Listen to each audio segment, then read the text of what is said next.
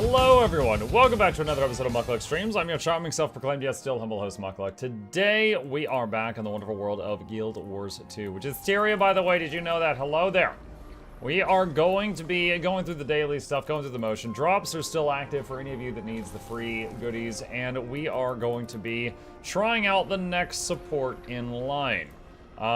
Yesterday and the day before, I tried out Quick Heal Staff Berserker and Alack Heal Staff Bladesworn. And I've got videos coming up on each of those with just my own thoughts on how they work and stuff like that, what could be better.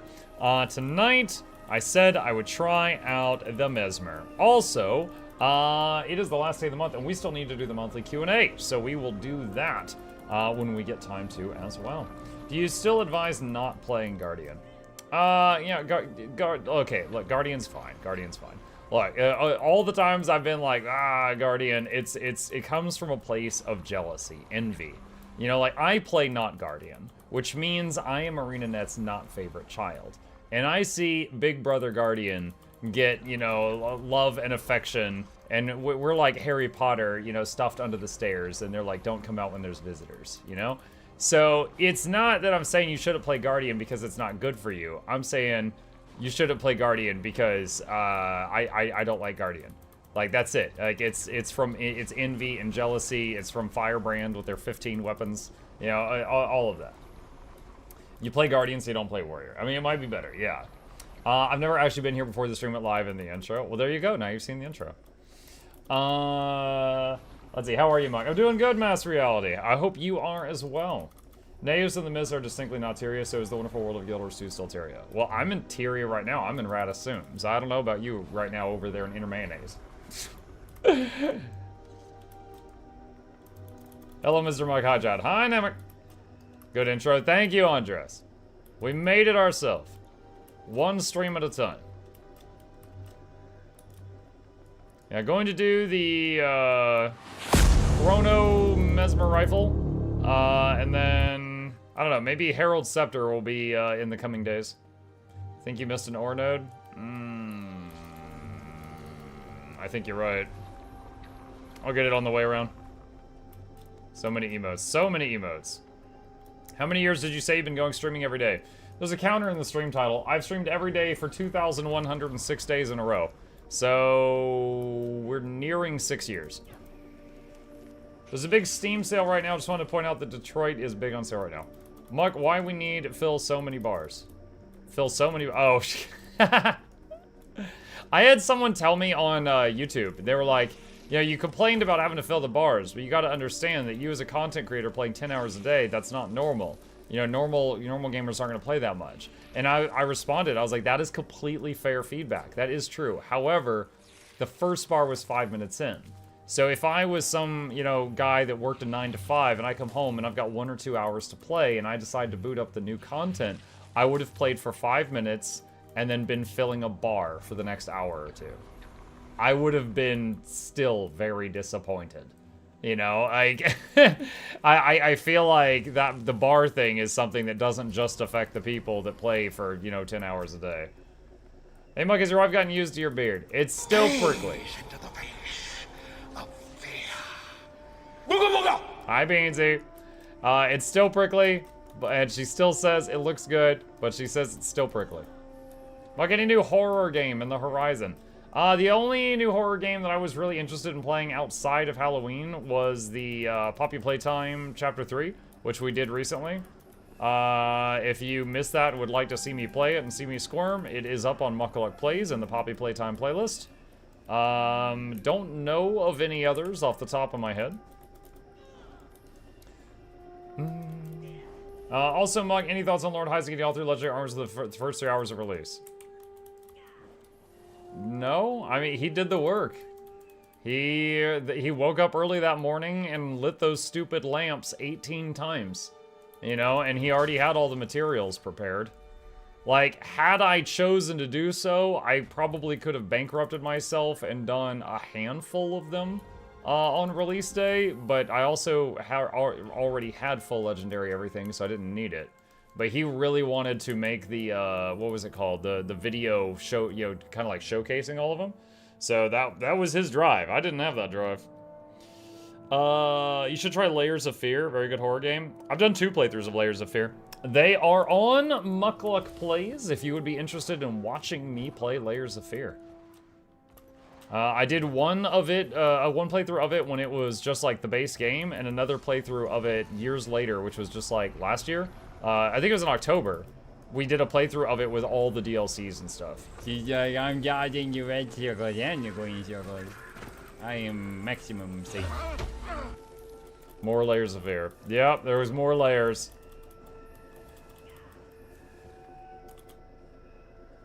Guildhall number 2. Also Muck Thoughts on... Oh, I already read that. It's an Onion of Fear. Yeah, it's like an ogre. How was the Rexar excursion this morning? This morning, we finished Warcraft 3, The Frozen Throne's 3rd campaign, the Undead one. We saw the closing credits with the Storm, Earth, and Fire song. And then we started the bonus campaign with, where you play Rexar. And it's like the founding of the... It's funny, because I had forgotten that the Frozen Throne expansion has nothing to do with the Horde. It's literally, you play the Night Elf campaign, and you play the Alliance campaign, which you're actually playing Kael'thas, the Blood Elf, in that one, as he leaves the Alliance. And then you play the Undead campaign, where you fight against Illidan from the Night Elf campaign, and Lady Vosh from the Night Elf campaign, and Kael'thas from the Alliance campaign. You fight against all of them while you're playing Undead Arthas.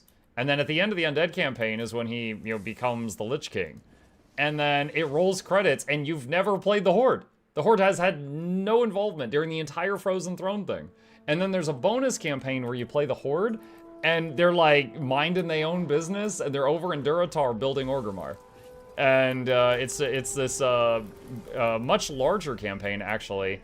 They call it a bonus campaign, but it's actually quite large. But you can level up past 10. It has a big focus on the hero units, and you run around and do quests for people. It almost looks like an early prototype for WoW. Like the people have like the yellow quest exclamation marks on their head and stuff like that. Oh, hang on.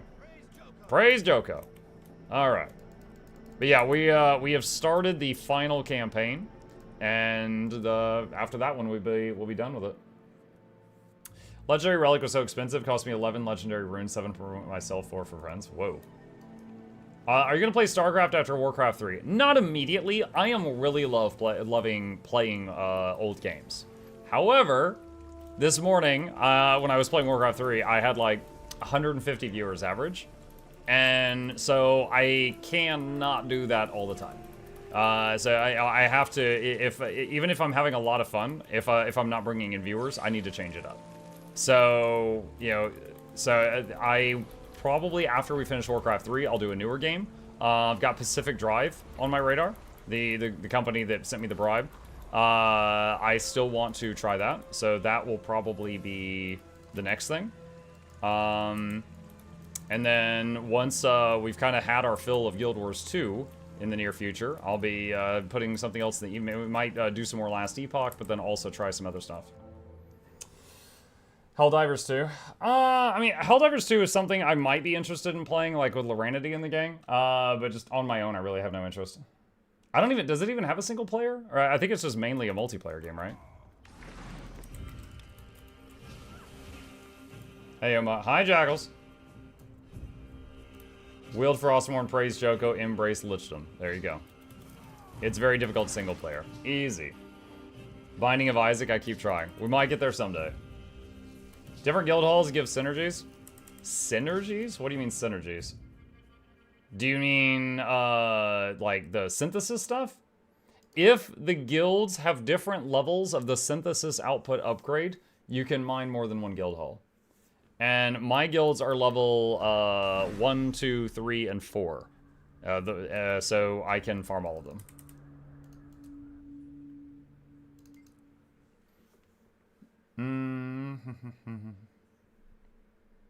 I actually recently finished your playthrough of Layers of Fear. I'm on Visage now. Oh god, Visage. Visage was so terrifying. That was so rough. Helldivers 2 is supposedly more fun than friends, not single player. Yeah. Yeah, working around other people's schedules is the hard part.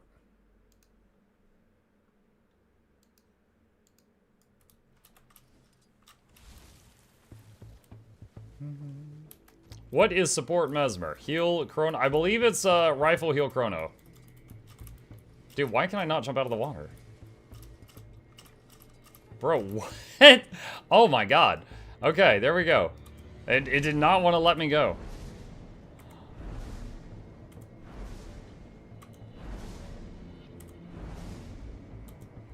Ah, wrong button. There we go. Alright. I played it with Malcolmus at Noxxi and last night. That was fun. I don't know any of those names. Average heal brand main versus average heal sworn enjoyer. I played heal sworn last night.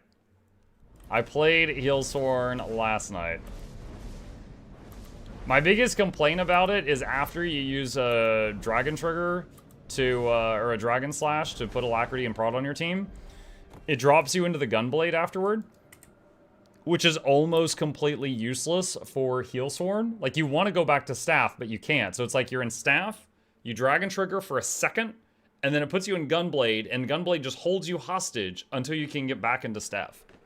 That gameplay, it is like a third of my time was in a useless weapon, and I was forced into it.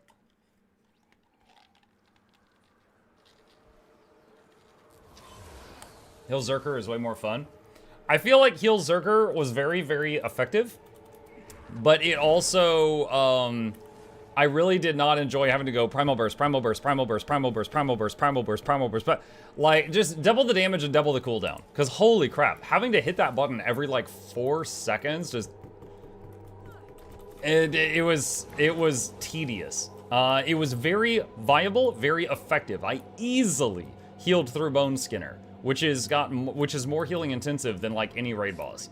So it absolutely is, you know, able to step up to the plate. But god dang, that rotation. Like, as someone who's played 3 other supports as, like, you know, mains, 4 actually, that rotation's awful. Has anyone managed to beat the new CM? When I started the stream, Teapot was still working on it, and he's been there all day. I prefer the chiller pace of Heelsworn. Heelsworn was definitely more chill, but also a third of your time is spent in a useless weapon. I really hated that.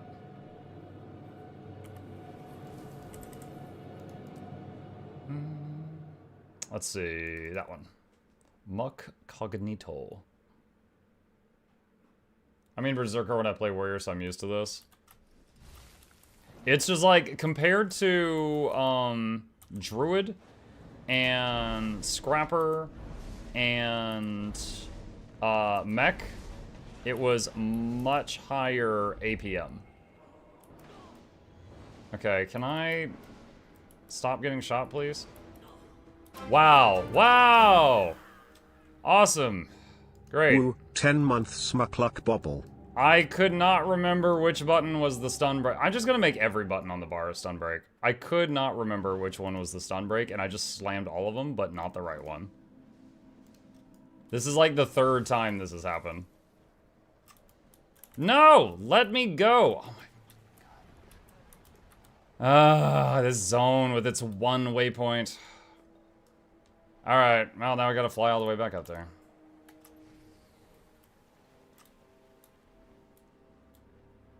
Yikes, yikes, yikes, yikes, yikes. Who is that? Ralisk! 10 months we've been together. Oh my gosh. Our relationship is starting to get pretty serious. Thank you so much. MuklukYoutube thought that'll be Reginald Esquire the 4th. This is Joseph Syllables the 3rd because you backed the lap. But be joyous, team to team. It's on the way. Crank at the speakers. Touch the speakers. Giveaways every week. Please take a seat, but you'll only need the edge. There's a safer chest on the western half of the map. Yeah, I think I've seen the one you're talking about. I'm hoping I could just fly up here and park back at the one I was just at and then just leave. Whoever complained about too many waypoints, I hate you. I don't know that anyone complained about it. I don't know why it happened. Also, something was pointed out to me today that I never really realized. There is no jump puzzles in this expansion. Did you guys realize that? There's no jump puzzles anywhere. It's crazy.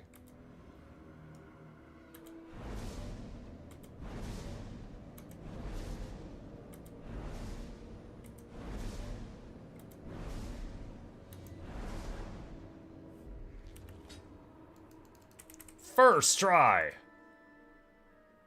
Wooden potatoes complain? Why would he complain? The minigame in the wizard tower counts as one? I don't know. Should that count? That's like its own... I mean, I guess maybe. I did say in the whole expansion. I was thinking open world. I said expansion, but I was thinking open world. Alright. Let's see. Pack crowbar. Oh, wait a minute. That was a good one. Large bag of obsidian. I think those are rewards I did for the mastery. I also only did it for the mastery.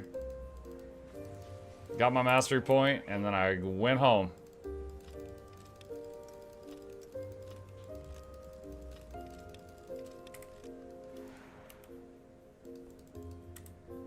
Alright, got all of that. Okay. Alright. Y'all ready to see some terrible gameplay? You've come to the right place. Let's figure this out.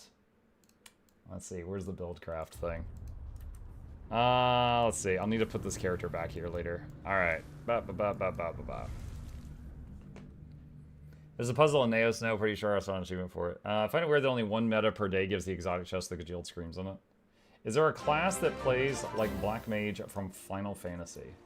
I don't know 42 how months, Black nice Mage Mukluk plays. bongo Mukluk time.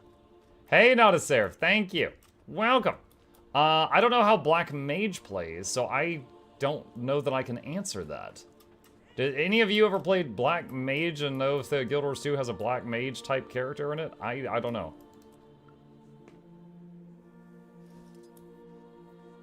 One response says Tempest/Catalyst is similar, which is Elementalist. Are you gonna make a video on this like yesterday? Yeah, I made one for Heal Zerker. Noxxi is going to clean up the one from Healsworn, and this will be the next one. I think I might just do like make it like a little mini series. Like, experienced healer tries all the healers he doesn't have experience with and shares his thoughts. So, next up is Heal Chrono. Black Mage is basically a walking turret. Big booms, long cast times, get interrupted if you move during them. I mean, closest thing to big boom, long cast time I could think of is actually Bladesworn. Lowest APM, big boom.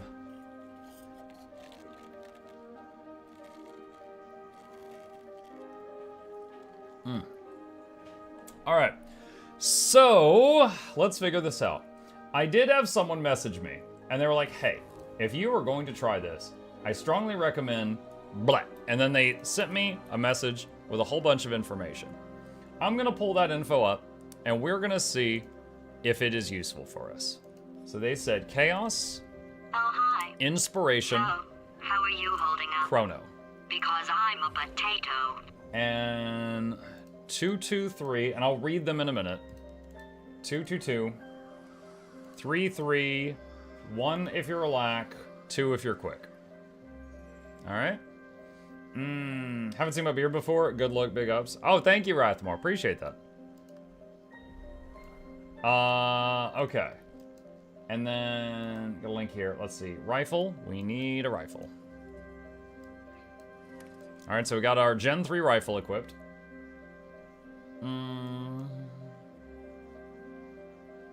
Let's see.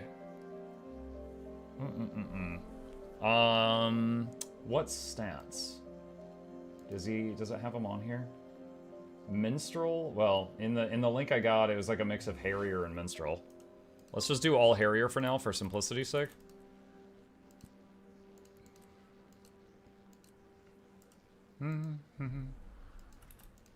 Relic? Yeah, hang on.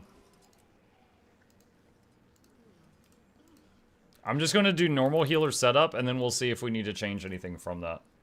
You missing 5. I'm missing 5? Hang on a sec. Scepter Shield. How much look could a Mukluk muck if a Mukluk could look muck? I don't have a scepter. I might have to go to my bank and get one. Hmm. How important is the scepter? I don't know.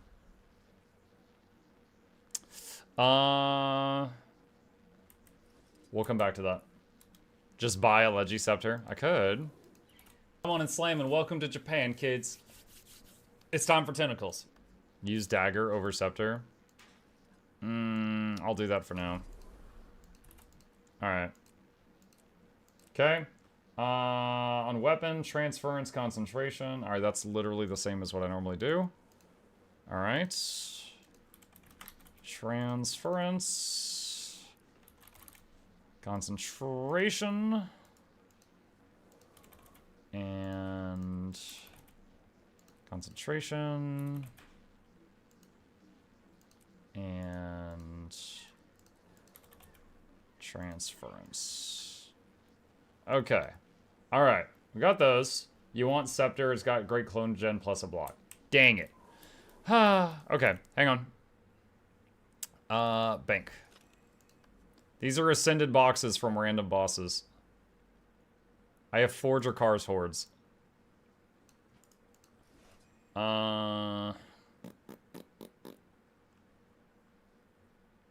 Scepter. Wand? Yeah, wand.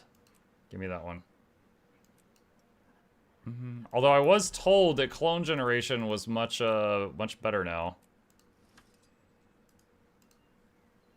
Oh wait, no, we were doing Harrier.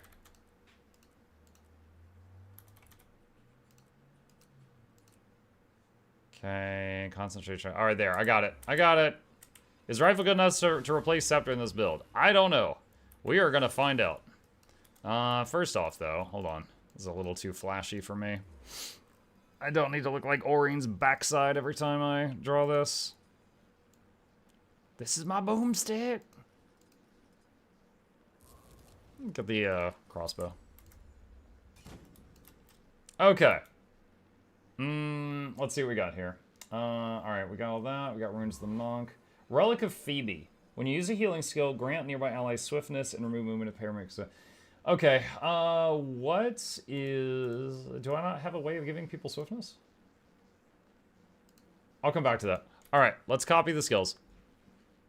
What are we doing? They said Mantra of Recovery. Blink. The thing that looks like a big eyeball. Mantra of Concentration. Signet of Humility. Alright. Okay. Alright, I think I've copied this. Alright, let me see. What did they say? Camp Rifle, 1 through 5 on cooldown. Don't detonate the 3 or the 5 unless secondary effects are needed. Mantra of Recovery, use on cooldown. 7 through 0 are open slots for optional utility. Oh, wow, okay.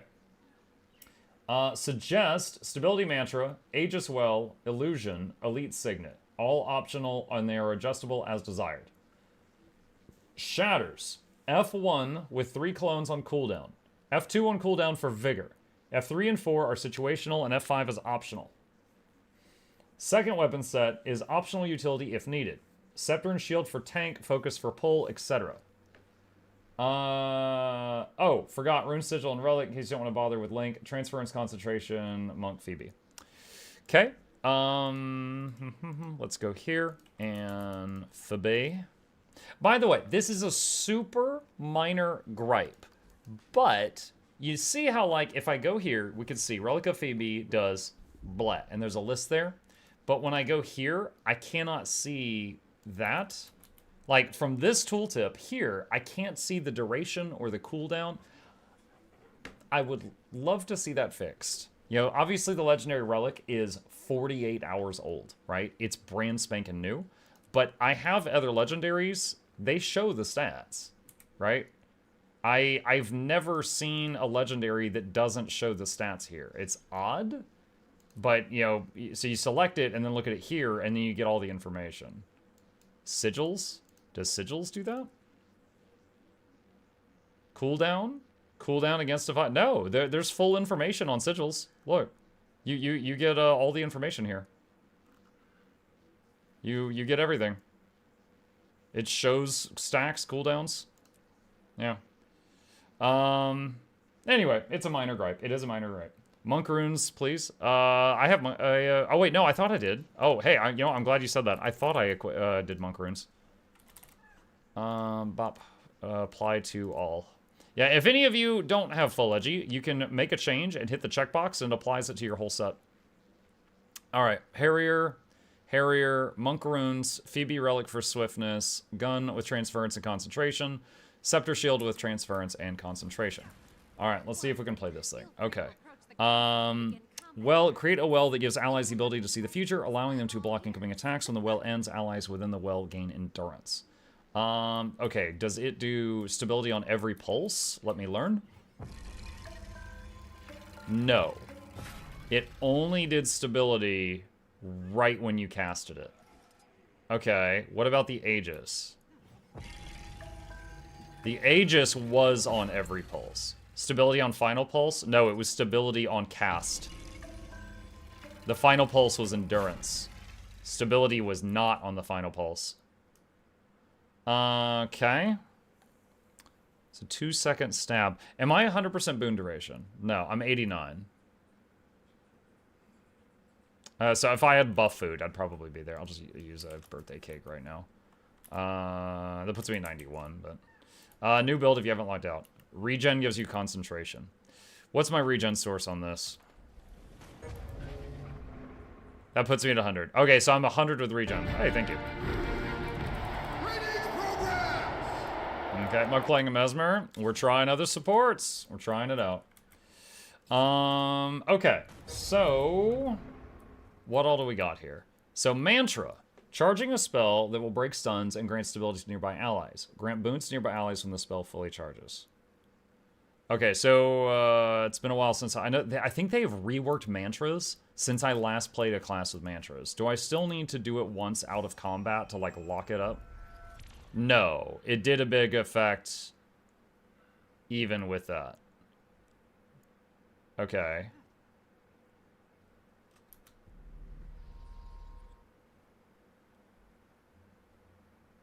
All right.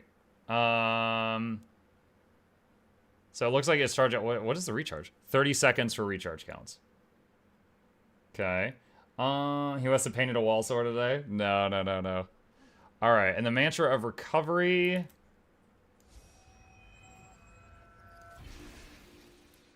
All right. So it does seem like, all right. So if I use, this has a 10-second cooldown. And swiftness for 20 seconds. So if I use one charge of this anytime it gets to max charges, it should keep swiftness just barely up with a, like, you know, 99% uptime. Mantra of concentration is like, if you already have it charged. Oh, I love that. It's just like the Druid Glyph. It's just like instant stability. It's not like a 1-second cast time like the Warrior Banner. You want to keep using and charging heal mantra for clones. Really? Okay, I should read my traits. Hold on. We are learning. Okay. Chaos. Grant regen to nearby allies whenever you use a healing skill. Okay. So that's more regen uptime. Grant prot to allies when you use a shatter. And I'm supposed to use F1 when I'm at 3 charges and F2 on cooldown. Reading? Yes, it's what sets apart the DPS from the people that carry them. Illusionary Membrane. Gain Chaos Aura when you use Shatter Skill 2. Is that the F2? Yeah. Alright. Okay. When you grant Chaos Aura to yourself, grant it to nearby allies. When you apply Chaos Aura to an ally, grant them boons. So that gives them regen. I know one of these skills gives Chaos Aura to the whole area. What was it? Or it did during the combo finisher blast. Was it this one?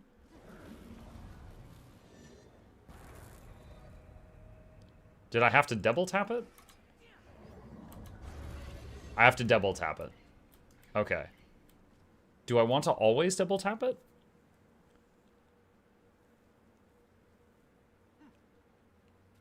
If I double tap it, it doesn't generate the Mitre Fury. So, do I need this to generate Might and Fury? Alright. Coming back to that. Gain concentration and expertise while affected by regeneration. That's what puts us at 100%. Bountiful Disillusionment gains stability when you use a Shatter. Grant an additional boon to nearby allies based on which Shatter. F1 is Might, F2 is Vigor, F3 is Fury. Is it based on the number of clones? Like or is it no clones that still works? F3. Almost 20 seconds of Fury. Okay. Clones are not required for this. And is the stability self-only? I think it's self-only. Hi, Muck. Hi, Primal. Hello, what you up to today? Hey, Pete. I am learning another support. I'm learning Gun Chrono. F4 is Party Stab. Okay. And F5 is Resistance. Okay. All right. Inspiration. Remove conditions. They cast Lesser Power Cleanse when you use a healing skill. So your healing skill removes one condition from the whole team. Heal allies around you when you use a charge of a mantra. Okay.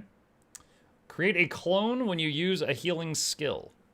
All right. So that's the reason you guys said to spam the heals. Increase healing to other allies. Summoning an illusion heals all allies around you. Heal and cleanse conditions from yourself and nearby allies when you use a Shatter skill. Heal and cleanse conditions yourself to use a Shatter skill. Okay, alright. So... the heal gets bigger based on number of clones, but it always removes a condition. Okay. Chrono. Shatter, gain access to Chrono, Shatter skills, and Wells. Alright. Wells heal allies when they end. We're only got one well on the bar at the moment. Gain Alacrity for each clone you shatter. Okay. Alacrity applied to you is stronger, but has reduced duration. Gain increased critical strike damage when you have Alacrity. You move 25% faster. The duration of incoming movement pairing effects is reduced by 25%. And then you choose either the Alac thing or the quickness thing. Alright. Okay. So, let's talk gameplay.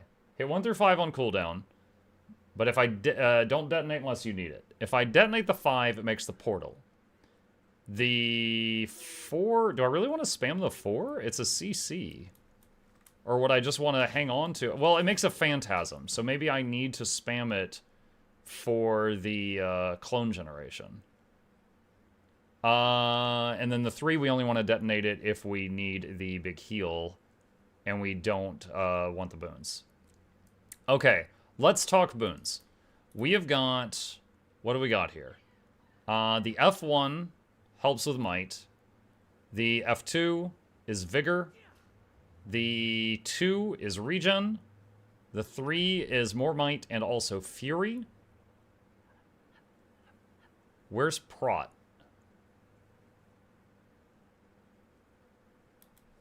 Where's Prot?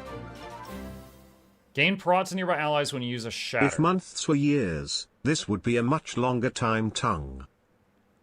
A much longer time tongue. Oh my.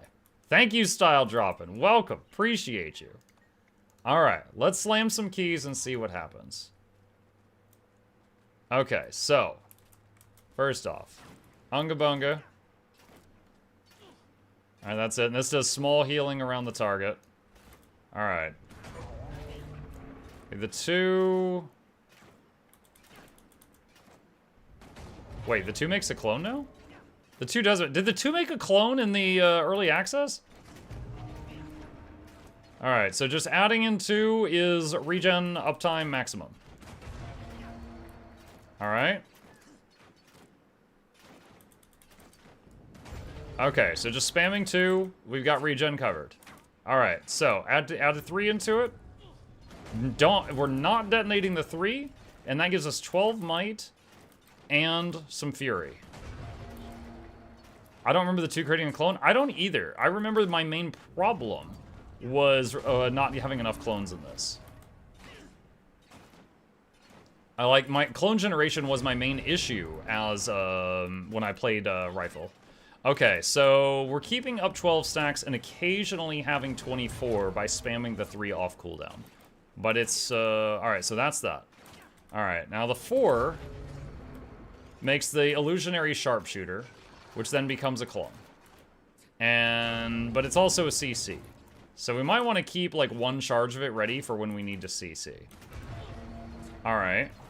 5 is a big barrier, nearly instant.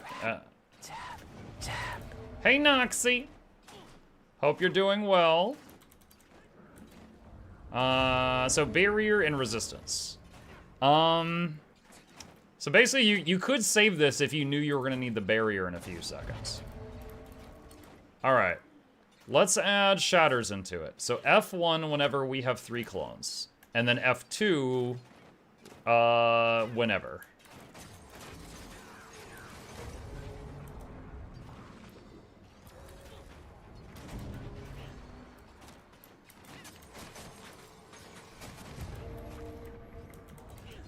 Ironically, I'm having stomach aches. Oh, sorry about that.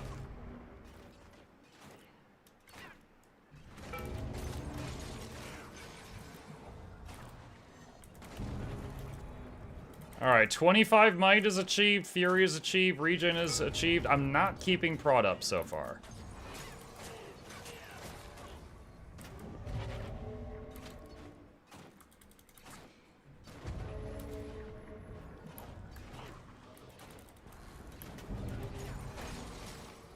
Alright.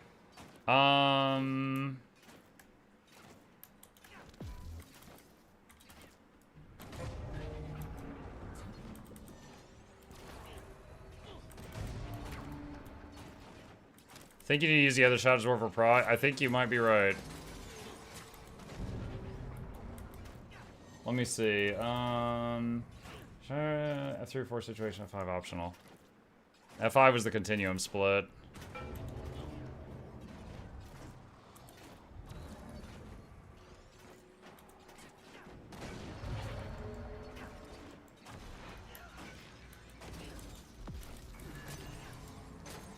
Could also do that, do continuum split, and then just use all the shatters and then get them back.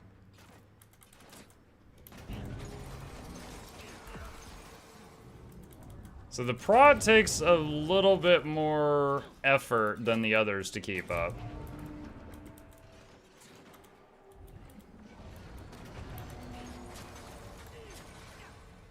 Wasn't one of them like a CC though? Hold on.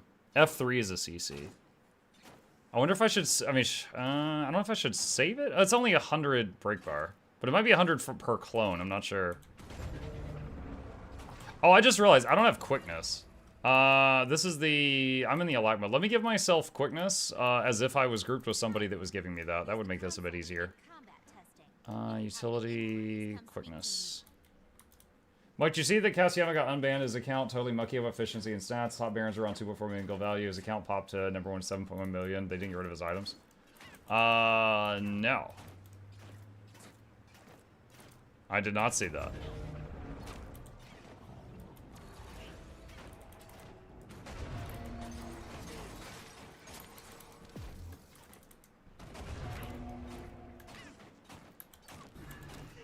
Oh, that's right. I forgot. I need to be using my heal on cooldown as well for more stuff.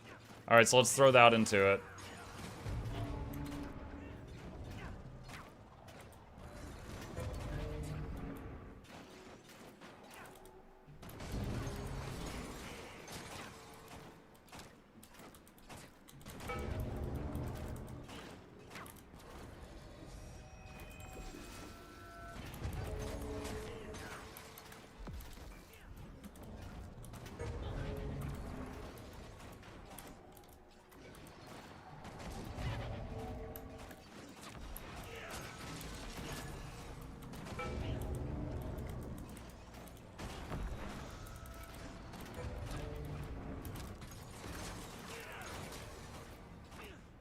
Alright, this is working. So we're keeping up Fury, 25 Might, Regen, Alacrity, Prot, Vigor.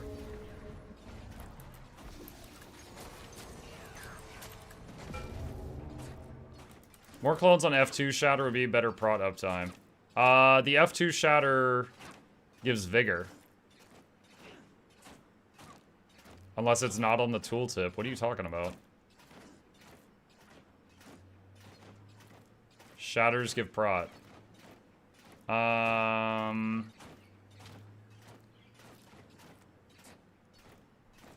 More prot time for every shatter gives prot. Okay, got it.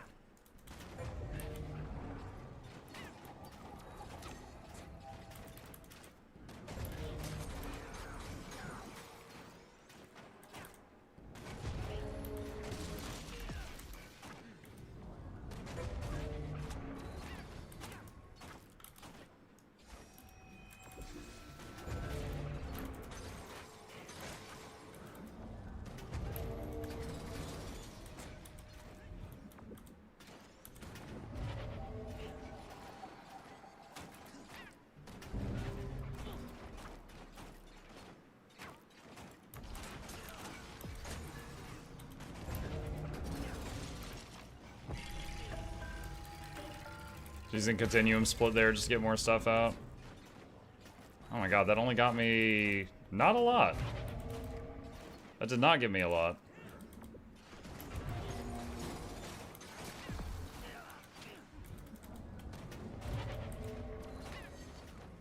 I would say the most challenging part of this so far is just keeping the prot up.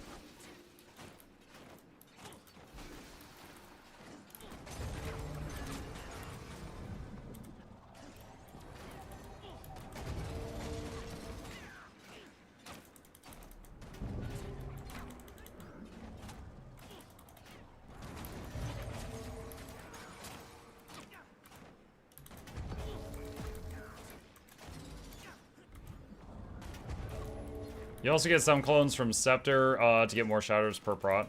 But when do I swap Scepter? Like, I honestly feel like I just always have something to do in the other thing.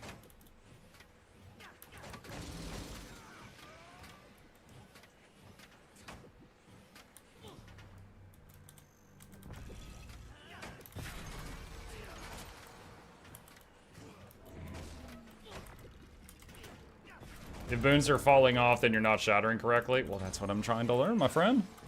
So I'm trying to figure out. The instructions I've started with said to shatter with 3 clones on the F1, and then just slam F2 whenever it comes off cooldown to keep vigor up. F3 and 4 are situational, F5 is optional.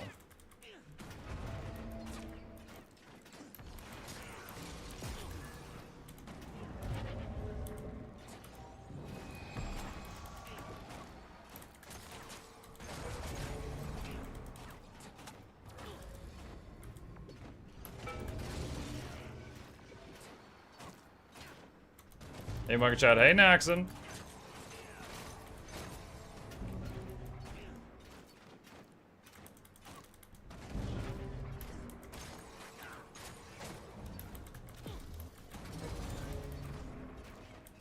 How much concentration do you have? 100%. I'm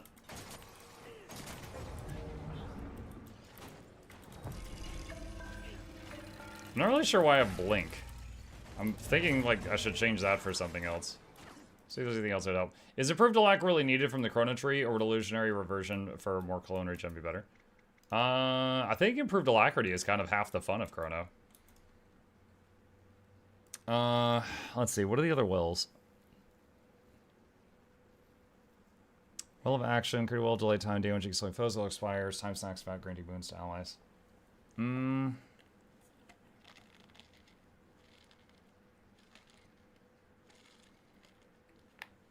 It's best to F2 shatter with 3 clones, but I didn't want to overload you too much information right away. I use Will of Action. Why? It gives Might and Fury, but we already have Might and Fury covered. What's the reasoning? It's not a lower cooldown. It's not a longer duration. It has the slow.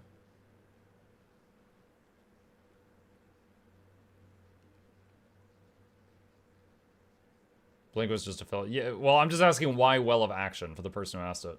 The well also heals from your trait. Yeah, but all the wells heal from my trait. I'm saying why would we pick Well of Action over one of the other options? Like, it's 20-second cooldown, so senility. It gives boons we already have, so that doesn't help. It gives super speed. We didn't already have super speed. The slow can be a nice soft CC. Well of senility is a hard CC. Better 2 wells than with blink. No, I'm not comparing it to blink. I'm comparing it to the other wells. Jesus Christ. MuklukYoutube guide. No, I'd rather just scream at chat. Personally, I'd camp Scepter and Shield, go Rifle if you need Burst Heal, but should be fine to camp Rifle too. Just need to keep clones up with Heal Mantra. I'm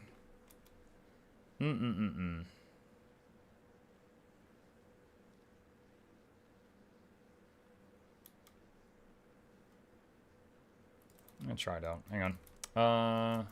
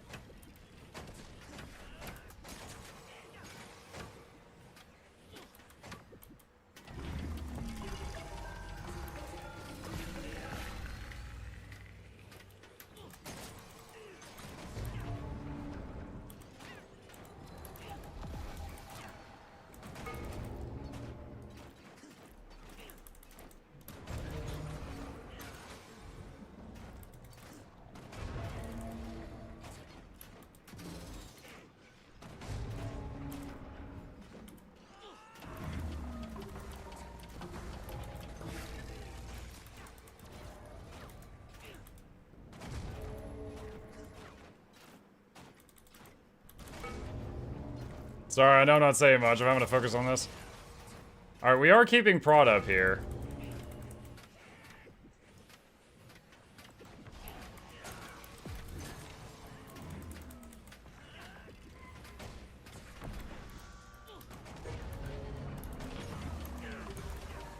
Alright, so... Alright, we are keeping Prod up. Definitely, I need to refine this a bit. Because... I am...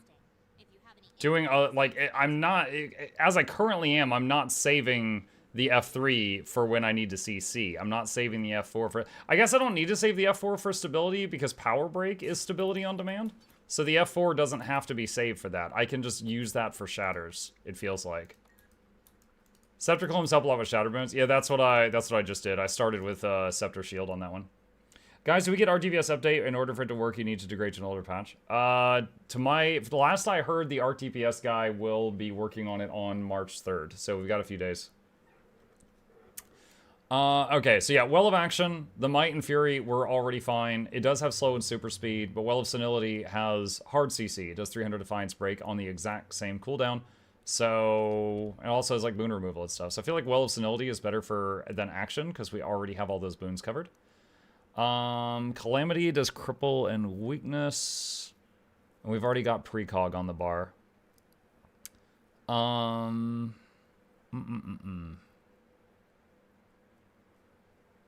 We've also got a Signet of Humility for the huge CC.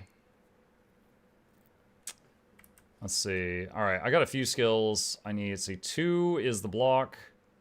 4 is also a block. What's the duration? That's the duration. Okay. Does that give protection to everyone or just me? The channel sometimes so enemies grants strategy. If it fully channels, a phantasm summons and grants prot to its allies. Alright. 5, damage to stop enemies faster, returns to you. Touching a turn away reduces the recharge skill. Does it give boons as it goes out? It gives boons on the outbound. Okay. Alright, so if I'm going Scepter Shield, I might as well throw Shield 5. I might as well throw that out. I normally try to use F5 3 shatters so I could spam the other F skills, then they reset. It's pretty nice. Yeah, I was doing that. Signet of Illusions could be good also if you can fit it in for more shatters. I I will say precognition. Let's see. It's a stun break, but it gives Aegis to allies 3 times. And 2 seconds of stability. It seems like Mantra of Concentration is the best stability option. It's just instant. Just stab. So Well of Senility is healing, or I could do... What was the signet that summons the clones? Illusions. That's 1 clone every 10 seconds. Precog is more about the Pulsing Aegis. Right. Pulsing Aegis plus healing. Defensive tool. How does the heal with Chrono... Okay, hold on. I want to see a few things. Adjust environment, turn pulsing damage on. Let's put it on the 2nd tier.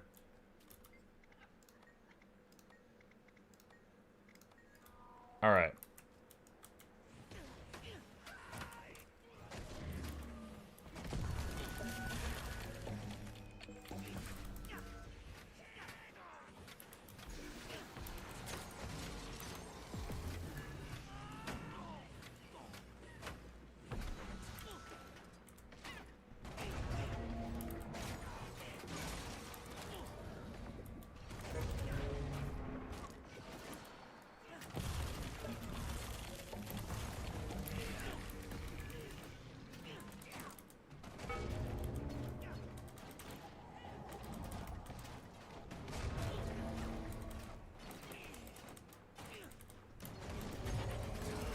All the time I've spent testing in this room makes me wish it wasn't so bright.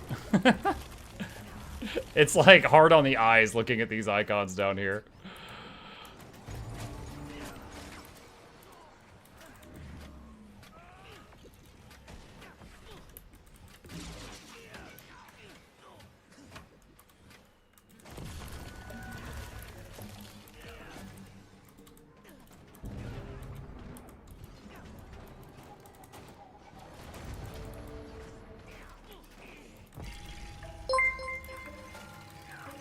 El Trio, hello! Thank you for the raid!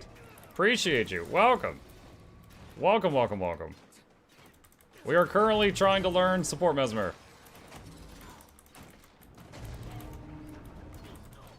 So if you're here to see some bad gameplay, you've come to the right place.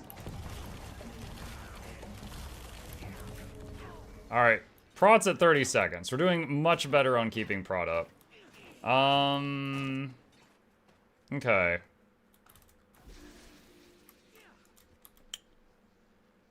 And what is the recharge time on this? 20 seconds. Let's see. Alright, let me read the notes again. Mantra recovery used on cooldowns after 0 open slots for optional utility. Alright. Those first few seconds of the fight did feel scary. Extremely threatening.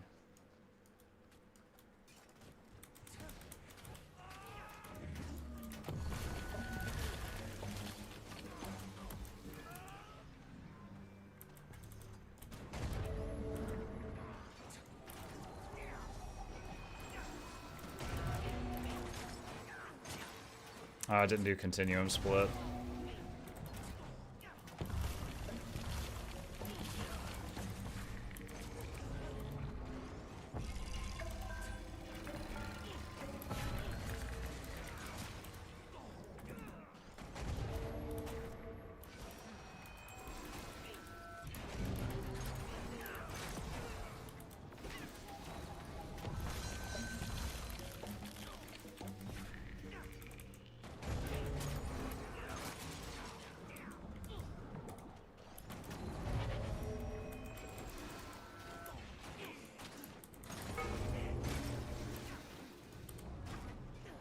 Yeah, we're doing it. I'm actually keeping the prod up without even swapping to Scepter much. Just used it at the beginning.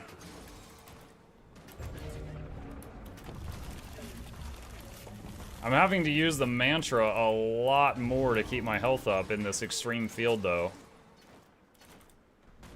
Like, I'm much more reliant on it. But that's fine. It's a tool. It's meant to be used.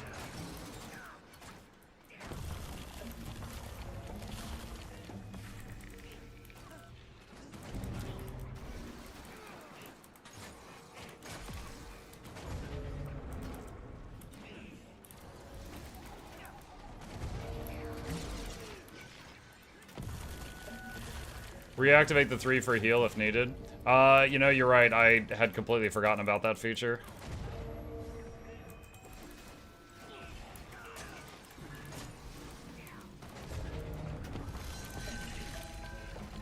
Continuum split.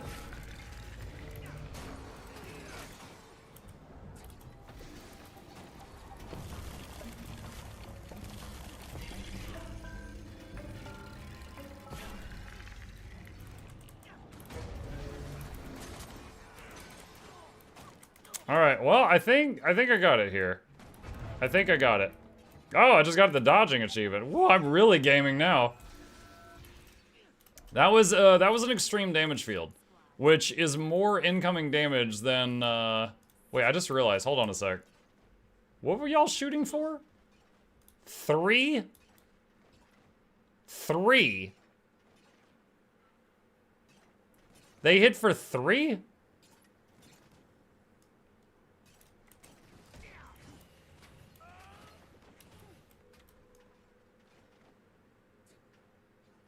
They're clones? Yeah, well, back when I did the low-intensity Mesmer guide, I remember I specifically had my guy doing /talk, and my clones were in the background doing 10,000 damage per second to the golem.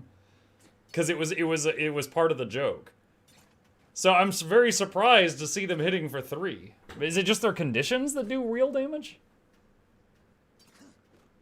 Mirage? Yeah, it was Mirage.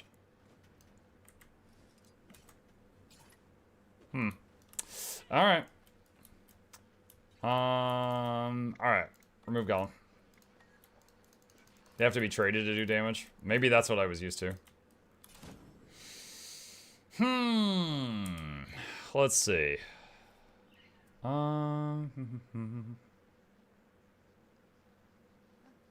Just taking everything in right now.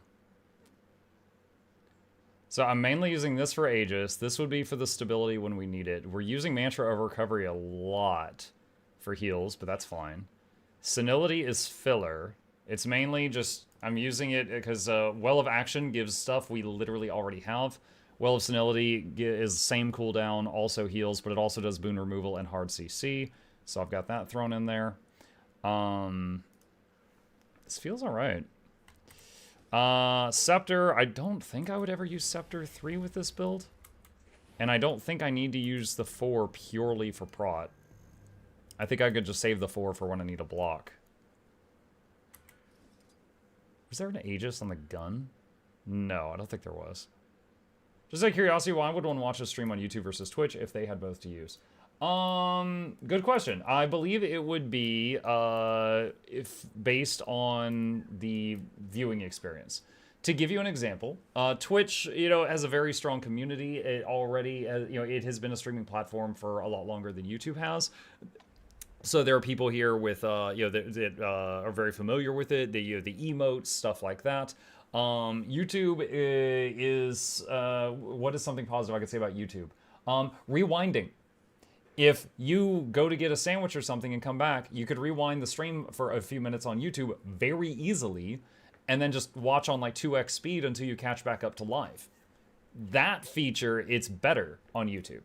On Twitch, animated emotes. The ability to raid other streamers, so sometimes streamers know each other. Like, most of my interactions with Loranity came as a result of us both being streamers on Twitch. So there's a stronger, what's the word I'm looking for? Community, like in the Guild Wars 2 community. Like, I don't know, do I know any YouTube Guild Wars 2 streamers? Caffeinated Dad. But I don't know how to do a raid on YouTube. So I've never raided him on YouTube. There's no like Guild Wars 2 YouTube section that I can go to. You can. It's a pain though. So on Twitch, I know a lot of the other creators because we can easily like raid each other and host each other and stuff like that. Also, if you're a peasant, YouTube ads can be skipped. Well, you could use an ad blocker for ads on either one to be fair. But yeah. No offense to Mike, but I don't always sub every month, and YouTube doesn't have Twitch's annoyingly hourly ads via ad block. Yeah, I mean, I encourage you guys, if you need to remain sane on either one, use ad block, do what you gotta do. But yeah, that's kind of it. So, rating on, oh, sorry, we're not rating, streaming on both. There are definitely people that will prefer one over the other. But yeah, the ability to pause and rewind the stream and stuff like that is, I think, something that Twitch should be envious of YouTube for. Like, that is really, really good. Hold on. I'm gonna mess with this guy a bit here. Let's see. What other gloves we got? What is this? Wrappings of the Lich. I know I had the legendary ones, but I'm honestly sick of looking at those. What is that? Piercing Araya. These look like stained glass. Where did I get these? I am not used to seeing light armor options. I'm like, what do I have?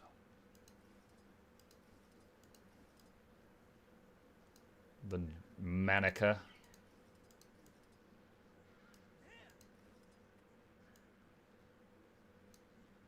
Etherbound. Weaver's Antipodes.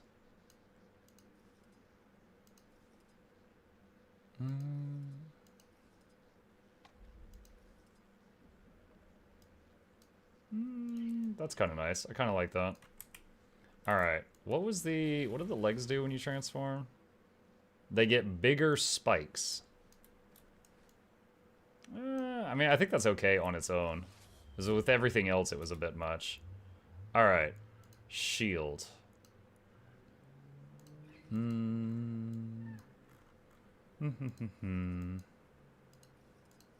Oh, wait, wasn't there a clock shield? I don't think I have it. Obviously, I'm playing a Chrono. I should use the clock shield, but I don't think I've got it. I think that's their, like, class one. Will the Obsidian armor have an upgrade? Yeah, it'll have a tier 2 to it, which, first of all, the tier 1 Obsidian armor is already legendary. It has all the quality of life stuff that legendary armor would have. You can stop there. Tier 2 will be flashier and have some fancy, you know, things on it. Like, dude, it might have angel wings come out of your back. I have no idea. But they said it's going to be flashier and look really cool, and they can't wait for us to see it. That's what we know. And I believe it's going to have more die channels. So it's like you could stop at tier 1, or you could take your tier 1, probably combine it with some more stuff, and then upgrade it to tier 2 just for the fancy stuff.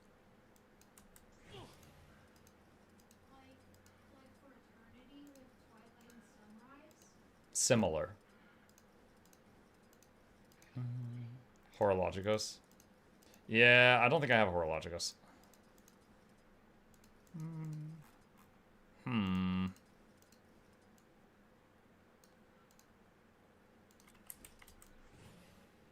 That one's kind of cool. Alright, and where's the, what's the scepter? What do we got here? First time I've played a scepter class in a long time.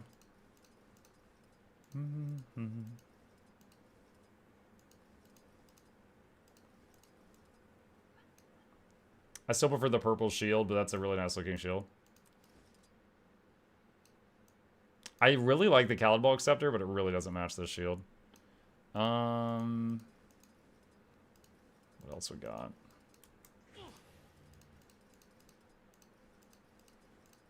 Ah, yes, the Princess Wand. Perfect for a Mesmer. Spot on, exactly what I was looking for. Yes, yes, yes, yes, yes. Calidbog really only works with salads. It works with druid stuff. Oh, and then of course there's Combustion, the wand that's nearly a staff. Very large wand.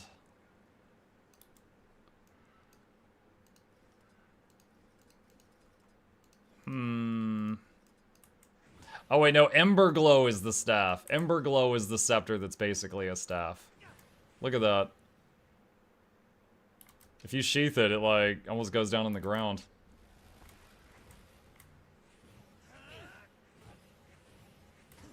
Honestly, I love the concept of the Chronomancer. Like, back when they were announcing the new elite classes coming to the game, no one anticipated that Mesmer was going to get mucking time travel. Like, and honestly, in terms of the confines of an MMO, I think they did a pretty good job with it.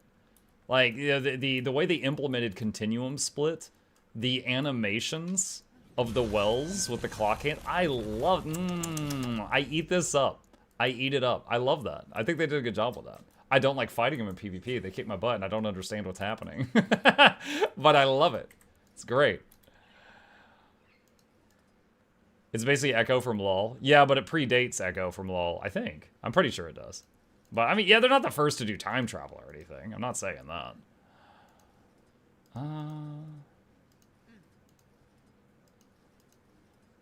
Yes, Iron Sight shoots the stakes out of it instead of bullets. Zafira's rifle. This one's pretty fancy. Wait, what? Hold on. I just got a notification of something on Steam. One sec. Let me restart my Steam. In PvP, it's always someone from stealth 20 wells in my position, and I'm floating and dead. Well, lock and load, baby. Floating Let's and go. also dead. Time for start missions for practice? Yeah, I'll do it in a minute.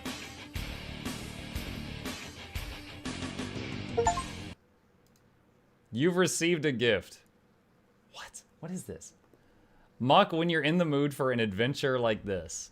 Secrets of Grindia? Grindia is an old school action RPG with co-op support for 4 players.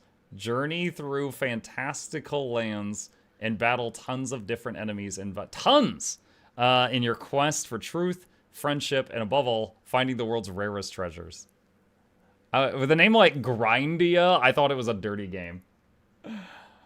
Okay. I'll watch the trailer for it later, just in case it is a dirty game.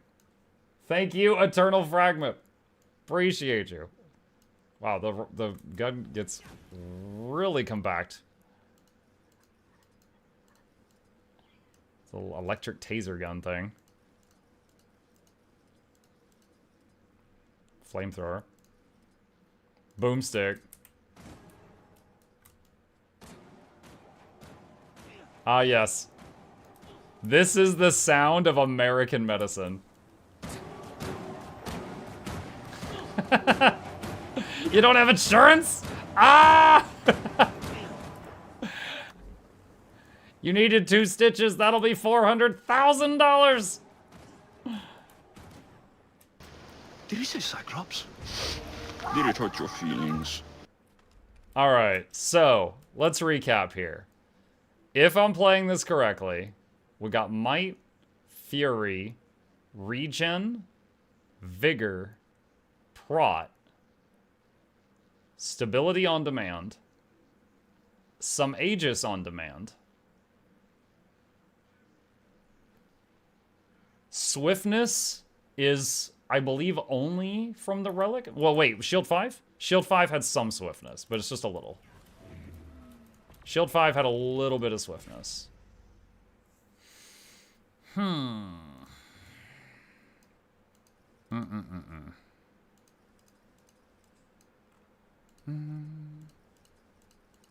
can't make up my mind on the graphics.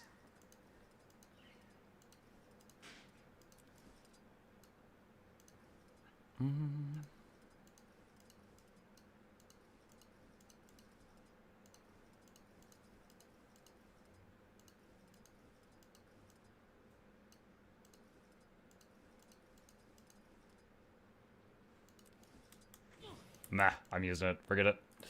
Alright. This should be in a video. I never thought someone would call that type of service a Mazers, to be honest. Medical assistance in death for anyone curious. Oh gosh. Try maid outfit and Valentine's weapons? No. Alright. Let's see. Let's step out of here and try Zavel. Do you have enough AA to get the new weapons from the Wizard's Vault? Not sure, maybe.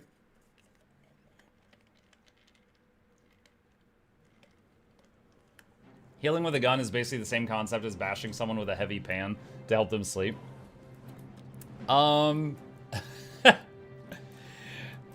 This honestly reminds me of back in World of Warcraft, early World of Warcraft. There was items with suffixes, right? And you would get an item that'd be like, you know, cloth robe of the monkey, and it would give plus strength and agility.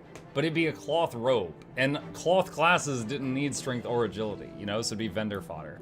But, you know, me and my guildmates used to joke about it, like, oh man, what am I gonna do with this strength robe? And people be like, oh, that's to help you carry all your magic. I need strength to carry all this magic. And it was stuff like that. And you get like a dagger that would get like +10 to healing power. It's like you go up to people and be like, hey, you feel better yet? Stab, stab, stab, stab. You feel better? I tested the CC on Rifle 4. It's 4th on break bar damage after Moa Grab Well and Magic Bullet. Yeah, it's 200 break bar. I never used my last charge of Phantasmal Sharpshooter when we were testing. I always just used the first charge of it. But, I mean, Signet of Humility would be the first pick for sure. Let me summon my Guardian, and you can take a look like, wait, what? Eh? I think I just got a mistel from someone. Anyway, alright, let's see. Wizard Tower. Oh, I didn't even check while we were in there. Okay, so with this build, though, all I have to do is change a single trait, and I can be quick or alack, right? All I have to do is just change this. I don't even think I have to learn to play differently. Flow of Time now affects nearby allies. Okay, where's Flow of Time? I gotta learn. I gotta learn. Gain alack for each clone you shatter. Okay, so that means shatters give allies alacrity. Grant alacrity to nearby allies when you summon a phantasm. Never mind. It's grant alack when you summon a phantasm.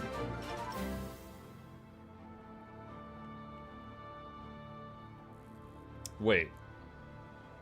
Wait. Does that mean my Rifle 4 is the only thing giving it? Or it's both. It's both of them give it. Okay. I was like, oh, geez. Alright. And then this one is gain quickness for each clone you shatter. Gain quickness rise when you summon a phantasm. Okay. Alright.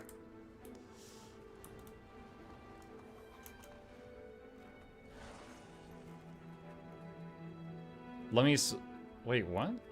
Siegfried, if you're talking to me on purpose, I have no idea what you're talking about. You are talking to the wrong person.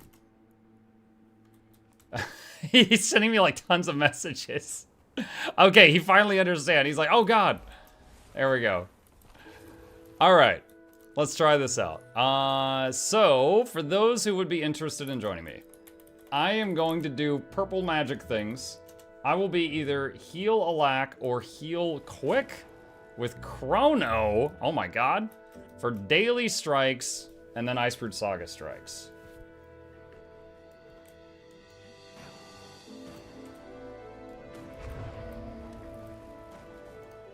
Wait, what? Oh, he's... I was like, why did I actually summon a clone? He's here to help hit that spark. Get him, Mies! Light him up with the power of American healthcare. Me and the boys. There's thumbnail material right there.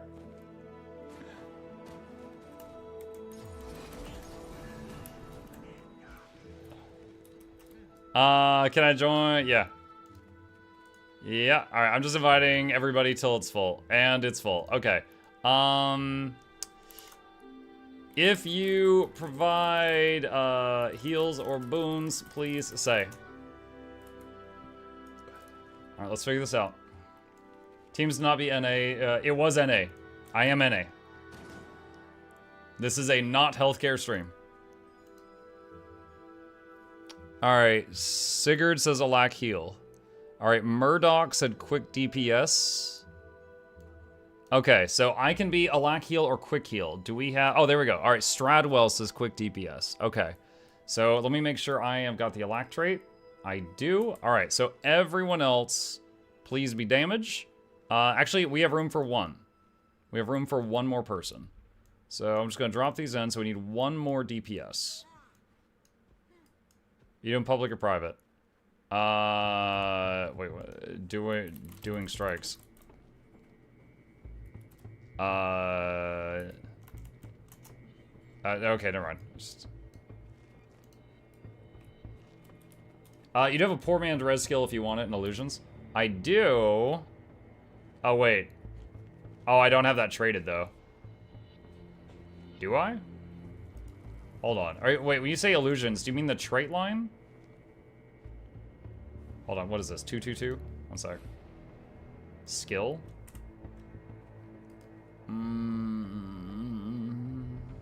Can you give me the exact name? Pretend like I don't main Mesmer?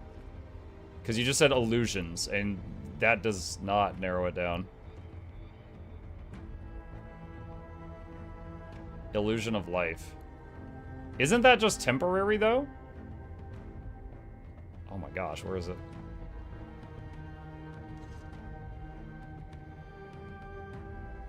There. Give allies illusion of life at the target location, allowing them to get up from down state, keep fighting, fully revives allies if they kill a foe. Yeah, I would not devote a slot to that. And then... I know there's a thing where your revive gets a little better in here somewhere, because I see it in PvP all the time. I don't know where it is. Feedback, trade, and inspiration. Create a dome around you that reflects projectiles. Cast feedback when reviving an ally. Feedback revives allies inside the dome. There you go. What would I give up if I took that? Heals allies around you when you use a charge of a mantra. I'm not sure if I'd want to give that up. For now, let me be the best healer I can be. Oh, what is the daily today? Daily strikes. Cosmic. All right. Okay. Are you using Relic of the Flock? It's barrier on a 10-second cooldown plus Rifle 5 barrier. Not creative. I am using Relic of Give My Team Swiftness. Phoebe. That's what I'm using right now. Ooh, piece of candy. Thank you. We lost someone. Okay. I think we need one more DPS if someone wants to join. Let me see. I'm going to invite the last person that messaged me and see if they still want in. We're in Cosmic Observatory. If you wish to join. You have a Herald, you won't need the Swiftness uptime? Yeah, but I won't always have a Herald. Honestly, though, I'm not really intimidated by healing Cosmic Observatory. I don't think I need to be min-maxing my Relic for this. Get there from Wizard's Tower, right? Yeah. When are they adding relics of Joey, Ross, and Rachel? I understand that reference. Alright, let's try this out.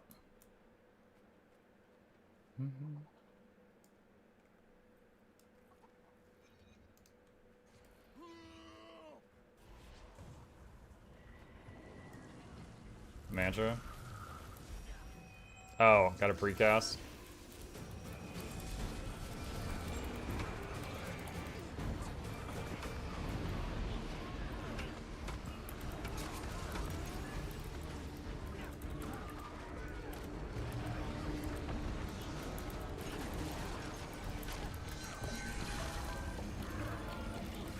Oh, hold still, hold still, hold still, hold still, hold still. We have to stack on that.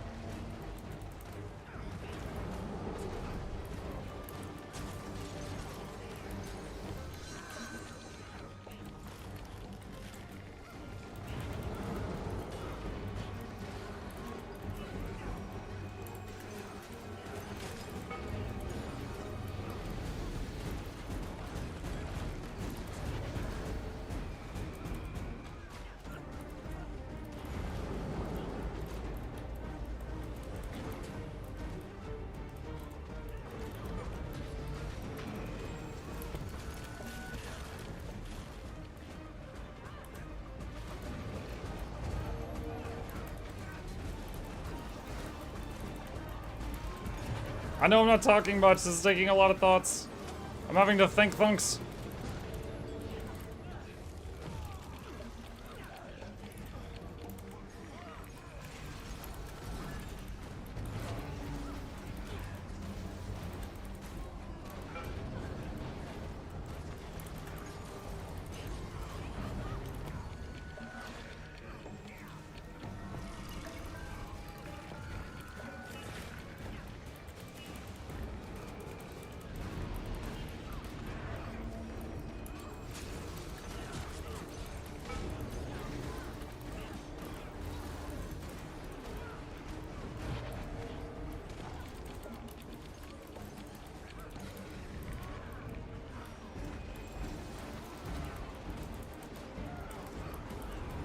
My kit does not have any way of blocking a ton of projectiles in it right this second, does it? Unless I change a skill. I think I would have to change a skill for that.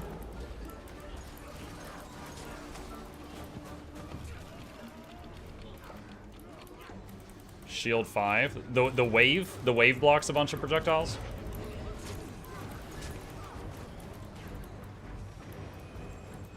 Yes, okay. Good to know.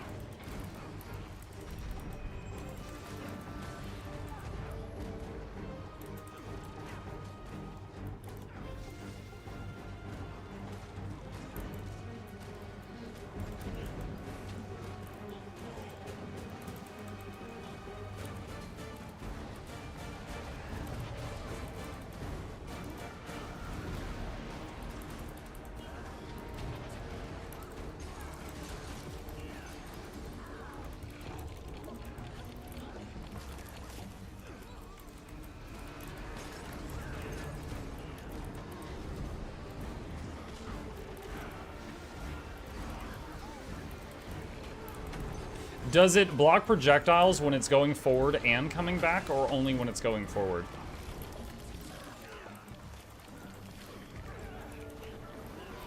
That I don't know. Okay, I might have to read it again later.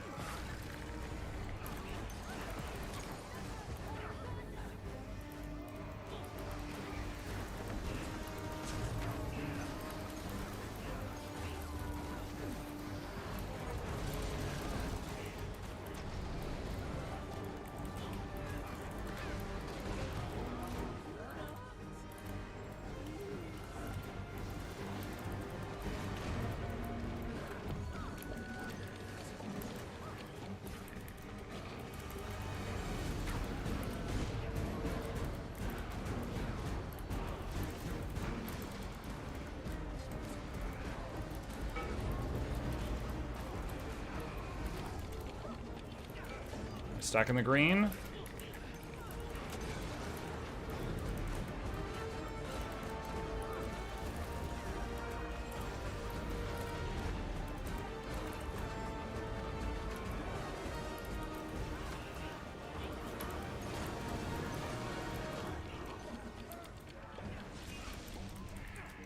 Watch out for the puddle.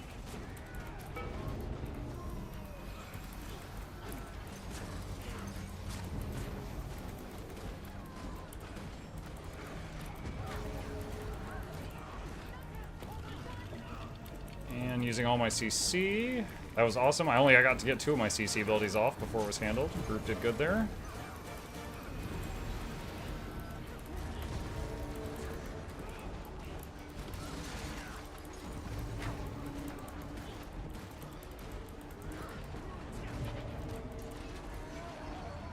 Okay, nice. Nice job. I definitely didn't play it perfectly. I think I kept all the boons up 100% of the time, though. My group can fuss at me if they think I'm wrong on that. Without Arc, I can't tell other than just how it felt. Reading the Shield 5. Grants boons to nearby allies as you launch a wave of energy that damages and stops enemies it passes through, then returns to you. Touching the returning wave reduces the recharge of this skill. It says blocks missiles. Like, I would assume just on both directions it does. Okay, so next up would be going to Arborstone and whatever is going on there. That face with no Mukluk guide to follow because he is the Mukluk. I believe Emmy has a guide on this, but as I saw it a while back, but it's not fresh in my head right now. Let's see, Arborstone. There's a working RTPS version on their Discord floating around. Gotcha, I did not know that. On a positive note, I managed to cut down a size in jeans going from I read that as wing 34, and I'm like, there's more raid wings? Oh, waist 34. Oh, okay, nice job. Good job on your raid wings. What is the thing? No, that's awesome. I am a skeleton. I don't exercise much, but you have my utmost respect for being able to stick with that. That's awesome.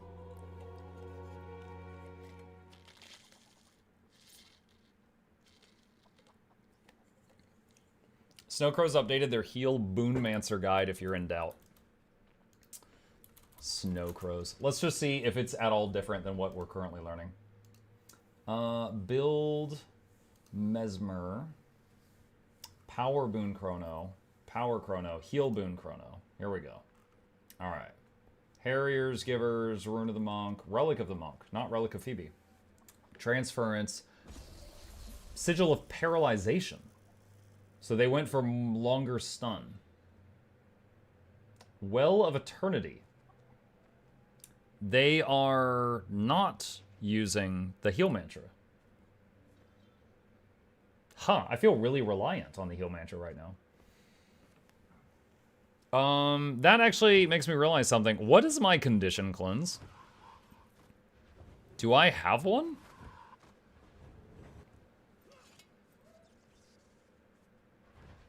Oh, that's right. I had traits where my heal and my shatter remove one condition from the teammate. That's right, that's right, that's right. Well of Action, Night and Fury, Snowleaf for Defiance, Break and Boon removal. Mantra of Pain for additional healing and might. Portal, Mimic, Precog, Resolve.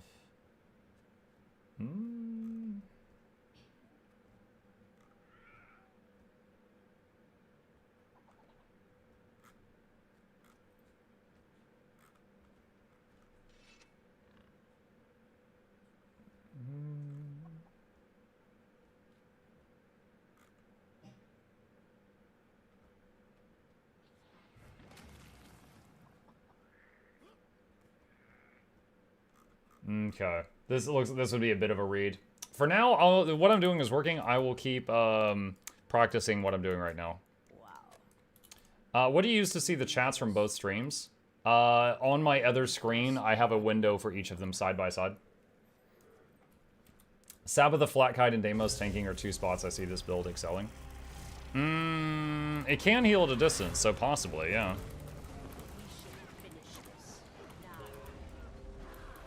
She evaded. Oh my gosh.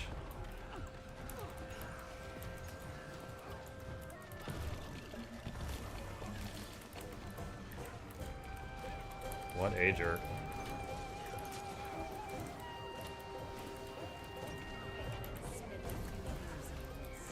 I used Signet of Humility and she avoided it. And I was like, no, my 600 CC. What a punk.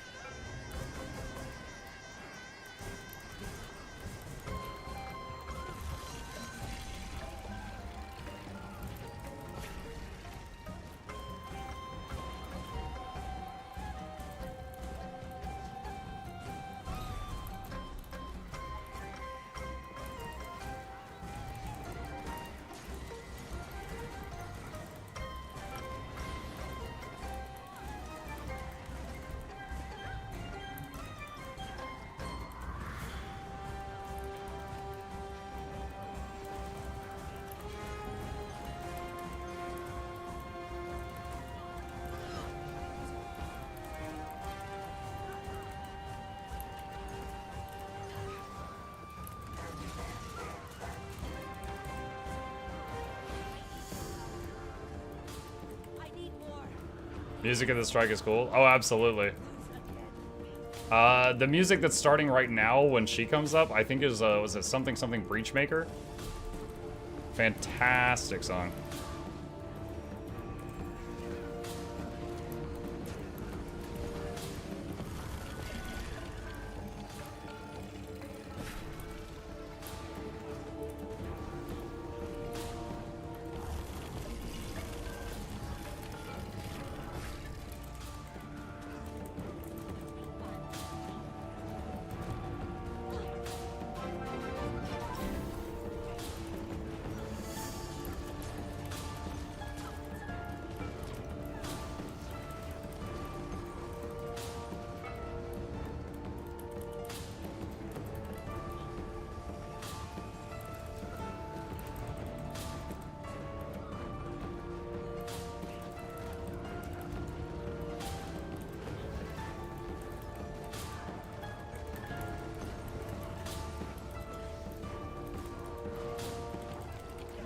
Watch out for the lightning.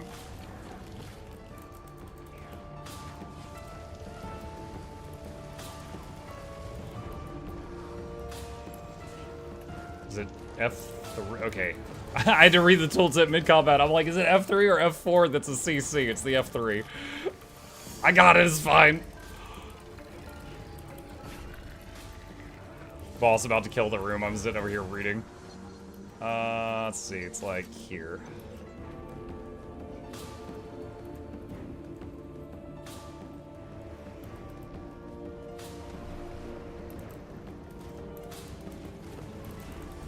Battle on the Breachmaker. Yeah, that's it.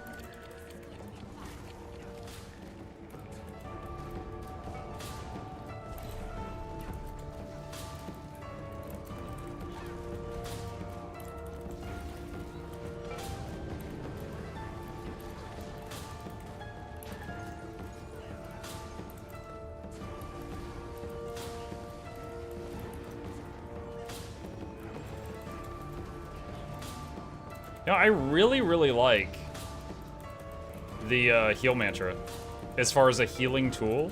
It is a fun tool. It's making my brain generate the happy juice, and I'm surprised by that.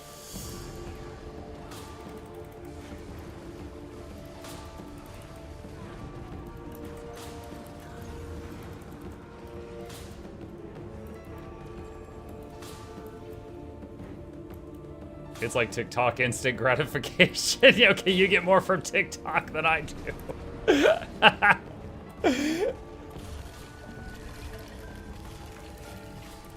Mark, high star.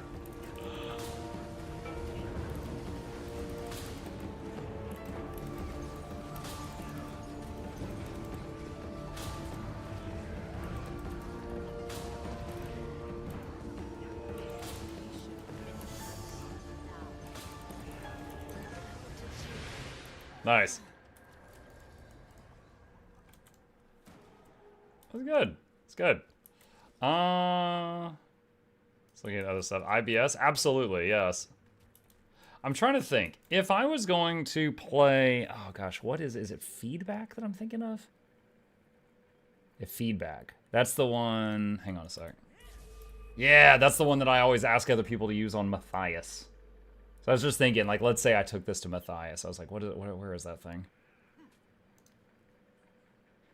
I'd probably swap out one of the wells for feedback if I was in that situation. Happy birthday, Mark. It's not my birthday, but thank you, Star. You're straight tanking half the hits you normally just dodge or jump. You are absolutely correct, Ryan. I was having to devote a lot of brain power to like what buttons I was pressing, and it was making me worse at dealing with the environment. So I was just getting hit by a lot of stuff and then healing through that stuff. Not what I would recommend, but you know, I'm trying to learn, and it is making me make mistakes.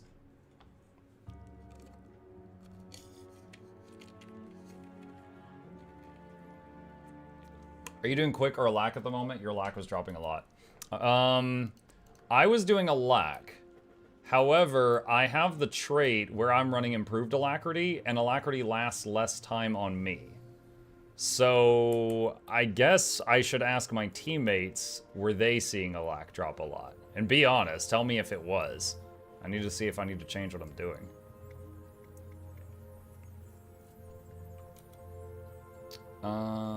It's not blah, blah, blah, blah. Let's see, strength mission. We'll start with the easiest one.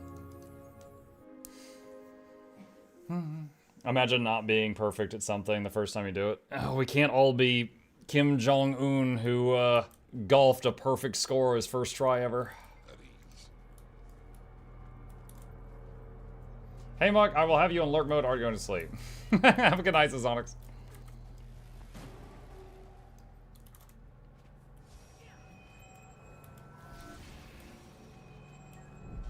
Commander, heard you're headed back into the pass. I'll be right there. Give me that. You stay put. The guy who doesn't poop. I hadn't heard that one. Not judging these testing is important feedback. Oh no, you're fine, you're fine, you're fine. Alright, so I'll use my heal to give everybody swiftness here. And then I'll pull stability as we run through the boulder. And then heal again.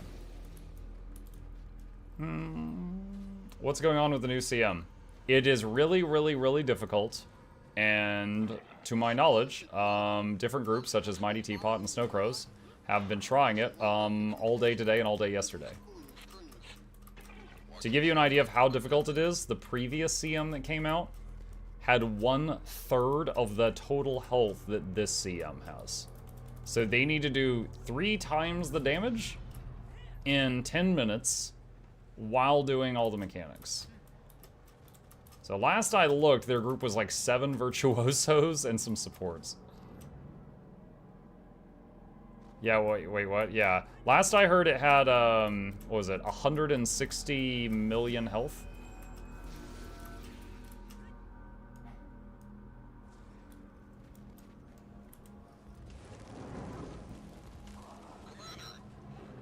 $130 post-patch. Oh, okay. Nerfed. Nice.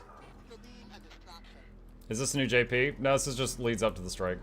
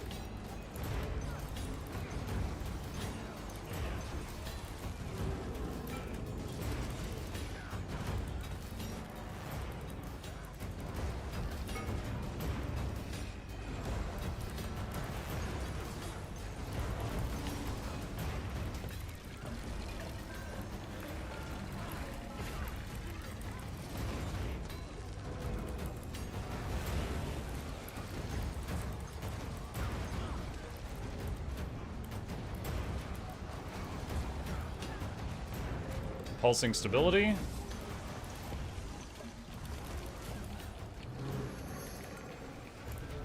Okay. I was watching it. I definitely kept up a lack on myself, and a lack on me has reduced duration, so it should have definitely been up on everybody on that one. Let's see.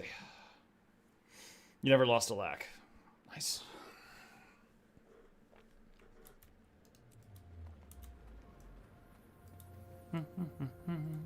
Okay,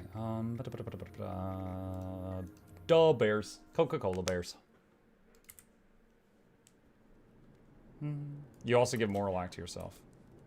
Do I? I know it wears off faster on me because of improved alacrity. What are my other sources of self-alac?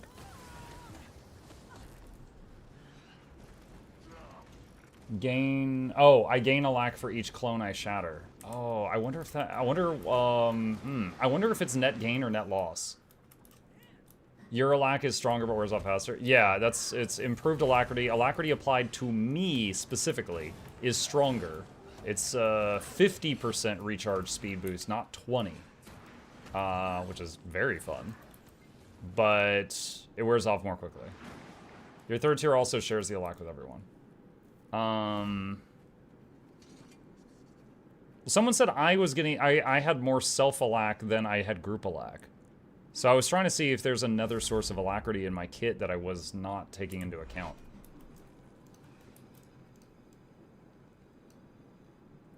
You do not have more self when you take the alac Grandmaster. Okay.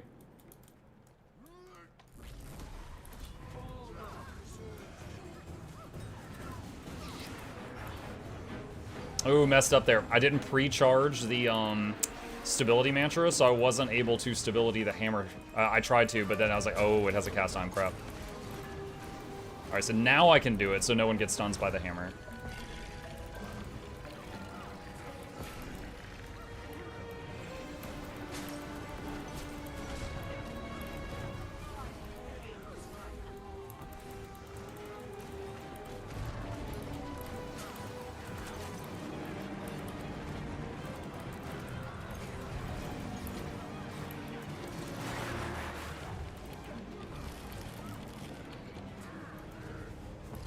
Stability.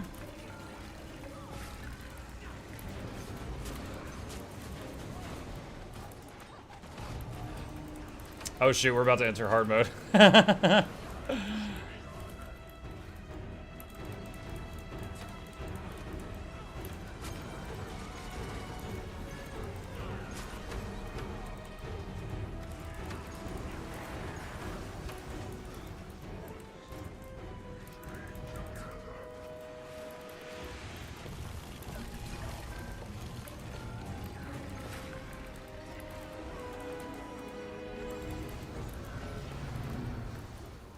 GG, nice.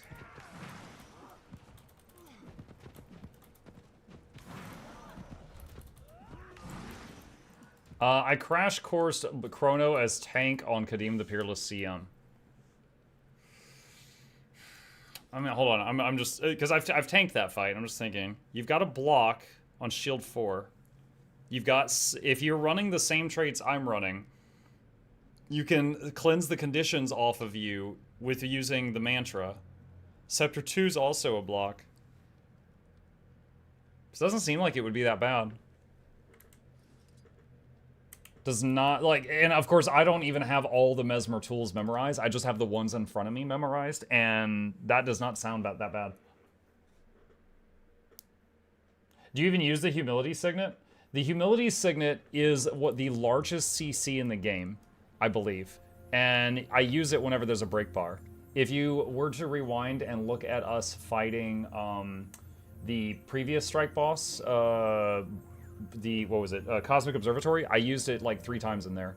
And also in Aetherblade Hideout, I used it multiple times. Basically, if there's a break bar, that's the first button I hit. But not every fight has break bars.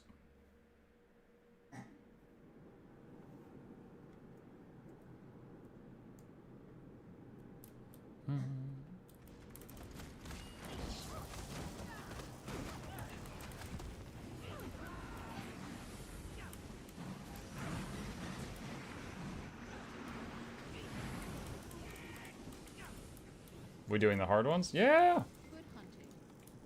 You kidding? I can heal Bone Skinner. As long as you can step left, we got it.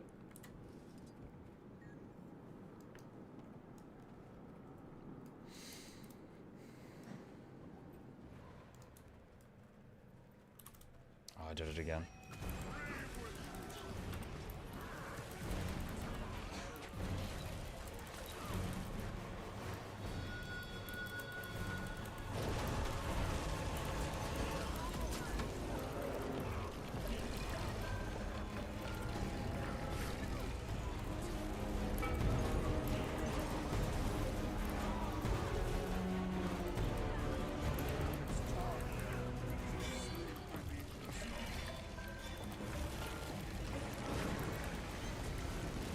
Oh, I didn't precast this. Let's go ahead and do that now.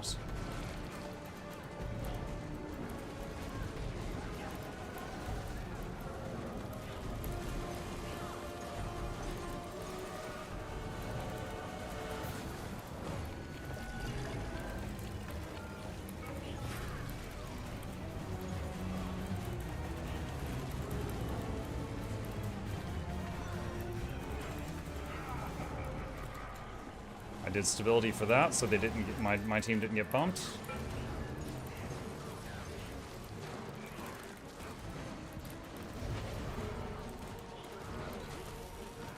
I'm gonna recharge the stability mantra so it's instant cast again.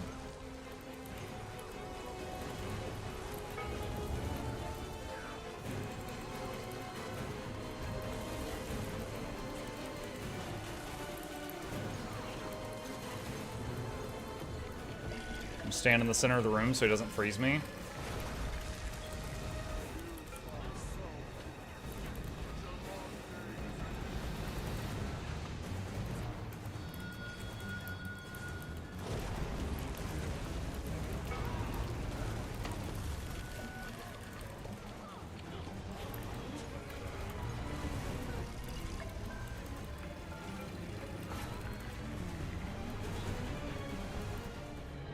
Okay. All right, I need to get in a better habit of using my mantras as soon as I go through a zone line and having them primed. 'Cause that's not something. That's a habit I have to build. None of my other characters that I play on a regular basis use mantras, so it's not something I'm used to doing.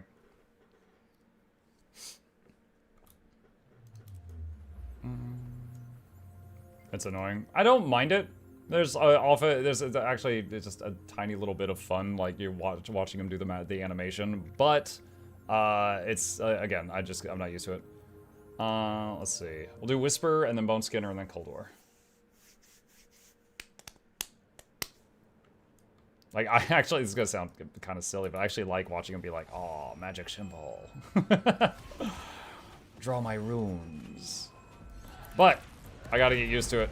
Because if you try to hit it for the instant cast stability right when you need it, and it's like, goes into the 2 1/4 second cast, you're like, oh no! And then you go flying across the room. You're like, wait a minute! That's not what I wanted. Oh, wait, I need 2 more.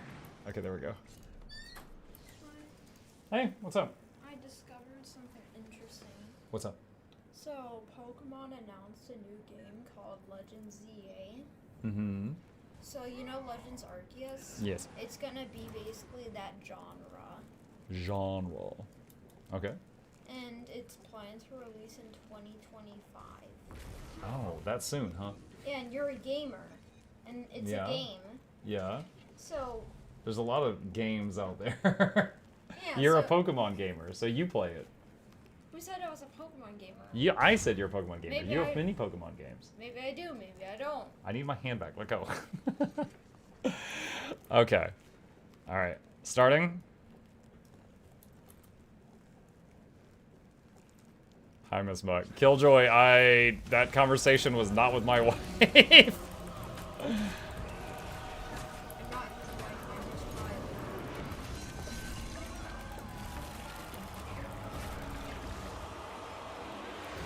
Muck is a gamer. Low key.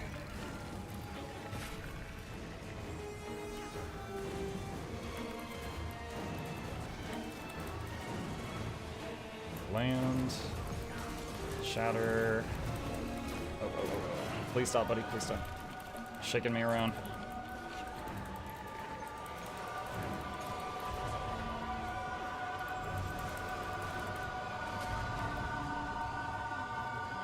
Love you too.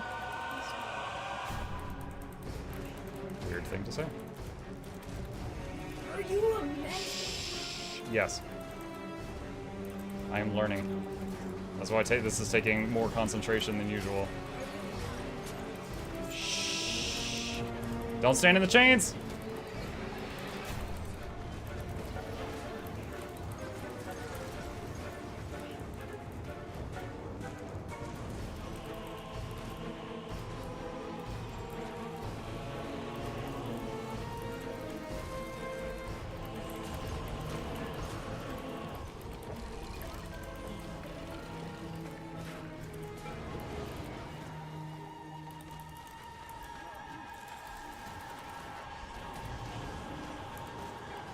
Ah, I froze up there. I didn't help with that CC at all. I hit Moa's Signet, and it was on cooldown. And I'm like, wait, what's my backup button? And then it was over. Dead weight Mesmer. Didn't even help with the break bar.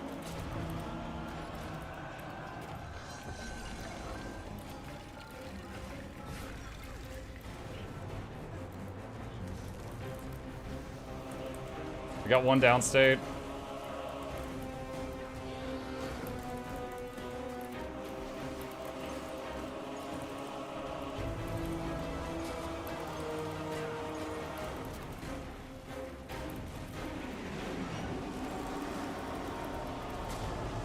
That time I did.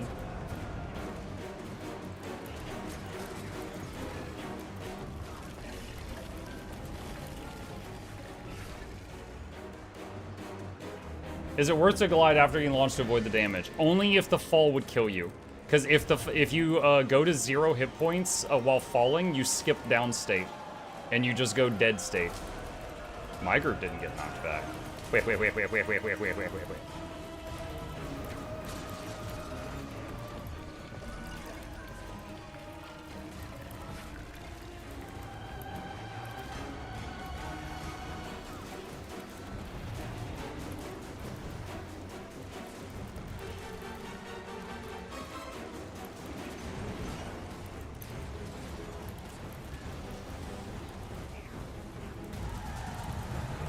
I think he's doing that thing where he does just 2 moves at once. We're still winning, but oh my gosh, that was a lot of fireworks.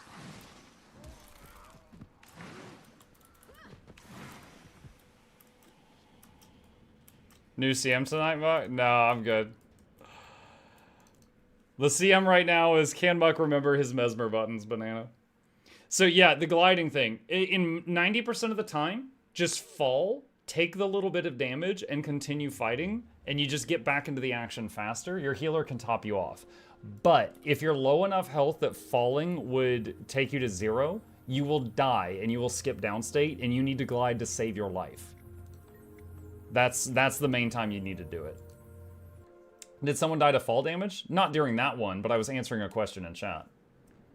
Someone said, is it worth it to glide? And I said, only if it would kill you, otherwise.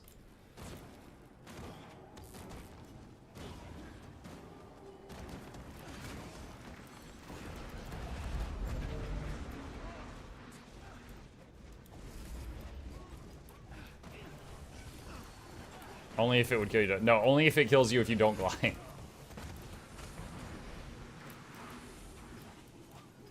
Continuum split is such a goofy button. It's like, I hit it, and then I'm just like, bah! And then I just smash every button on the keyboard. Just try to literally waste as many skills as possible, and then it resets. Like, it's a, you know that meme of Moon Knight, and he's like, random BS go! And he's just like throwing a bunch of crap? Like, that's continuum split. You hit it, and then just slam all the keys, and then you just, let's see what happens.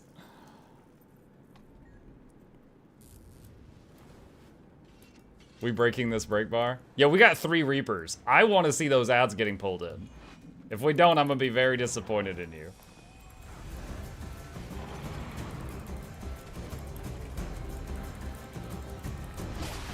I can't heal through that!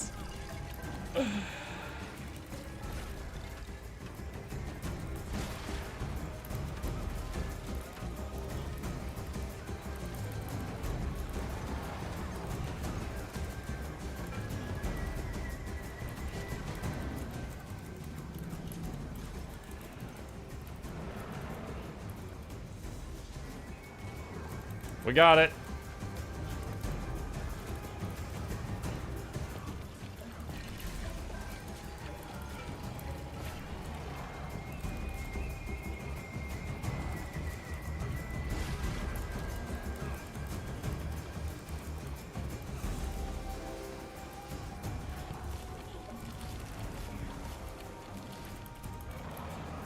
Dang, I kind of wish I was in like Givers or something right now. This really hurts in the Harriers.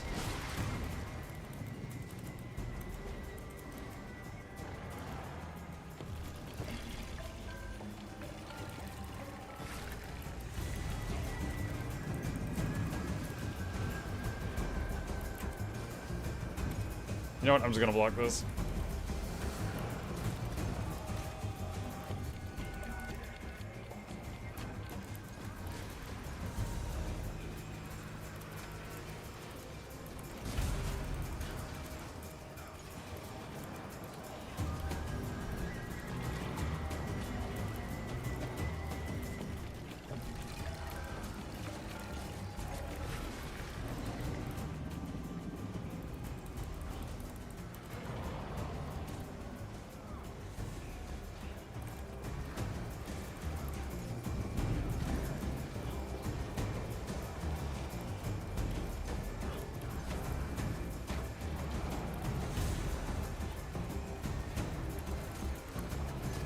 Oh shoot, I'm gonna continuum split into those puddles.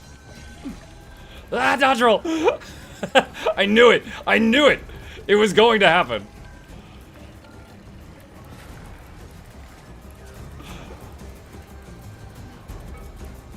I was prepared for the dumb.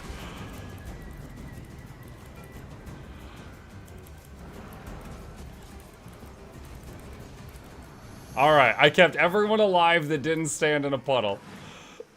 In my group. There was a healer in the other group. Credit where credit is due. Imagine dying to finger wiggles. Finger wiggles.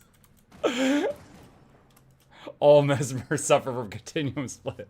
Have you or a loved one died from continuum split? You may be entitled to Mesmer compensation. Dude, I hit the button and then we moved and then I was like, oh no. My finger on the dodge button was just twitching. I was like, I'm gonna need this. I'm gonna need this bad in just a second. Alright. Cold War. Squad. There we go.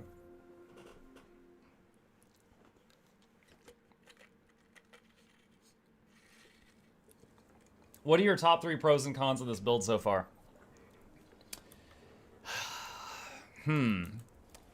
Insane amounts of CC. You have access to one of the strongest CC buttons in the game, and by God, do I love it. The mantras are fun. Like, having the mantra of concentration primed to where you could just be like, stability. Like, you literally just tap it in instant. Not 1, but 3 stacks of stability on your whole party? That's crazy. That's like the Druid one is 1 stack, and it's still nice to have. This is 3, that's crazy. The heal is like 10-second cooldown, and then you can fire it off 3 times, and then 10-second cooldown. Very powerful. I actually don't love messing with shatters, but, you know, they gotta have something to do so they don't get bored, I guess. The rifle feels nice.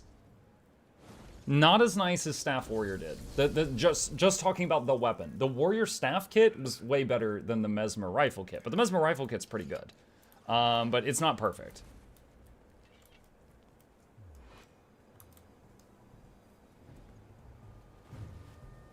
The fact that your utilities aren't locked in. I have the freedom to change the utilities.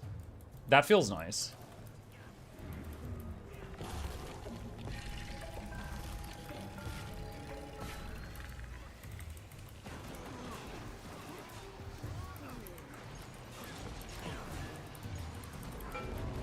Garden X. I think tomorrow I'll try out Scepter Herald. Okay, keeping buffs up on people is kind of weird when you don't have them all gathered around a shatter target. So, I mean, honestly, most people don't expect full buffs during this phase, but just expressing it is difficult. Question for you guys. If you are shooting at a target, and the target is far away, and you hit shatter, do the associated boons go out from you, the Mesmer, or from the target that got shattered? Where do the boons appear at?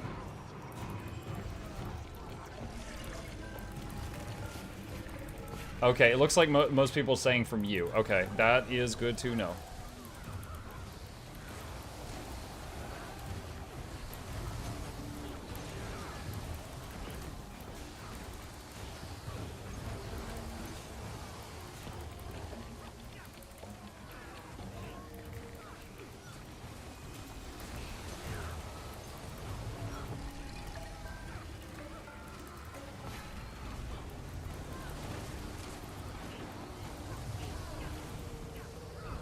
Moa Signet! Yeah, we'll say the CC on Phantasmal Sharpshooter is very slow. Like, if I was, like, trying to CC Bone Skinner again with my new knowledge, I might cast Phantasmal Sharpshooter first, then Signet, and then the special action key, because the Sharpshooter takes a second or 2 to fire.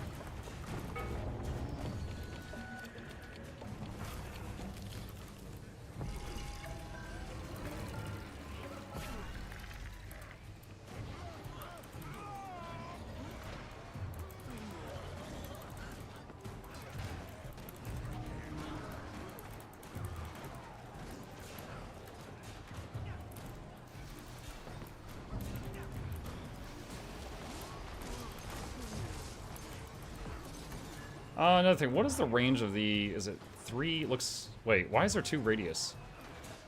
I guess the blue radius, the 360 radius for the boons, it looks like.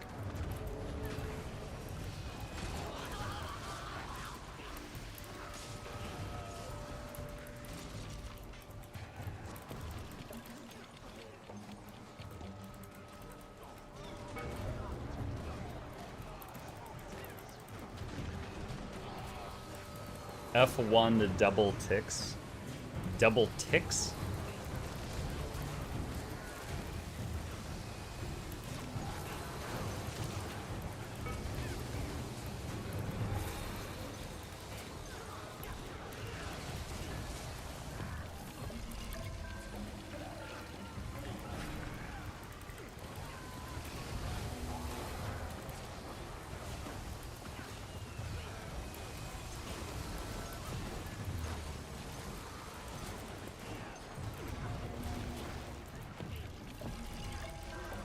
Boon duration goes off once 2 players, and again a second later. His twice once you hit, and then half a second later. Okay.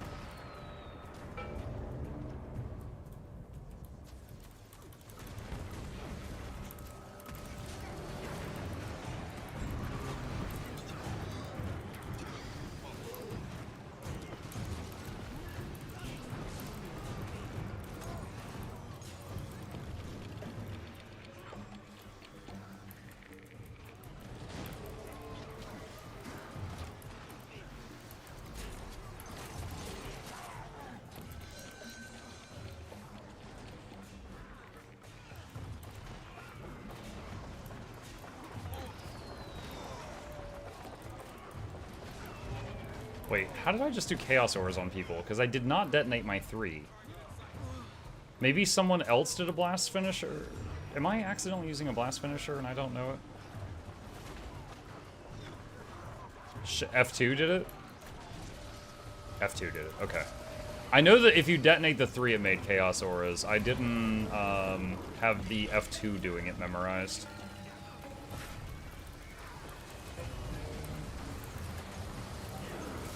Stability for my group.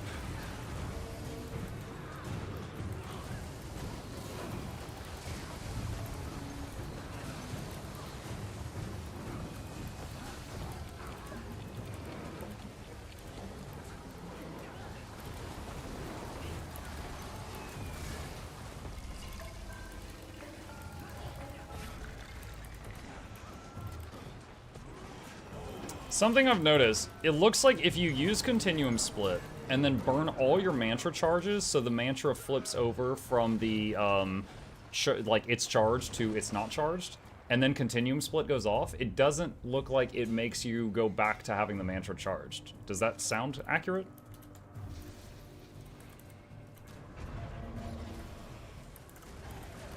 Like, the only part of my kit I'm noticing not rewinding is that.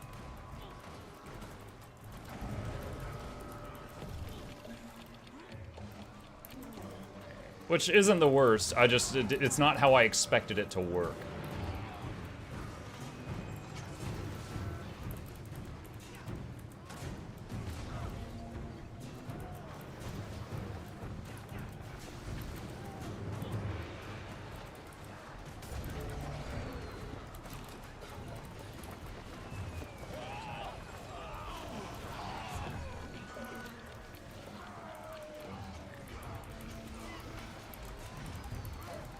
I'm also, I haven't tested, do any of you know, like,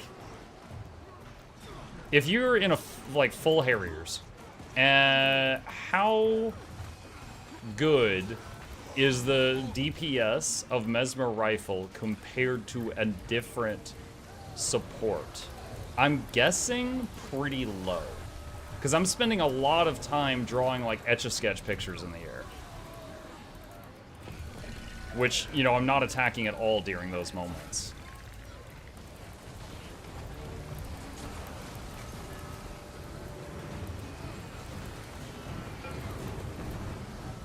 It's around 2k DPS. Alright, so what I'll probably do is, because if my DPS is already that gutter, I'd probably swap to, like, Givers or something. Because it's like, why take the risk of being fragile if I'm doing 2k DPS? You know?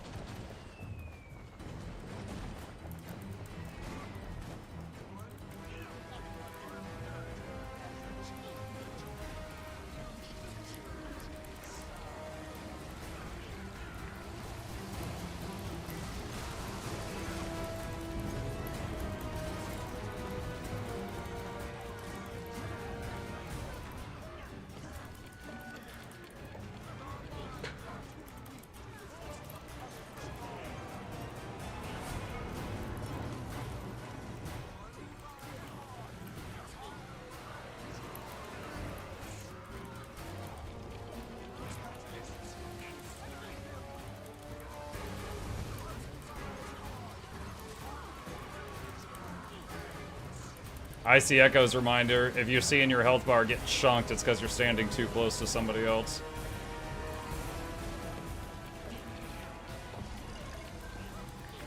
So I used Well of Precog there to block the wave. I couldn't remember if the wave could be stabilitied or ages, so I hit both. I was like, let me just use everything. Maybe both work, I don't know. I'll tell you this though, I didn't trust anyone to jump over it. That's for sure.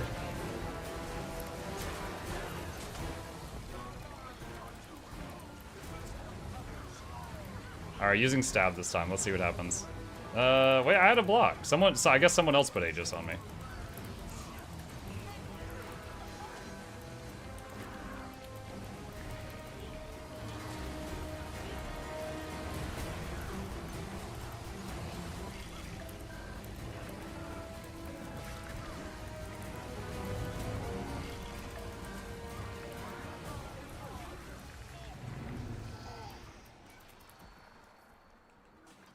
Alright. 2k DPS Mesmer nerf bullets, right? How does it support Mesmer feel so far? Was this the last one? I think this was the last strike, wasn't it? Alright, so I'll probably chat for a second and then we'll do, for those interested in staying, we'll do Dragonstorm. Okay. How does it feel? I have got access to more than enough stability, and I've got an access to a very good stability on demand. I've got access to a very good Aegis on demand. I've got access to a very good CC on demand, monster CC. I've got all the boons that a support should be expected to have in this game at this time. And I've got a few unique tools that are in the kit always, such as the block projectile thing.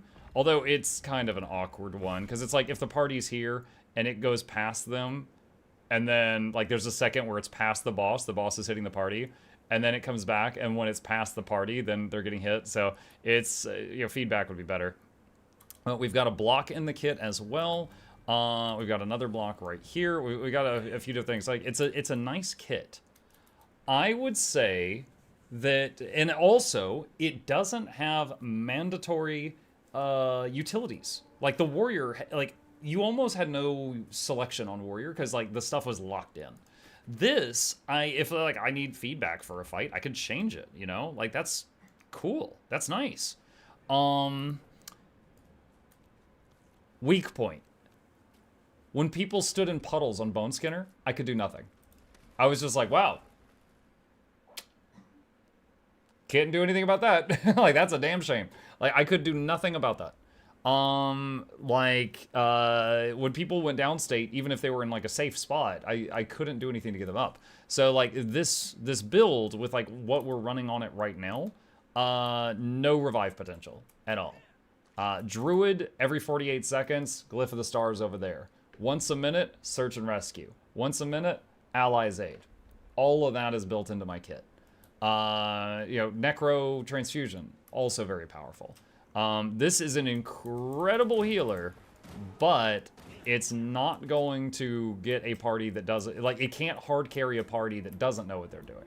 It can absolutely carry a party that does know what they're doing. If you got a party that doesn't know what they're doing, I need to swap over to my Druid or my Necro. Like, then on those two, I could just keep healing people off the floor and throwing them at Bone Skinner. But overall, I would say just as far as, like, the total kit, this is quite fun. I would totally be fine playing this more in the future. Oh, another pro. Heal a lack, heal quick. That's awesome. Also, having 50% a lack instead of 20% a lack is insane as well. This is very strong for, like, finding groups. Welcome to Chrono Jail. I mean, I'm walking into it with all smiles. DPS is the same. Oh, talking about DPS Chrono? Yeah. Okay, if anybody wants to, let's do this. I am going to make this a 50-man squad. And anybody who's interested can join. I'm on NA, and we are going to do Dragonstorm. Just gonna throw everybody in group 1. To be fair, boons are in a good place right now. There's a ton of options you run. Yeah. What server do you play? I'm on a North American server right now. I server swap a lot. I would try Necro support. Where can I find a good build? I would link my own Necro support guide, but it was before they got Alacrity, so it's not as accurate. I would check Guild Gen's website first. And yeah, here, hold on. Guild Gen. Let me see if I can find it. If you're new to the game, you wouldn't know. Let's see, builds. Search for classes. Support. Scourge. World v World, World v World, Open World, Combi Scourge. Raid support Scourge. Here we go. All right. That would be one of the first ones I would check. And there are others on that website as well. Okay. Private Squad. Thoughts on dual sword DPS Reaper? It all depends on the damage. Like, to really, really rip the band-aid off, if you are doing damage and you're comparing dual sword to, like, I don't know, great sword, the only thing that matters is how much damage is it doing. So you need to go to like a target dummy and test it and see what you end up with.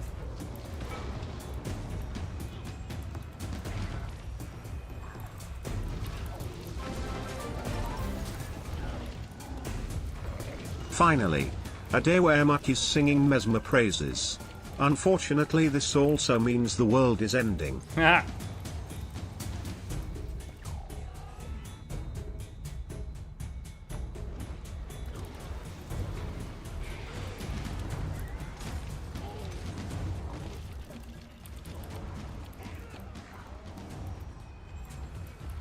See, there's a guy downstate there, and I'm looking at him, I'm like, wow, that sucks to be you. Did just pulse out a ton of healing and cured all those burning stacks, though. That was cool. Yeah, I think I'm going to... Because I dipped under half health there when I landed. That's pretty rough. Let's change to Givers.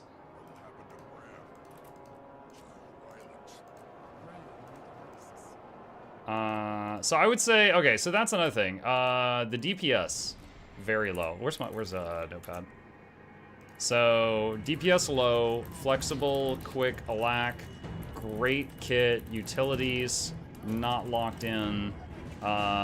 Just taking some notes here. Alright, let me join up. Oh, I gotta recharge the mantra. I wasn't able to give, hang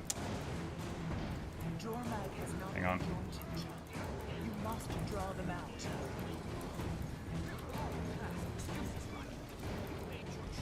Alright, so stability my group. He spins away, we don't get slapped. Stability the nearest 5 people again.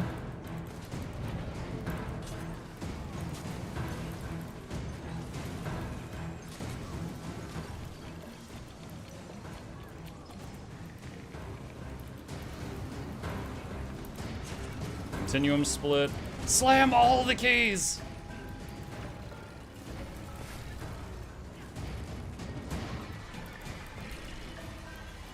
Pulsing Aegis.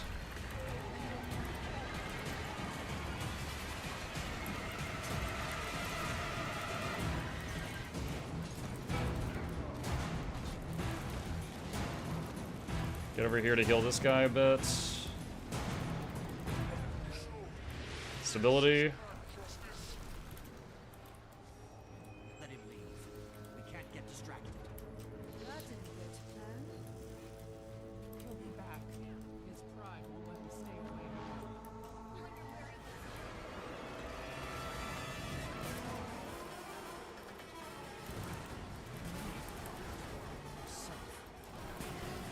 Stability.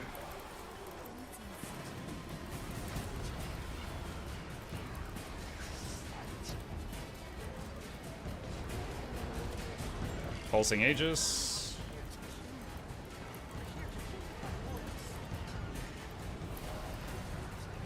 Do I have a stun break? Oh, power break. Okay, so that's a stun break. All right.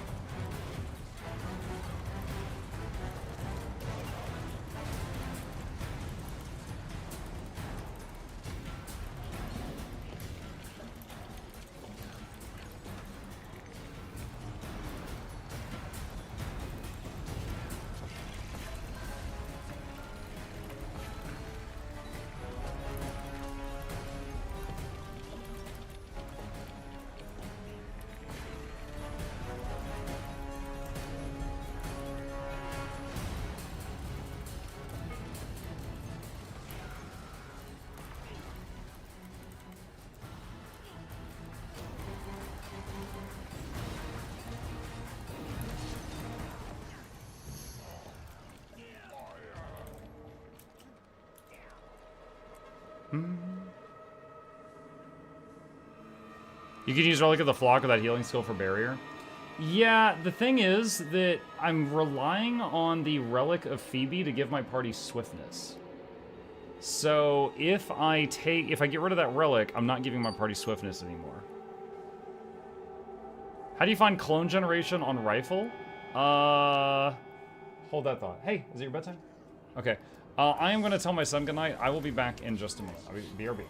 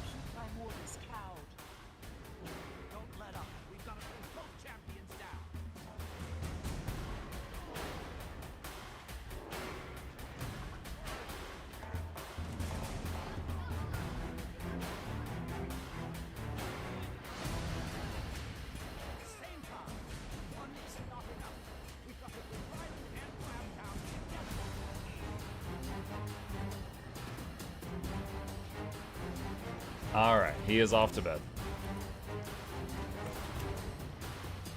MuklukYoutube, I'm sorry. I'm like Loranity that time that she set up a Dragon's End and then just left.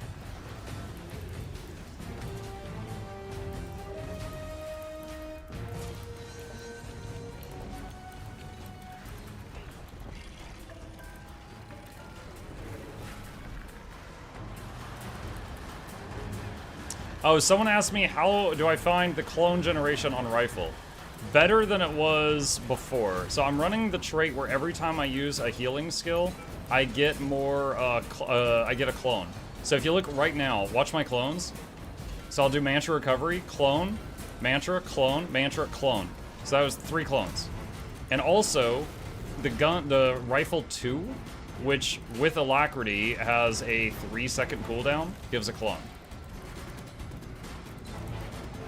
So, combining excessive use of the Mantra with Rifle 2, it's enough to keep up the stuff if you're playing it properly, which I'm not always, but I'm trying to. Stability.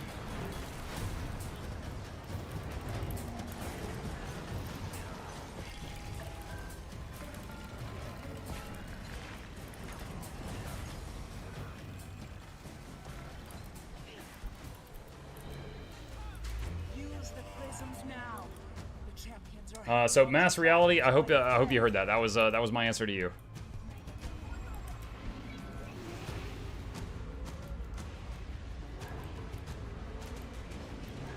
Muck and Laura are related. Oh yeah, Sista from another Mista.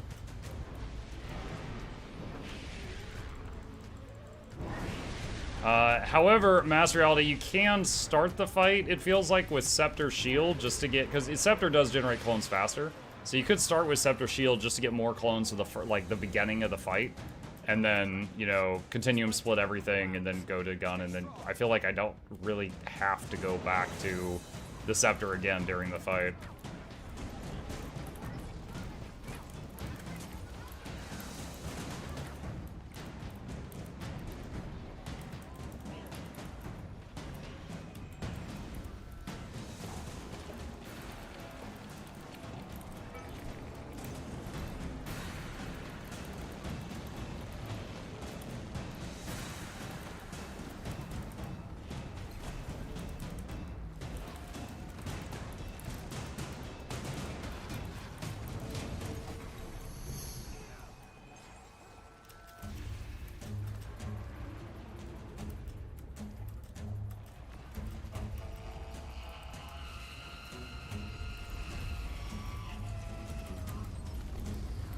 You know what?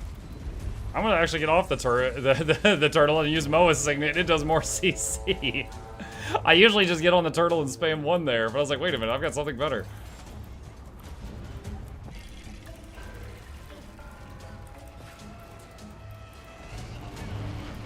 Stability, the group. I say the group, but the people around me, because we're all in one big group right now.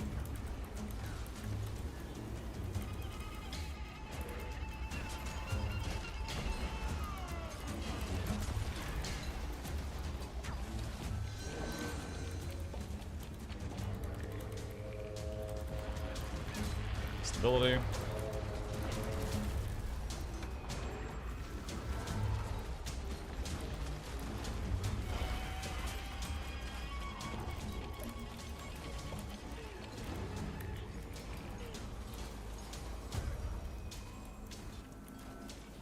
Moa.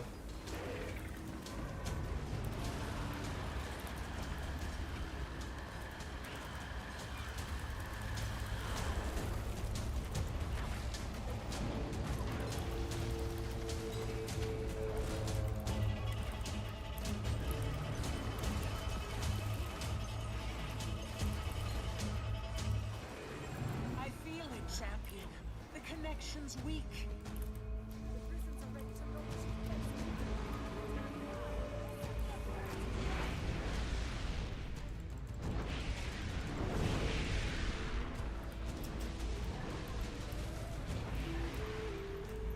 But yeah, like all the times that you guys have seen me play Druid, and I did like Bone Skinner, and then like 4 times during the fight I rezzed 5 people, and I like, you know, almost single-handedly carried it.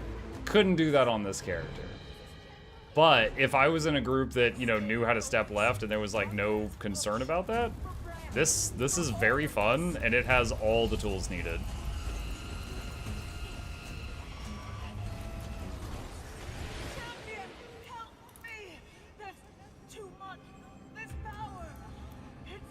Yeah, you got the reviving achievement on this character? Yeah, because I tapped the F key.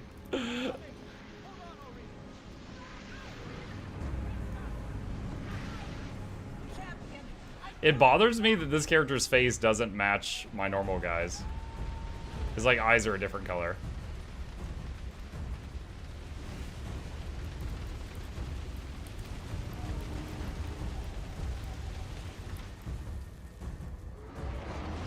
It's so wild, exactly. Sweet home Alabama.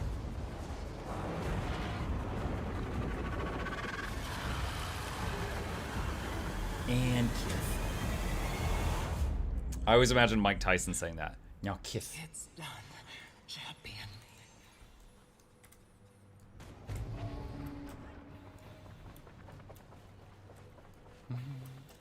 All right. Nice job, all. GG.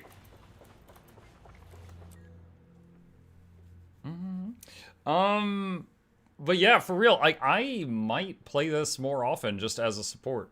I don't know if I'm going to be learning other Mesmer builds or anything. This was fun enough. I might play it more often. The warrior support, I loved the staff. Did not like the warrior attached to it. I wish I could either fix warrior's problems or take the staff and move it to another character. But this was pretty cool.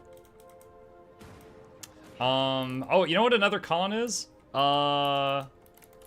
Damage terrible. Now, that sounds weird, because it's like a support, right? But let me give you an idea of that. Support Untamed does like 7k DPS. Druid does 4 to 5.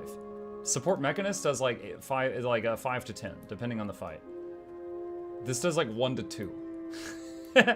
Because all the time that you're like going,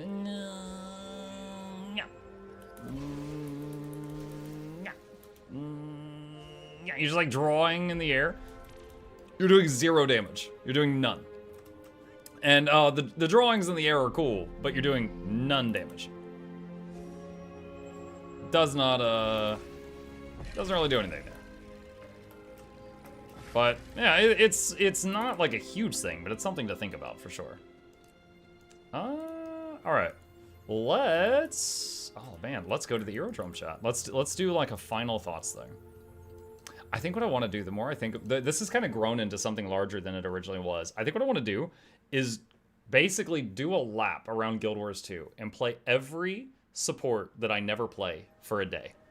And then do like a little video of just like, here's how I, like a support main, but that doesn't play this support, feels about this support. Here's the problems I see with it. Maybe you guys could tell me if I'm wrong. And then at the end, I'll do a video just kind of like, like not a tier list is a weird word. I don't know if I'll do a tier list. Something like a tier list of all of them, just in my opinion. But here's the thing. There's going to be times where I'll be like, yeah, one thing I really didn't like, I'm going to make something up. One thing I really didn't like about Mesmer was its Fury generation was terrible. And then there's going to be a comment, because you didn't take the Fury trait, idiot, Because I'm just using a build that we kind of agreed on at the beginning and running with it and not really looking at any of the other stuff. So there's going to be times where, like, I overlook something silly. Has he talked about Sarah CM? Oh, we downed that yesterday. Easy fight, easy fight. All right, so let's do this. Average, spawn my golem. And, okay. Let's turn this down a little because it's really loud. All right. That's still too loud. You know what? We'll just do that. Okay. All right. Hello, YouTube. Mukluk here, and today we tried out Mesmer support on Chrono. I was playing the role of a lack, but one of the strong points of Chrono is you can do quickness or a lack just by changing a single trait with the exact same gear and the exact same gameplay, which is awesome in my opinion. Not some people think that's lazy design. I think it's pretty good because we're just talking about providing a different buff. And just to show that I did get some practice in, I am going to turn on the extreme damage, which is the highest damage field. There's nothing else in the game that really... Oh, I forgot to precast my mantras. So this could... I could have been better prepared for this, but here we go. All right, so let's do as a continuum split, bam, bam, bam, bam, bam, bam, and throw down some wells. Continuum split basically just means that you can slam all the keys for a few keys, then we rewind. And then we do this, and I even should have started on Scepter Shield, but I didn't. So we are going to get all of that going here, and the might stacks are getting up there. They are taking a moment to get there, but they are getting there. And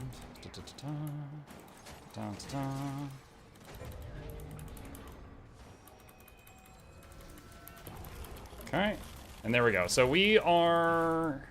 I could be doing a little bit better on the might. I swear I kept it up at 25 stacks. This doesn't usually happen. But yeah, you get the idea. I'm healing through an extreme field on a class that I've not played much before today. I am keeping most of the boons up. If I had started Scepter Shield, that might have been a bit better. Because that gives 8 stacks of might at the beginning. But yeah.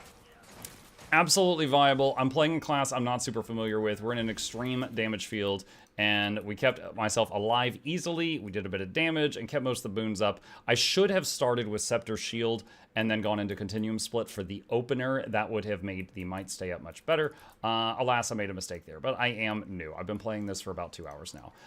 But let's talk about the class and my thoughts on it. So the focus for today was to try out the rifle, which seems to have been designed with Support Chrono in mind. Now, Support Chrono, for those that don't play it, you can provide provide alacrity or quickness, either one, to your group just by choosing this trait. So after I did a little bit of practice on it, I joined a group, and I was like, hey, I could be the support, I could be heal quick or heal alac. I ended up being heal alac, and going through there and doing that. And we did the daily strike for EOD, the daily strike for End of Dragons, the daily strike for the Wizard's Tower, and then we did all the Icebrood Saga strikes. And on the first one, I let alac slip a bit. On all the others, I kept alac up. All the other boons were totally fine. Alac was the one I had to watch the most because we got this awesome trait called Improved Alacrity that makes the alac wear off faster, but it's stronger. It's 50% alacrity up from 20%, which is what everybody else gets. So it's a perk of being a Chronomancer. Oh, and I forgot to talk about the gear stuff. This is the build we used, and also for the gear, I was using Harrier for all the strikes I did except the last one. Harrier is, of course, the glass cannon for healer stuff, but then when we got to the last one, and this was after Bone Skinner, we were at Cold War because it was the daily, I was like, my damage is crap. I'm doing like 2k DPS, maybe? I might as well swap to tankier gear so there's less risk of me dying. Because it was a few times, with Harriers, I was so fragile. If one thing would hit me, I'd like chunk down to like 30%. And it's like, I'd rather be a sturdier healer that's not going to die rather than one that's doing a whopping 2k DPS, but I'm made of glass. So I swapped to Giver's gear, which has toughness instead of power. And I was using Rifle and Scepter Shield, and I was using Relic of Phoebe to keep swiftness up. So that's what we were doing. So we were keeping Regen, Fury, Might. Maybe I was getting a few stacks from teammates, but when I played perfectly, we had 25 Might. Alacrity, Prot, the swiftness from the Relic, Regen, if I didn't already say it. Now, in terms of like my opinions on the gameplay, as someone who has been a Scrapper main, a Mechanist main, a Scourge main, and a Druid main, how did I feel about this class? This was a lot more fun than I thought it was going to be. This was a lot of fun. So what do we have in here that is pretty awesome? Signet of Humility is one of the largest crowd control tools in the game. In terms of like when you hit a break bar with it. Let me see. Add a Defiance bar, add an average one, and spawn Golem. So if I'm just going to step in here and do Signet. See that? That's Signet of Humility. All right. Now, the Rifle 4 is also CC. There it is. And the Rifle 4 has a boot up time. It takes like a second or two before it spawns the clone and the clone fires the interrupting shot. But it's also like a third of the Signet of Humility. So one perk of this class, you get one of the strongest CCs in the game and you can easily keep it on your bar. Another perk, Mantra of Recovery I found to be fun. You could be like, heal someone again, and then 10 seconds later, it recharges. It has a longer cast time, and you're like, heal the whole group, heal the whole group, heal the whole group. So 10-second cooldown, you could fire it 3 times, heals the whole group, cures conditions, gives you a illusion if you didn't already have one, which helps with keeping the illusions up. Now, I'm sure there's other healer builds out there. Snowcrows has some as well. I didn't try that one. I ended up just trying this one. They changed, on the topic of clone upkeep, they changed Rifle 2 Journey, I believe, since they had the early access thing where we could try it before the launch. And now Rifle 2 will spawn a clone. And if you've got the improved alacrity, it's like less than a 3-second cooldown. You can keep doing this. And then combined with the heal skill, that also spawns clones. So after the opener on Scepter Shield, it was very easy to just stay Rifle the rest of the time unless I needed to go back to Shield for block or to top off a boon. If I was going to be tanking a fight, the Scepter Shield would get a lot more action because the Scepter Shield would, have access to the Scepter block and also the Shield block. But we had access to lots of healing, lots of boons, a bit of barrier from this. Although there is CC on the 4, it took so long to fire. It would often fire after the break bar was already handled. Like, I do Signet of the Moa because it hits like a truck on CC bars. Then I do Phantasmal Sharpshooter, and it was often too late. But Power Break. There's not a huge animation for this, so just watch my buff bar. If I hit Power Break, there's stability. 3 stability that lasts over 5 seconds for my whole party instantly. felt amazing. All right. My druid has 1 stability instantly to the party, still great. The warrior, who I just recently played, had a stability to the party with the banner, and it lasts like 10 seconds, but also there's like almost a 1-second cast time on the banner. So you got to be like, and here it is. So you cannot wait, like in some cases, if you're waiting until you see the guy doing the thing you need to have the stability for, it's too late because you don't have time to cast it. So having this be just instant, and it heals people, stability all around you was phenomenal. Another tool I really loved was Well of Precognition. It gives 2 seconds of stability, but it gives Aegis, Aegis, then Aegis again. So if the boss is about to do something really nasty, you could throw this down, and it goes Aegis, Aegis, Aegis. 3 applications of Aegis in a row, and just prevents all that damage. So, you know, I have access to a stack of Aegis on my druid with Stone Spirit, but this just doing 3 back to back to back makes it much more idiot-proof and a lot easier to make it work on what you want it to work on. The skill cap with Aegis is, of course, you use it, and then a small hit eats the Aegis, then the big hit kills the player that had the Aegis on them. This makes it much easier to do, and also it heals them at the same time. So yeah, Mantra of Recovery, very fun. With traits, it also gave, like, what was it? It cured conditions, and I think it did something else too. Sorry. Was it Prot? No, Prot's on the Shatters. It cured conditions at the very least. So it was a heal all around you and a condition cleanse around you that you could use 3 times per 10-second period. This was a very fun skill. However, anytime you're using it, you know, your character is basically drawing these Etch-a-Sketch things in the air, which look really cool, but you're not shooting. So one weird con of playing this is your damage is lower than most supports. Now, if you're in a group play, that may not matter at all, but it's worth mentioning. For example, if I play Untamed support, I often do 5 to 7k DPS. Mechanist support can do 5 to 10 depending on the conditions. Ranger, maybe 4 to 5k depending on the pet that they have out. This was maybe like 1 to 2k, and that's when I was like, okay, why am I wearing glass cannon gear if I'm hitting so, you know, I'm able to attack so rarely? I'm just going to change to tank gear, and then we don't have to worry about me making a mistake and dying, because if a good healer's alive, the whole party's alive, unless they fail to step left on Bone Skinner. And that brings me back to another point that I thought was worth mentioning. This was so fun. The kit has everything. It also has flexibility. You don't have to take these 2 or these 3. You know, when I played the Warrior Healer, I felt like my utilities were locked in and I could not change them. With this one, I was like, whoa, I could change these depending on the fight. Like, I don't lose something that's really important by changing one of these utility traits. It felt really nice to be able to be like, oh yeah, it was like I was on my druid. I was like, oh man, I need feedback for this fight to block all the projectiles. Well, I can do that. I have the freedom to do that. I am not hurt in a major way by doing that. Oh, by the way, there's going to be people in the comments that are probably like, why weren't you using Well of Action?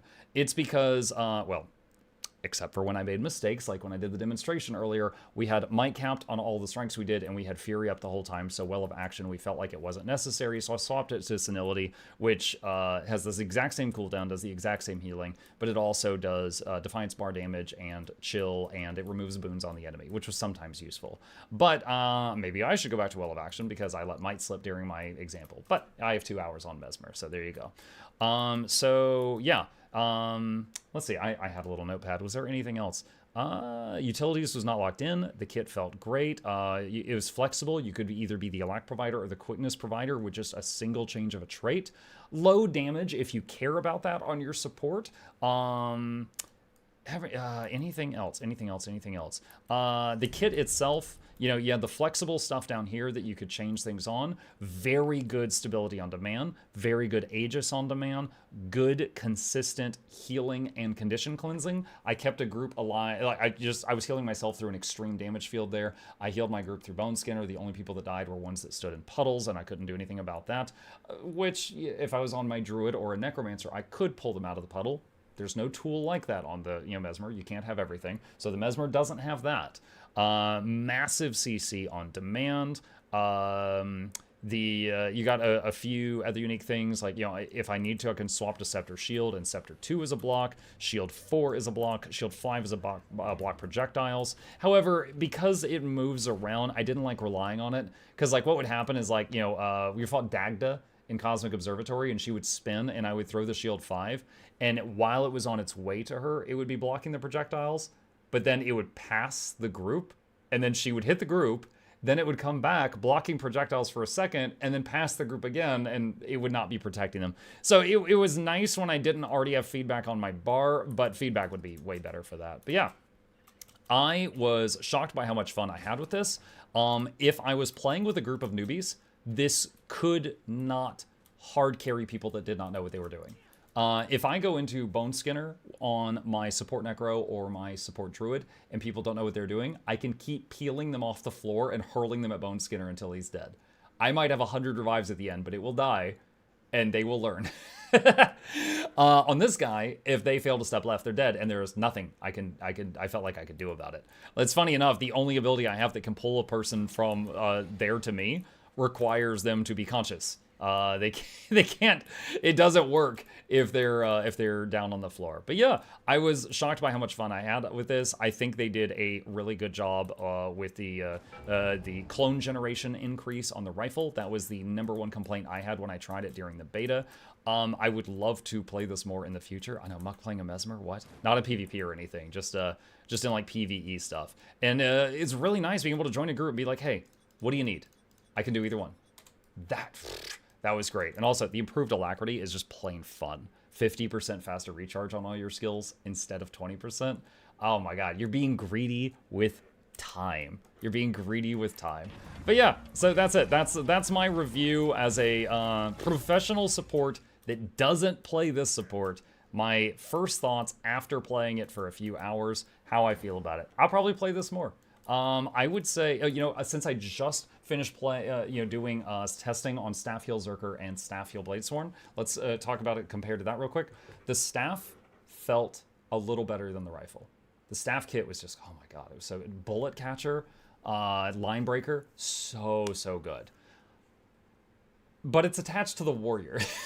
And I had so many problems with the Warrior part of it. This one, the weapon is good, not phenomenal. It's good, and the class is great. Like the heal build around it is great also. God dang, it was great also. Like, yeah, the Mantra of Concentration, so much better than Banner of Tactics. Are you freaking kidding me? Mantra of Recovery, so much better than the Shouts, in my opinion. Like the Signet of Humility, having the Giga CC in your back pocket anytime, it was wonderful. But yeah, all right, that's it. I'm rambling. This has probably been a lot longer than the other review video. That's my thoughts on Gun Heal Chrono, quick or alack. And once again, you know, that's the build I tried. There are other heal builds out there. I've already been linked multiple. This was the one I tested. It felt amazing. I saw some that were using, what was it, Well of Eternity, but I can't imagine not running Mantra of Recovery. This button made my brain make the happy juice. I loved pressing this button. I don't want to not press that button. So yeah, I don't even know if I'm going to try that one. Forget you. I don't have time for you. It's old relationship gone. New was it? Old best friend is no longer here. Power return and Mantra of Recovery is my new best friend. There we go. All right. There we go. Muck discovered our warrior jank. Oh my god. Yeah, I did. But that's topic for another video. All right. So that's it. If you have any comments about this topic and you want to tell me like, oh, hey, you did it wrong. You should have done this trait or something. That's totally fair. I'm new to it. Throw it in the comments down below. Tell me your thoughts. What do you think? Did they do a good job with Gun Mesmer ever since the launch? Did they fix all the problems that you think they had with it? Stuff like that. I will read them. And yeah, off to the next test. Okay, there we go. There we go. All right. That's another easy little video. Regarding Mesmer 5, I've played through Thresh to know that no one will ever click the lantern. Yep.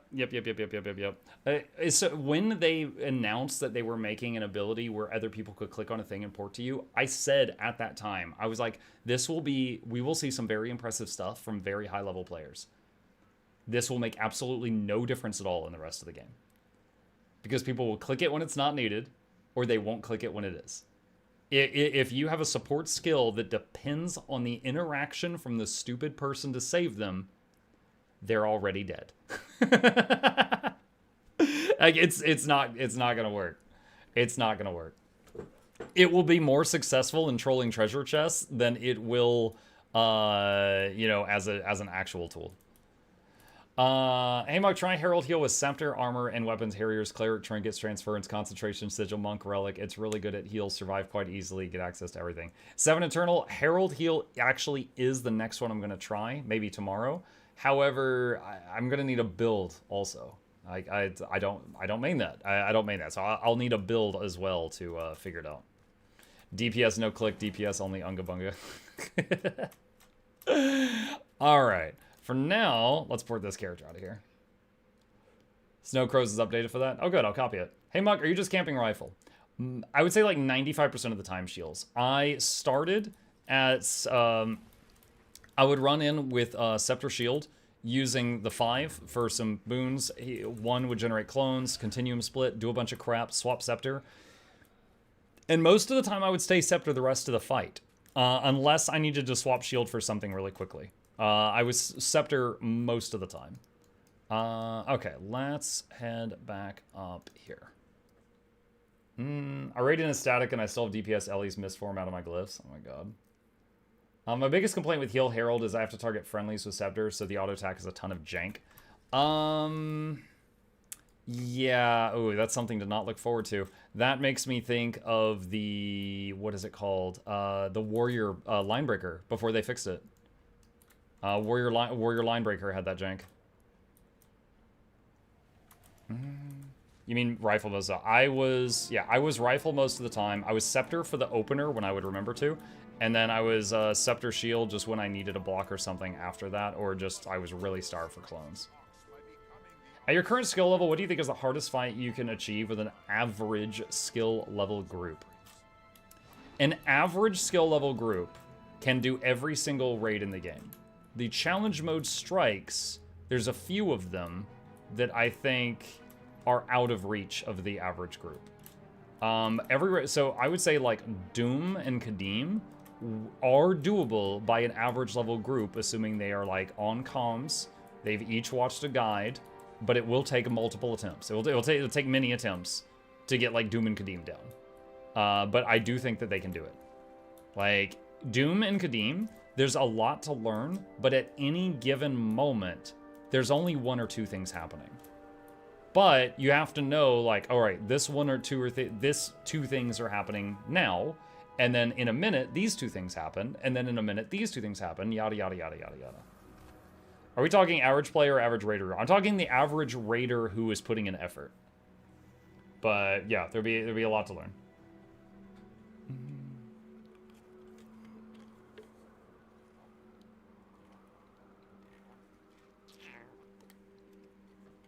With this build, I apologize for not specifying.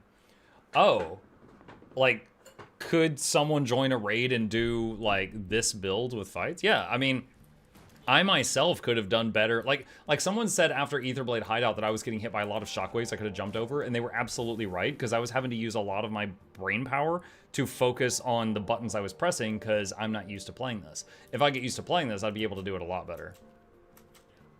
And they could follow directions? Yeah.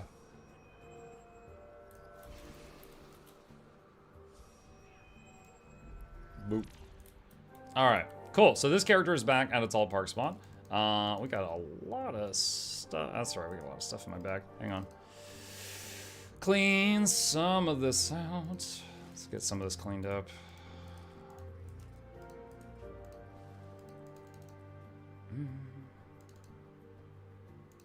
Get rid of that. Oh, salvaging achievement. Oh boy. What's a silver? 25 silver? Okay. Ice Golem small box. That's a gold. Okay, cool.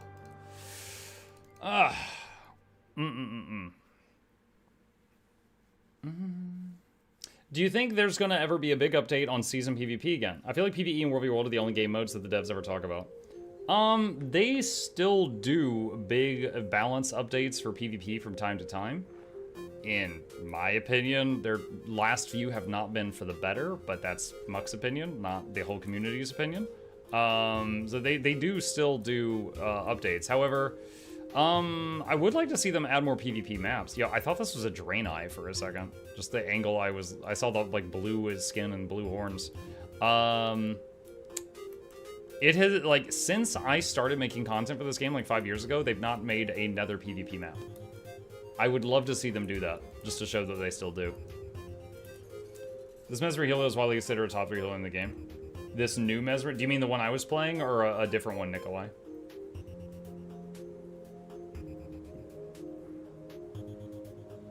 We need new things for Warby World. Yeah, I think the last time they added a new... Well, I mean, it doesn't have to be a new map. I'm just thinking. Like, they added a new map to Warby World. What was that? It was Heart of Thorns or Path of Fire added a new map.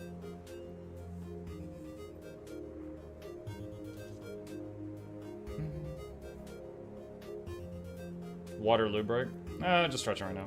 The one you played? Gotcha. It felt like... It took some getting used to, of course, because I was new to it, but it felt good. Like, all the traits that buffed the mantra of healing made it crazy good. I heard the World. You did indeed. I was really surprised when you told me, no, use all the charges of the mantra and then just recharge it and do it again. And I was like, really? Like, not just use the first ones and save the second charge for emergencies? And you're like, no, use them all. And I'm like, okay. And then it ended up being, like, really freaking good. Desert map was added with Heart of Thorns. Oh, there we go.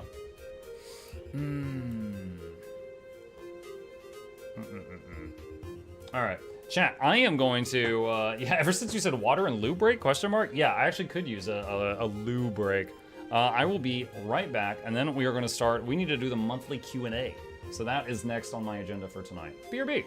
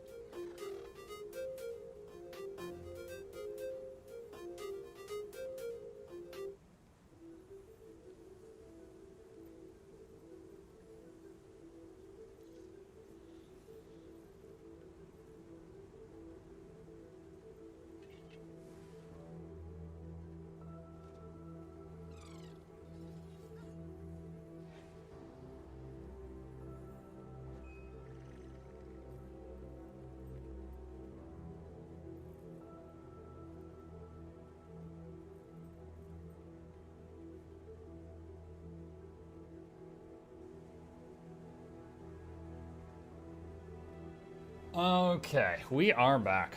All right.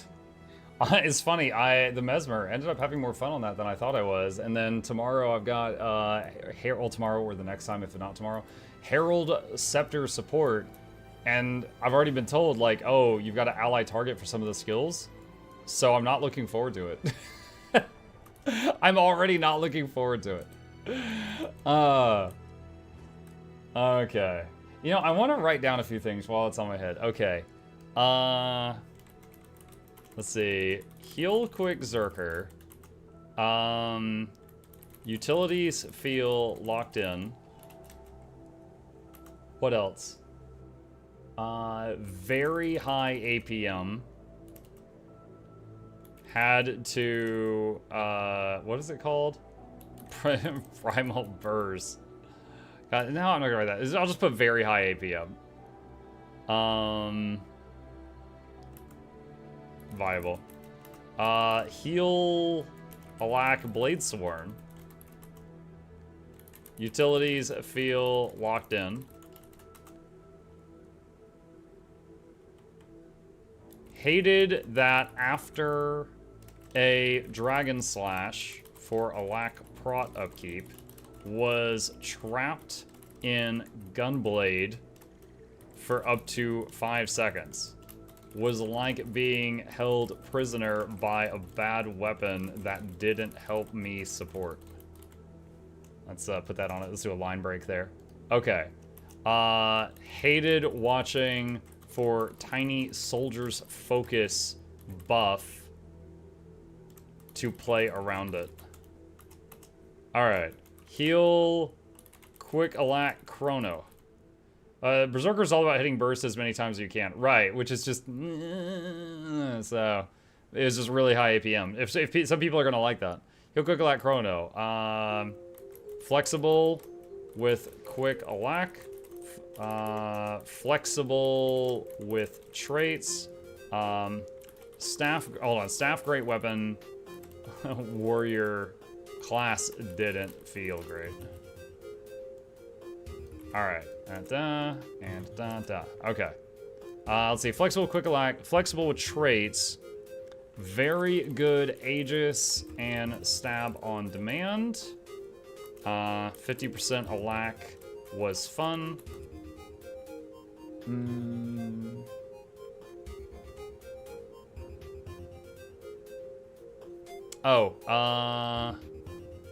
If you use staff, it didn't provide vigor, swiftness on Bladesworn. Mug on heal like Bladesworn, the gun saber is a freaking prison. Yeah, basically. I hate ally target with 8 cent cooldown. You just stay locked on allies so you don't know enemies' life, and worse in open world, enemies have a chance to disappear because of bottle limitations. Would you like me to refund the redeems? I got it. I could do the most recent one. All right. Let's see. Heal Quick Alack Chrono. Agents on demand. Flexible trace. Glad to see they upped clone generation of rifle. Heal Circle had very high raw healing. Yes. Yep. Is the improved alacrity rate ever a downside? I don't think so. Because it seems like you can still provide enough alacrity to keep it up alacrity even with it wearing off faster, and then you've just got way better alacrity. So it's awesome. All right, just some notes for later. Okay. All right, where is... Oh, I got a message from Noxxi. What's up? It's a meme. All right, I'll watch it later. This might be bad. High society.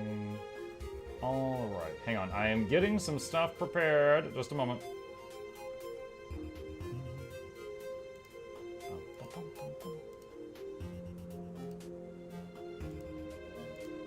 Yeah, I posted a YouTube short today. Oh, it's got a few hundred views now. It had like 50 views for like half the day. And I was like, is something wrong with this one? Like, did it break a rule or something? It's got 300 now. That's still really freaking low for my channel. I'm not really sure what happened there. Okay, let me turn this down a bit. All right. All right, chat. For those that do not know, every month I do I just realized I'm still Wizard Dennis. This will wear off in a minute. Every month we do a Q&A. This all started a long time ago as a Patreon perk. Basically, anyone in the high society tier or higher could ask me questions, and I would guaranteed answer them to the best of my ability during a Q&A session that I hold once a month. Sometimes I do it on stream because I'm just really busy, and by doing it on stream, then it is stream time and also video making at the same time, so we're double dipping. And so if people want to add questions in the chat, if I can get to them, I will. Number one priority is getting through these questions, and then I will do any more from the chat at the same time.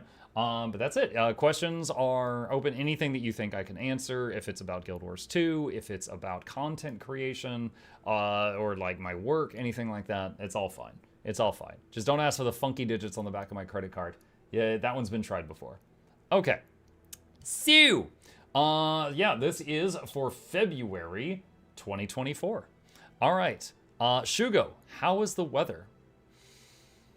Today was sunny, kind of chilly outside.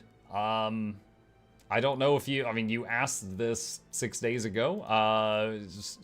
Yeah, it's fine. Many days I don't know because I don't go outside, but it's fine. Next up, how is Chip doing? Chip actually threw up today. We woke up and he had left presents for us on the carpet. But as through the day itself, he's been fine. He is currently over there. Get rotated, Furbo. Hello. I can't quite reach him. Anyway, Chip's over there. He's just chilling out. So yeah, 9 days out of 10, he's fine. Today, he was a little sick. Does he have his NVIDIA blankie back? Yes, he does. Here is his throne, and he's got a fresh, cleaned blanket, and he is choosing to lay in a very stiff chair over in the corner. Because I don't know why. Okay. You have an unlimited budget to change one thing about your streaming setup or office that isn't the computer itself. What's getting an upgrade? Butler. A butler that would just he'd be like, yo, go for this, go for that. He'd just get anything I need. Unlimited budget would be a butler in the office. That's it. Or maybe one of those replicators from Star Trek that you could just be like, Earl Grey, 92 degrees, and then, it just spits out anything. That would also be good. If it has to be more realistic, just upgrade the office around the computer that I can't upgrade into like a mansion or something. Okay. Yeah, I don't know. I'm very happy with my setup. I haven't had to change anything in a while. Until something breaks, I'm quite happy with my setup. Stream Butler? Yes. He'd bring me the finest of Cokes. He'd be like, so this Coke was bottled in 2024. A good year. How are you, Muck? I am fine. I am doing good. I've mostly recovered from the 14-hour stream I did the day before yesterday, and then I woke up 6 hours later and did another stream. I've mostly recovered from that. Yeah, right now, we got the Twitch drops and all that going on, so it's a very busy week right now. How is the family? Family is fine. Gabe is currently in 6th grade, so he is experiencing middle school, and I'm not telling him this, but those were the worst years of my life when I was in middle school, so I'm hoping his goes better than mine does. Wife is, working from home since sometime last year. She helps me with the content creation. She's one of the people that helps gets the episodes up on the second YouTube channel each day, stuff like that. She basically...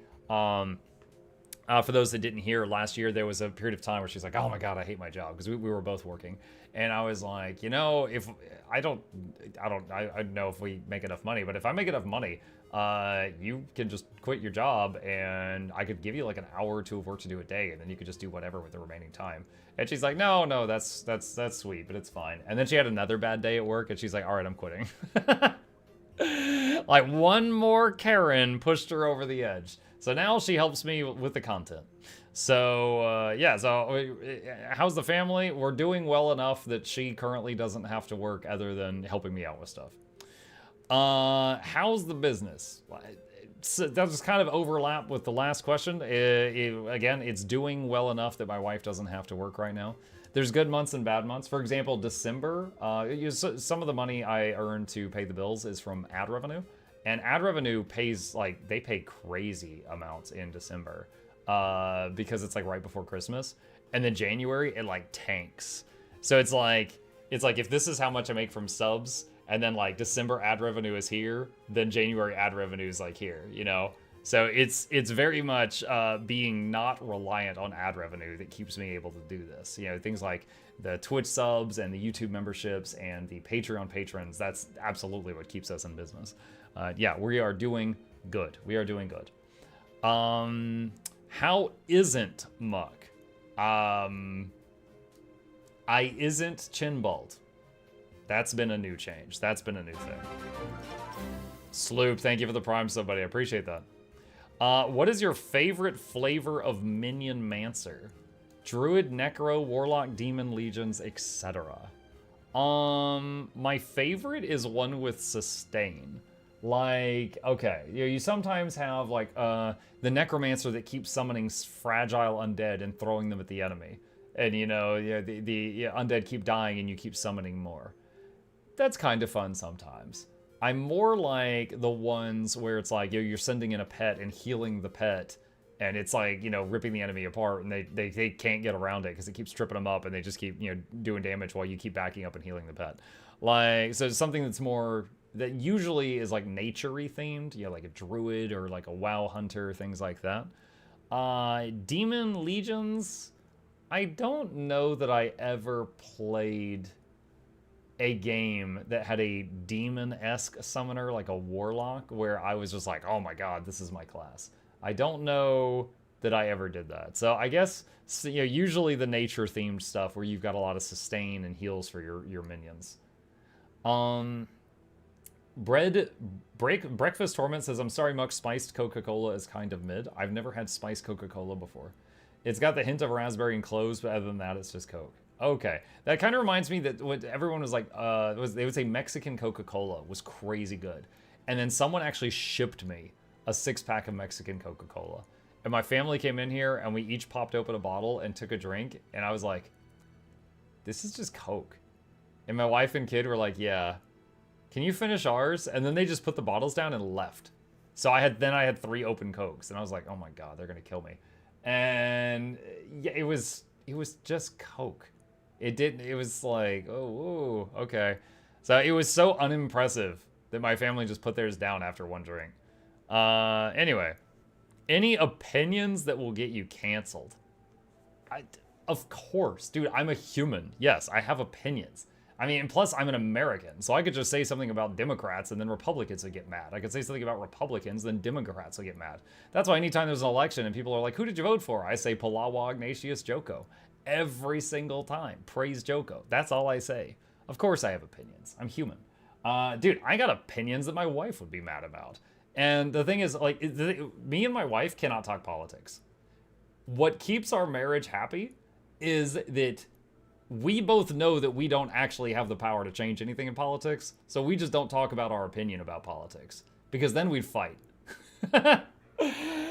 we would fight. We would. I can be mad about, this person, like, I can be mad about red guy, and she'd be like, no, red guy's a good boy. I'm mad at blue guy, and I'm like, no, blue guy's a good boy, or whatever. And then, we end up like just the silent treatment at dinner. And you know what? Red guy and blue guy, they don't come to our house and help solve this argument. In fact, they don't do much of anything. So yeah, we just don't talk about that stuff. And yeah, same with me on stream. If I think something is going to get me canceled, I just don't talk about that thing. What made you start doing the whole daily streaming streak to begin with? I streamed for what about green guy? That's Jib. That's Jib. He's gonna sweep everything when we least expect it. Daily streaming streak. So I started streaming, and then like a week later, I was like, okay, well, all the stuff I've read online about what I should be doing says take a day off. So I took a day off, and the whole day I was just making stream stuff. And I was like, man, I wish I hadn't taken today off. I wanted to stream today. Because I've mentioned this before, but there's people that get like drained by streaming. I get energized by streaming. I want to be here, and I get like charged by it. So I wanted to do that. So I was like, all right, I'll take the next day off when I feel like I need a day off. That was 2,106 days ago. That is a completely true story. Now, after a while, it was like, oh my god, I've gone 6 months. I got to keep this streak going, stuff like that. So, it definitely, after it had been going for a while, became kind of like, it incentivized itself, because it became something I was known for, like always being here if people wanted to come hang out. It became like, part of my thing. Like, hey, you're talking to sponsors. I'm like, oh, hey, yeah, I'm a streamer. And they're like, yeah, okay, we've heard that before. I'm family friendly. Oh, that's unique. Not many people are family friendly. I've streamed 2,000 days in a row. I'm sorry, what? Yeah, stuff like that. Usually it's eye-catching. It's become, part of the brand at this point. Even COVID couldn't break the streak. It almost did. Dude, COVID hit me like a truck when I caught that. That was awful. But yeah, we got through it. We did stream through sickness and health. Let's see. You do giveaways every Tuesday. Is that still worth it to make the channel grow? Sometimes. Do you see Twitch or YouTube getting more viewers, subscribers because of that after all those years? Tuesdays are always have more people. Yeah. Anytime I do giveaways, there are always more people that day. which is part of the reason I do giveaways every time I do a sponsored stream. So when I get a sponsored stream, you know, some company will pay me to try their game. I want them to see that, because what usually happens is company pays streamer. They're like, hey, you usually average 200 viewers. We will pay you based on the fact that you usually get 200 viewers to play our game for one night. And then what usually happens is streamer says, hey guys, I'm playing new game, and less of that person's audience shows up. They go down to 100 viewers, and the company's just like, okay, well, you did what we asked you to, thanks. You know, and they're not thrilled about it.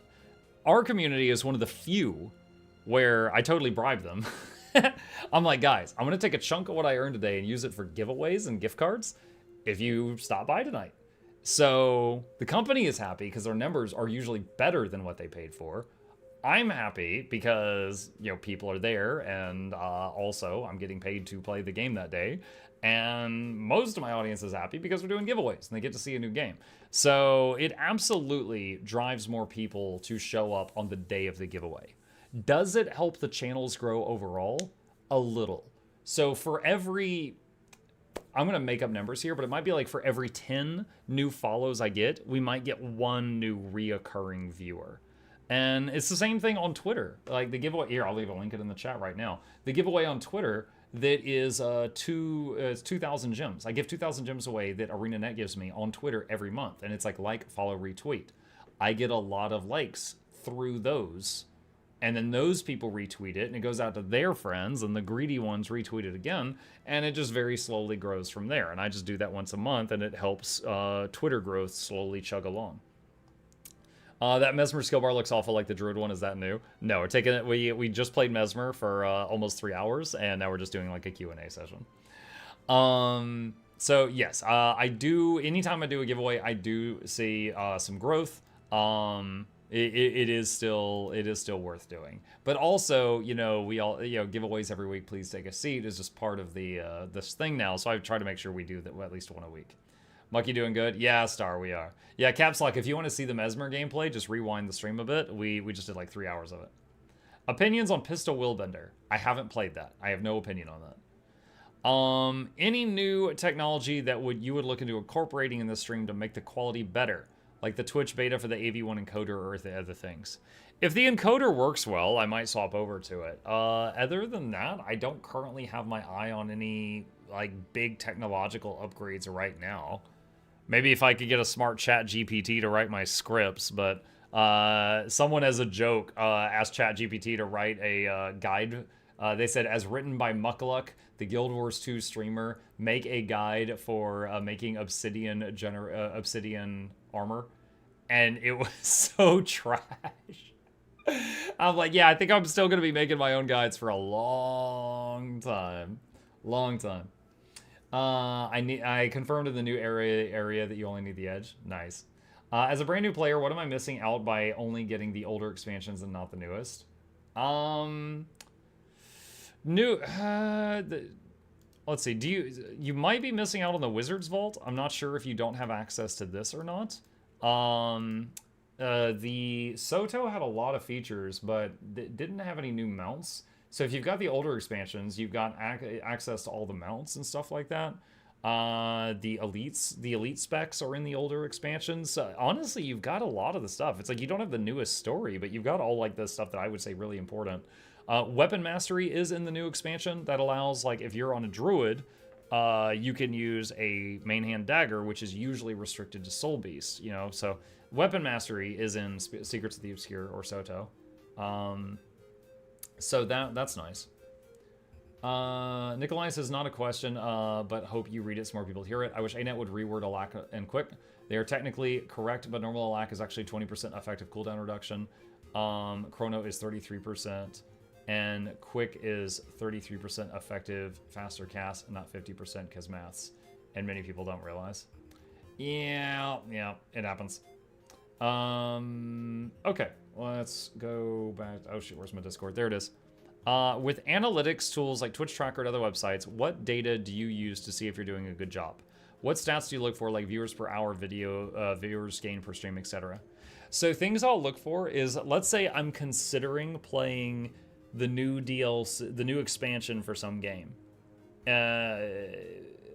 Like Horizon Zero Dawn. I played Horizon Zero Dawn on stream. I might use Twitch Tracker and go to see how many viewers I had who stayed while I played Horizon Zero Dawn, and use that to determine whether or not I'm going to play the next Horizon game. So I'll do that sometimes.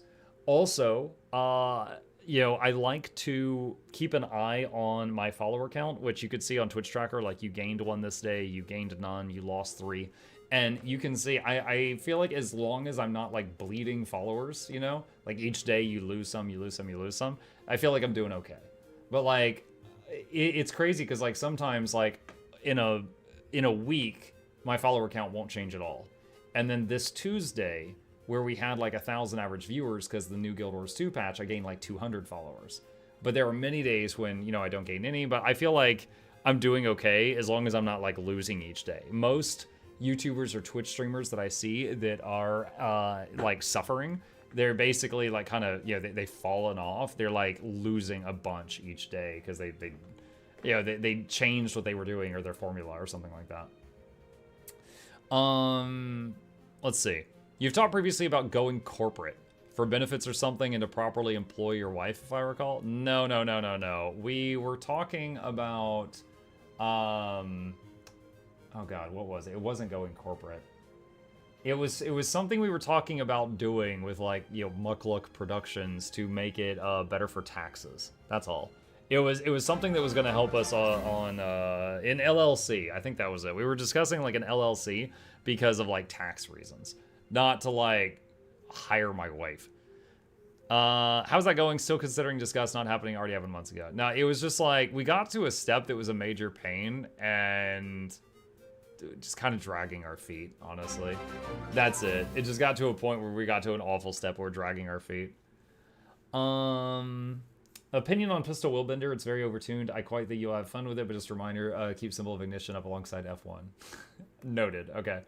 Chaos is Alive, Creation Angel, Caps Lock. Thank you for the subs, appreciate you guys. Thank you very, very much, welcome. Caps Lock's 27 gifted a tier 1 sub to Dranken88. This is their first gift sub in the channel. Thank you, Caps. Let's see. When will you enhance Muckbucks to an official crypto? How will you back the currency? Muckbucks the crypto. Can you utilize your own crypto as a form of payment for your business? Is it tax deductible as payroll? What the hell? I don't know anything about that. Like, the only thing I know is if I had gotten into Bitcoin 10 years ago, I'd be rich now. That's it. I know if I time travel backwards, I should get Bitcoin. I don't know anything about making Muckbucks crypto. This is 2024, not 2021. We're in the AI era. Yeah, now we sell the monkey pictures, right? That's it. The totally fungible pictures. When are we going to be able to use Muckbucks to add AI generated content to the stream? I actually didn't know this was a thing until I saw recently. What was it? Was it Artosis? I was watching some Stormgate gameplay. I think it was Artosis was playing. He's the old StarCraft 2 player, the Artosis Pylon guy. And he had a thing where people would do like a redeem, and they would describe like Artosis playing in front of an audience of 5 billion people in Warhammer outfits while his SCVs hold him up. And like a painting with like AI generated art was coming up as they did redeems, and then it would disappear like 5 seconds later. And it was really funny. So I did not know this was a thing until like days ago. I don't know how to set that up though. That would be funny, but I don't know how to set that up. Mukluk AI waifu girlfriend bot. Oh god. Why do you add filters to the stream? And in these modern days that you are successful, what would you like to add to the stream? Like a 3D model, 2D model, ability for us to throw stuff at you on stream. Most of these ideas sound like they are from VTubers, which is totally fine. I don't know that my current audience wants to see me as a VTuber though. You know, beyond the potato. just the potato. I think that's all they want is just the potato. No, I mean it could be funny, but I don't think I've got the audience for that. Like I do not mind talking behind a, you know, image or VTube type thing. Like I do that with Wizard Dennis. And like we do that with like the the potatoes and stuff like that. Like this doesn't bother me at all. But I don't think we got the people for it. OG Dennis is missed. Yeah, well, yeah, I can't find him. Like the program that actually does this stuff they stopped backing it. It was Snap. It was like Instagram Snapchat filter. This program actually went out of date like a year ago. And I'm still using the last version that they had, and it has a lot of problems, and they will never be fixed because they don't fix it anymore. Let's see. Audio upgrade win. My audio is glorious. What are you talking about, Noda? Actually, Noxxi set up my audio, so if there's anything wrong with it, it's Noxxi's fault. Audio filters win. I don't know. I don't know that I have seen some YouTube videos where someone had an audio filter at a key moment and it was really funny. I have seen so many Twitch streamers that mess with audio filters and it just came across to me as really cringe. And I try to make my stream one that I would watch. So I'm not going to include something that I don't want to see or hear. So that's the reason I've never messed with audio filters much. Do you reckon it would benefit or hurt your numbers if you did giveaways every night? It would absolutely help my numbers, but it would drastically... One, I couldn't afford to do that. And two, even if someone else gave me stuff to give away every single night, I would not be able... Like, the amount of time that cuts out of the stream... Usually, like, bare minimum, we lose 30 minutes to an hour of the stream for a simple giveaway. Maybe more than that. So... If it was like one big item, like, okay, hypothetically, let's say Logitech or Razer was giving me hardware, and each night I just did one giveaway where I gave away like a headset.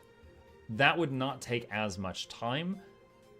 That would be ideal, but I don't have a backer like that. But yeah, but doing like a giveaway where I give out, usually every Tuesday I give out prizes to minimum 10 winners. And we've got like the part where we like open the entries and then people enter for 5 minutes and then I start calling the winners, and then we got to wait on them to respond. And the whole process is usually 30 minutes to an hour. Doing that every day would be not feasible. We would lose. It would take us so much longer to get through games. But if we just had like one big prize each day, that could be fun, but would have to find a backer for that because I can't do that. Just out of curiosity, do all your ranger pets have names? No, but a lot of them do. Like the Fangdaboga is Fight Shrub, Jacaranda is Cluster Muck, my new Chalk is Chalk Norris, Hawk is Tomahawk, Owl is Albert Einstein, the bear is Wojtek, named after that Russian bear. The wolf is like Haha Fear Go Burr, because the wolf fears people. Turtle is Laura the Late. It used to be the Late Laura, and people thought she was dead, and I changed it. Let's see. Okay. Sublime! Yeah, it is sublime. Have you considered playing WoW on stream? Maybe once for a special stream or something. I have no problem with WoW. For those who don't know, I played WoW for almost 10 years. I did hardcore raiding for many of them, and I managed to lead a couple of server firsts in Cataclysm and Wrath of the Lich King. I'm very burned out on WoW. I could boot it up and play it and have fun. The one time I streamed WoW was when Battle for Azeroth came out. Battle for Azeroth came out and I played it on my stream for like a month. My viewer count tanked. It seemed like that was at the time, it may have changed, but it really felt like my audience didn't want to see that. So after I kind of got, I did all of the story stuff for BFA and it was basically just like, grind dungeon time. I stopped and went back to what I was doing before. So yeah, no, I hadn't ever seriously considered it. Recently we started doing a playthrough of Warcraft 3. It was kind of like a nostalgia thing. And now this is during my morning stream. My morning streams, usually if I'm not playing Guild Wars 2, I'm lucky if they hit like 200 viewers. If I am playing Guild Wars 2, it's usually way above that. But we were getting over 200 repeatedly while I was playing Warcraft 3 Reign of Chaos. I was really shocked by that. And we were discussing making the morning stream being like a nostalgia stream. Like, we would do, like, Warcraft 3, then maybe StarCraft and StarCraft 2, maybe, like, Dungeon Siege, maybe Jedi Knights of the Old Republic, like KOTOR. Like, we were talking about doing, like, lots of old games during the morning stream. Right now, we have finished Reign of Chaos, and we're in the final campaign of the Frozen Throne. So there has been talk of doing more nostalgic games in the mornings if people are there for it. Again, you know, I love my job, but it is also what pays my bills. So if I'm playing a game and, you know, the numbers of how many viewers show up tank, I got to stop playing that game. You know, it just doesn't work out. But yeah, maybe. KOTOR has my vote. KOTOR has a lot of votes. Let's see. But yeah, WoW, I haven't really considered it. One thing my wife suggested me, she's like, if you're going to do that, why don't you play that first MMO you played? I was like, EverQuest? She's like, yeah. And I was like, maybe. I mean, Carnage plays it on stream sometimes. Maybe I could pull off playing it from time to time. But yeah, it could be fun doing old games that I still enjoy. Let's see. I remember in the past, some viewers in chat complimented your appearance. Have you ever had to deal with harassment on stream? Yes. Yeah, I have. There was... Oh, man. What was the worst one?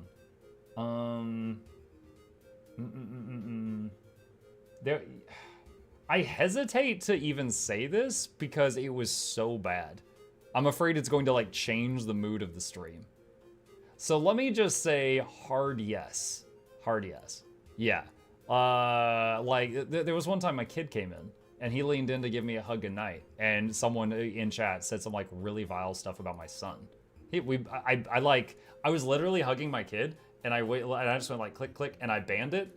But oh man, dude, that was festering in my head the rest of the evening. I tried to just, because trolls feed off you reacting. If you react, they'll make a new account and come back. If you act like it was nothing and just do that and no one else even sees it, if you do it fast enough, they usually leave. So I had to act like it didn't bother me. But yeah, dude, it like festered in my head the rest of the evening. And I was just like, you know, I was like really off by that. But yeah, there's, you know, and I know that like when it comes to like appearance, I think it's a fact that like female streamers get it worse than guys. But yeah, I've gotten it from time to time too. Lately, it's mostly been, hey, Muck, nice beard. So I've got that going for me. Yeah, lately I tried the beard out for the first time in my life.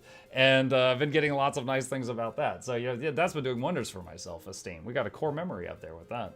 So yeah, it's like lately it's been positive. But yeah, there's negative stuff from time to time. I don't think any streamer is immune to the negative stuff. Because you take someone who's kind of a jerk and then you give them anonymity and they can just go around and have no repercussions. Oh my god, yeah, they'll just run around and say whatever they want. Nice beard, Muck. Thank you.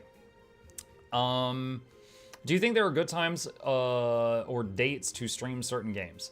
Yes. Like a game that just launched, the good times would be from launch to X number of weeks. So here's the thing. If you are one of the top streamers on Twitch, examples. If you are Zizaran, and it's day one of Last Epoch, if he plays Last Epoch, it is going to be insane because he's known for action RPGs. But that doesn't mean if you play Last Epoch, it's going to go good. Because so many people are going to play Last Epoch on day one that if you're a smaller streamer, even me, that I'm in the top 1%, there's a huge difference between me and the top 0.1%, right? If I stream Last Epoch on day one, I'll be on like page 10. If you're a small streamer and you're like, you know, less than 10 viewers, you're going to be on like page 300 because everyone's playing Last Epoch. So if you're already a really big streamer within a category and a new thing comes out, doing whatever that thing is on day one will be huge. That is the entire reason why on Tuesday I streamed for 14 hours. Is I'm well known in the Guild Wars 2 community. Tuesday was insane. I stayed over 1,000 viewers the entire stream. That is way higher than what I usually do. Teapot, Loranity, like all of them right now are literally doing that.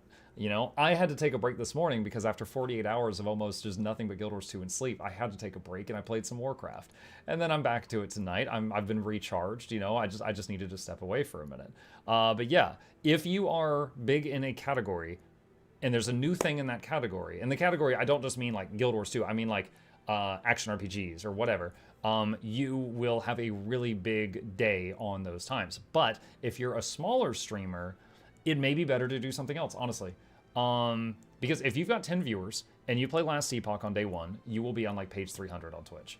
However, to quote Josh Strife Hayes, if you play Morrowind, well, not many people are looking for a Morrowind streamer, but if they do, you're the only one there. So when I started streaming Guild Wars 2, hold on, this is actually really cool. Give me just a second. Okay, here's the Guild Wars 2 category on Twitch. How many people are in here right now?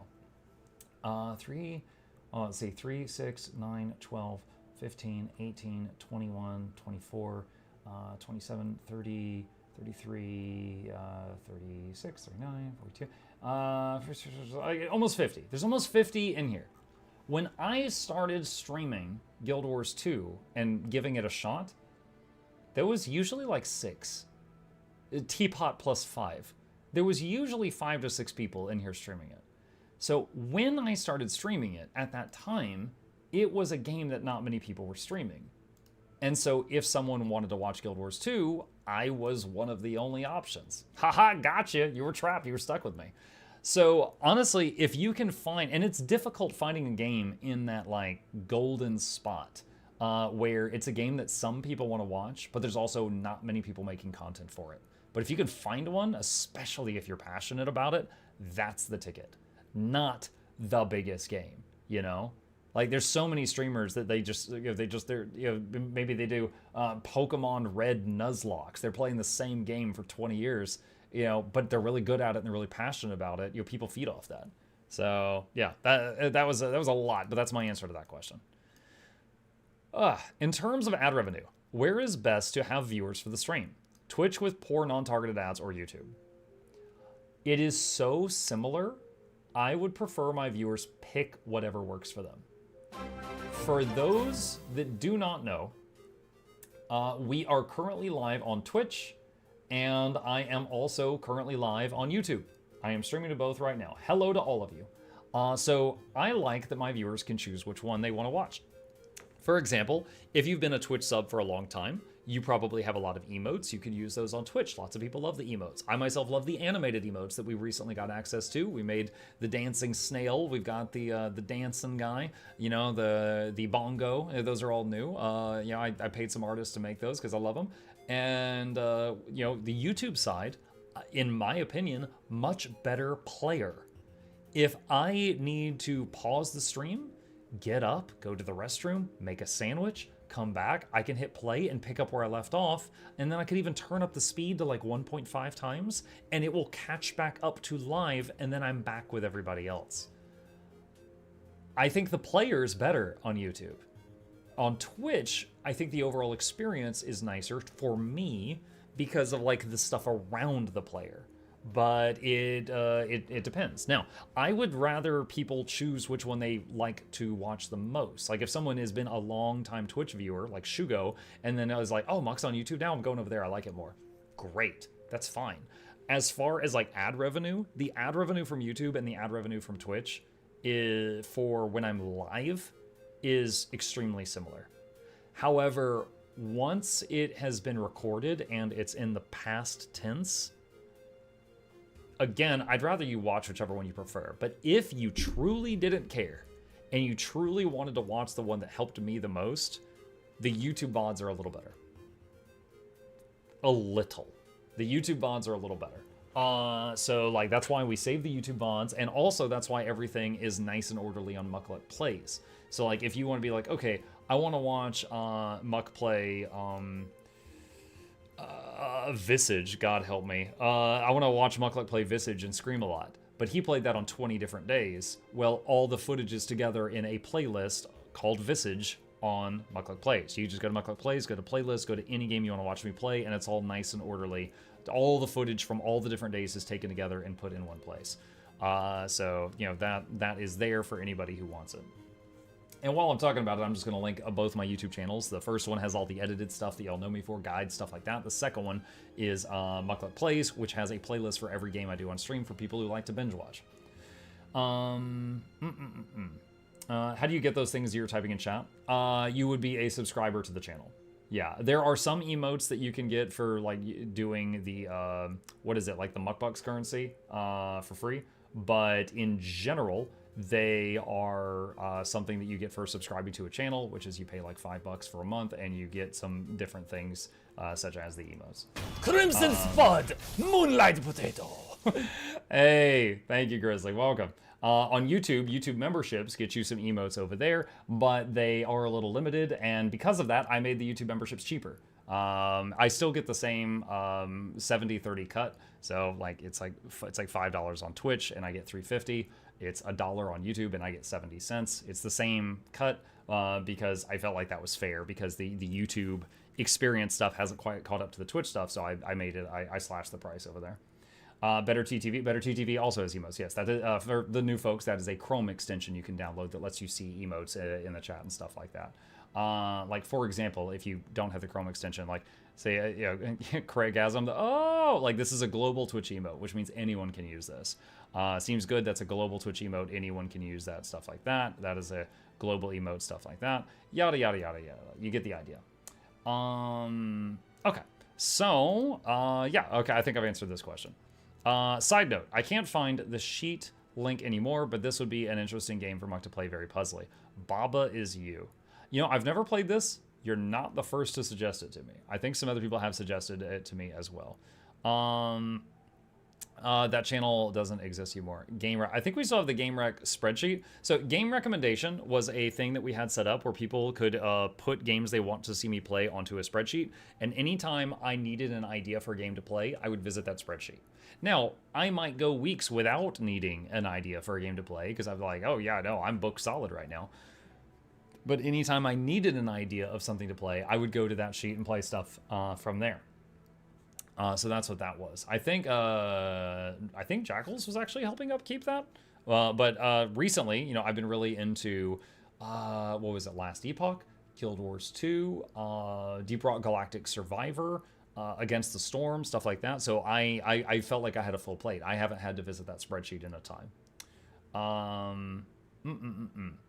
And if you're a patron at a certain level of our beloved Mukluk here, you get to pester him with a unique sound. Yes.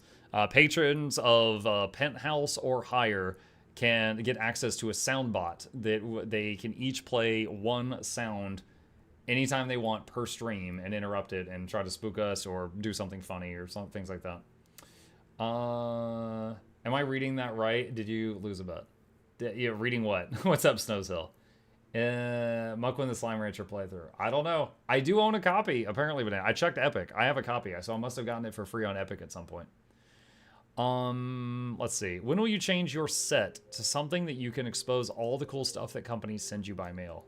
Oh, man. Yeah, I do have some really cool stuff. I mean, just behind me right now is the toolbox from Pacific Drive with the shirt in it that has my name embroidered on it, and also the giant gauntlet that Warhammer sent me. And over to my left, I've got the box, for the steel box from the God Emperor from when we played, I think it was Inquisitor Martyr, with the etched scriptures on it. Over there, I've got the treasure chest from Riot from Ruined King. Like, yeah, I've got some really cool stuff that, and y'all. I've got a 3D printed Mukluk up there on a shelf. I've got the hand-stitched little minion holding the potion bottle that Miss Happy Clam made. I have got so much cool stuff that y'all have sent me. I don't know. Maybe I need to get like one of those like plastic or glass shelves set up so I can like just, you know, put it all in there and show it off. But yeah, right now it is all in here. It is safe. It is not in a place that where Chip could knock it down and break anything. But yeah, I don't have it like in a display or anything like that. You totally need to wear that shirt when you get around to playing Pacific Drive. I will wear the Grease Monkey shirt when I play Pacific Drive, which will be, if not, at the latest, it will be after I finish Warcraft 3: The Frozen Throne. If I open up slots, you know, time in the evening stream before then, maybe I'll put it there.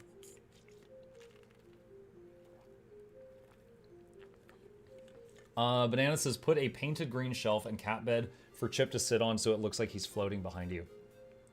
Chip is currently right under my left armpit.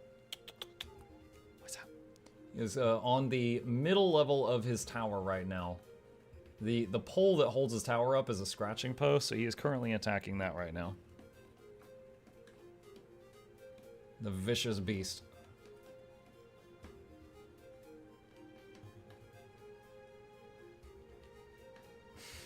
Okay. He's like, why are you interrupting me? Okay. Let's put that back and put this back. All right. Oh, well, now he's here. Okay.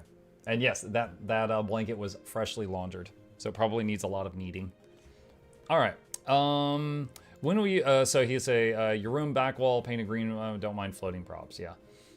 What turned you into a Muxaquist? Mutiny Monday masochist. You looked in pain with that much snail. I don't have the animated ones. And then people did animated snails. Okay. Okay, so Riftbreaker kind of opened up the door for, oh my gosh, chat integrated games can be fun, right? And then I played a bunch of others, and it was like, okay, maybe just Riftbreaker's fun. For example, I tried Noida, and there was certain things chat could type that just flat out killed me. Just enter, game over. And I was just like, okay, I guess I have to start over now. That wasn't fun. Dead Cells, there was a couple like that.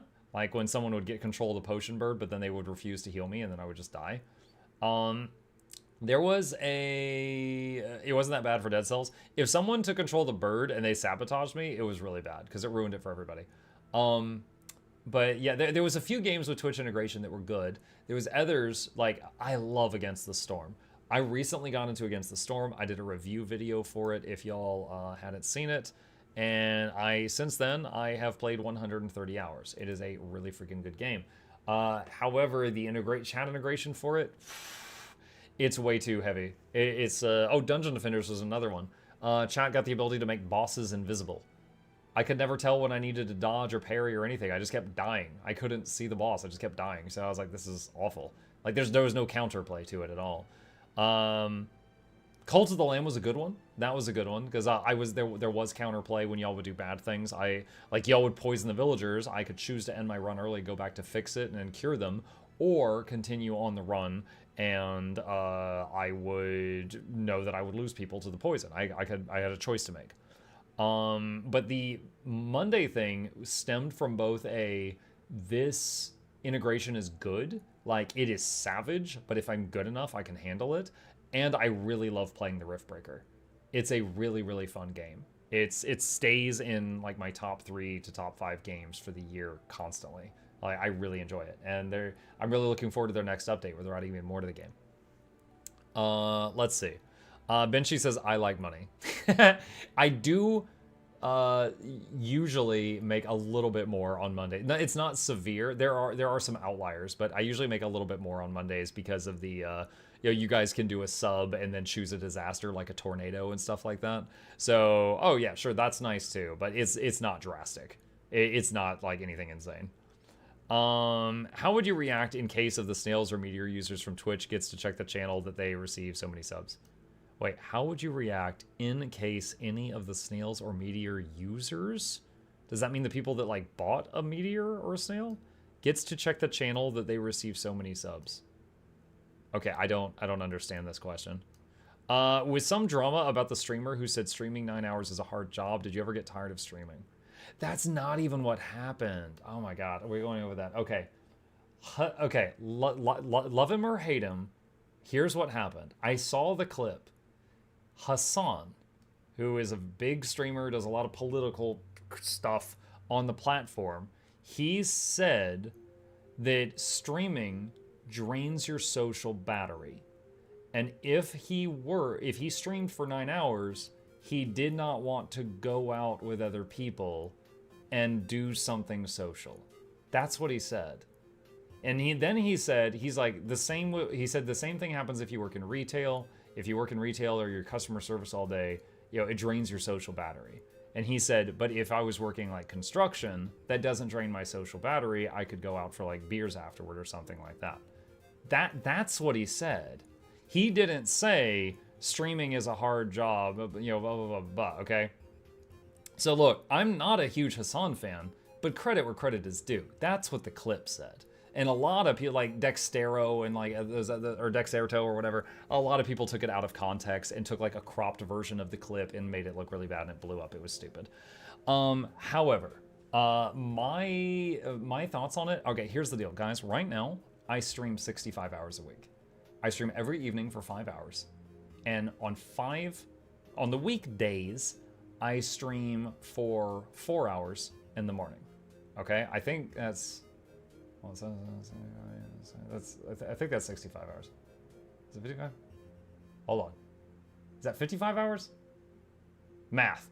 I don't know. I stream enough that I can't do math anymore. I stream 55 to 65 hours in a week. So I work that much on streaming. And then on top of that, here, hold on. Let's where's the paper? Okay. All right. Stream 55 plus hours a week. Also do YouTube stuff. Stay interactive on Facebook. Yes, Facebook. Twitter, Discords to maintain relevance, as weird as that sounds. You know, go back and forth with Noxxi on projects. Keep uploads up to date on Mukluk Plays every single day. Which, you know, so all this stuff, I do this. I probably work 60 to 80 hours a week. I would rather do this than go back to my 40-hour-a-week tech support job. Okay? Is streaming draining? Sometimes, yeah, sure. Would I rather do this than work tech support? Yes? Are you serious? Oh my, dude, tech support, I wanted to freaking off myself. Are you kidding me? Yeah, dude, I have a job I love. I am a workaholic. I work way too many hours, but I would not rather work less hours and go back to tech support. Okay? Yeah, I am very happy where I'm at. Look, so like, I put down all my hours to drive a point there. Yes, streaming can be tiring, sure, all right? After Tuesday, I streamed for 14 hours, and the next day, my voice was completely shot, and I had a headache. I do not pretend that that is the same level of exhaustion as being a waiter at a restaurant on a busy evening, okay?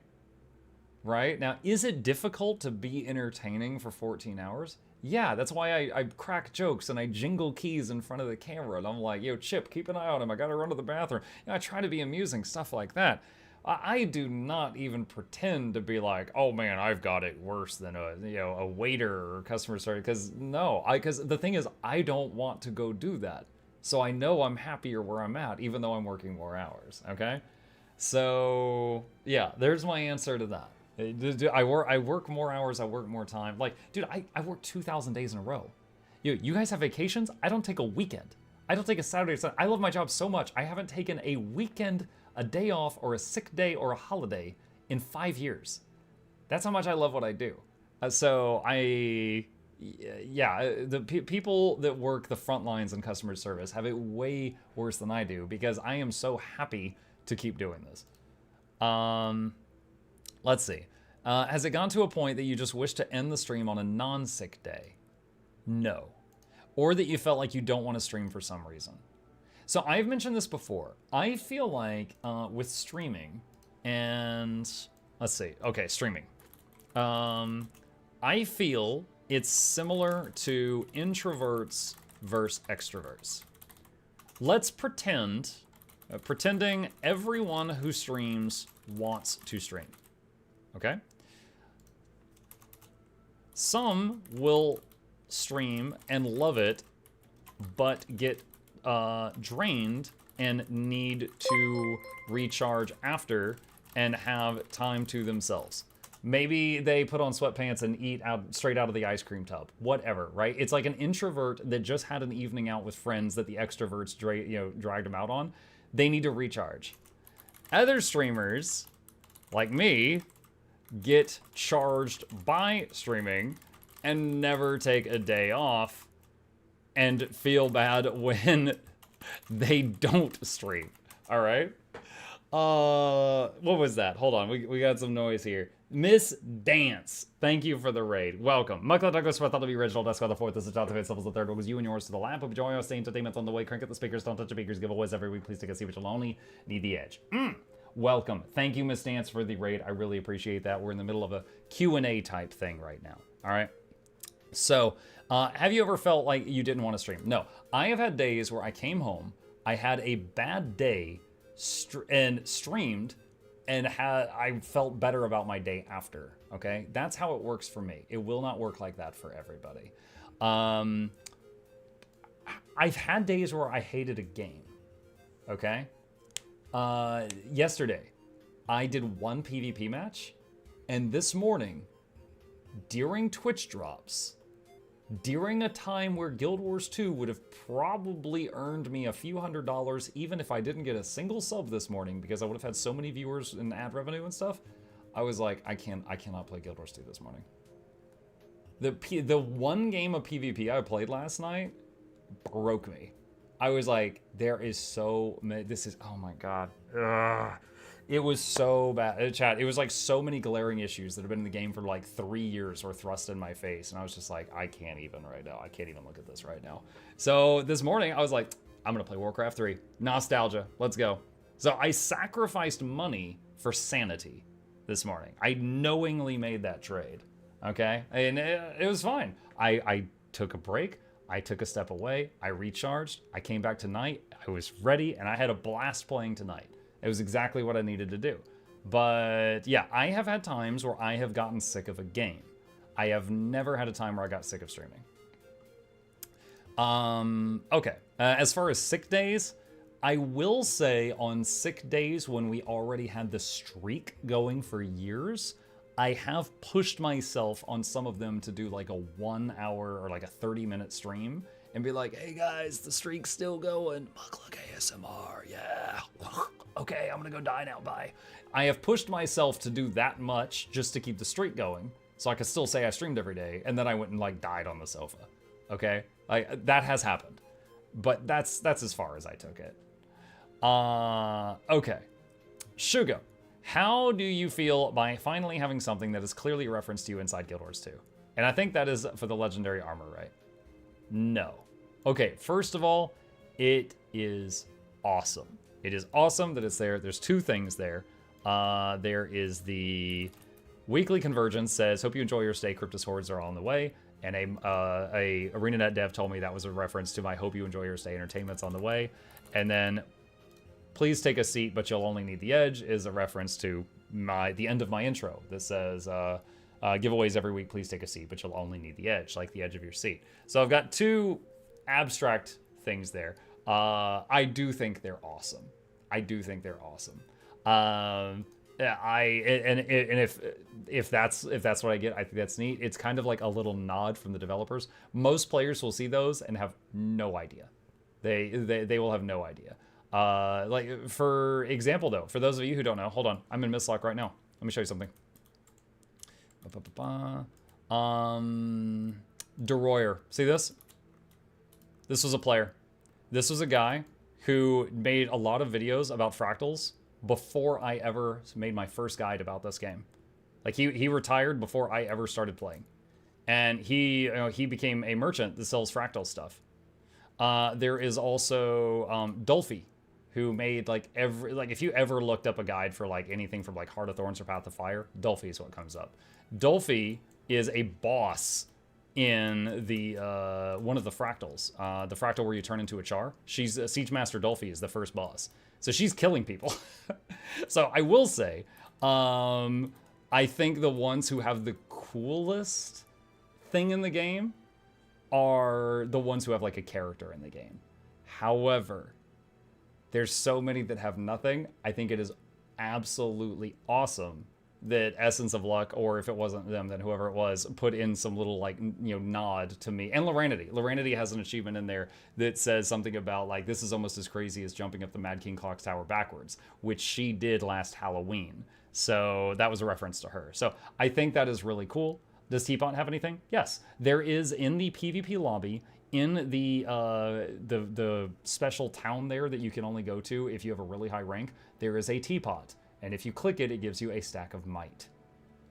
It is a mighty teapot. He does. He does have one in there.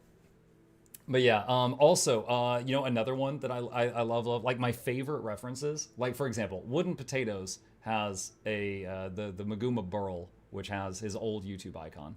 You know, I know that I and Loranity have a kind of a little nod in the flavor text of some achievements now. DeRoyer has a merchant. Roy has a merchant in World v World. Dolphy is a boss. Rukuri, Bird of Chess, she's got a NPC in Arborstone that is like looking at books on a shelf. And they actually made it look like Rook looks like she like models or something. So they just took her, rather than make it look like her character in game, they made it look like her in real life. And it worked. So she's got a character in Arborstone. So the ones that have characters are my favorite ones.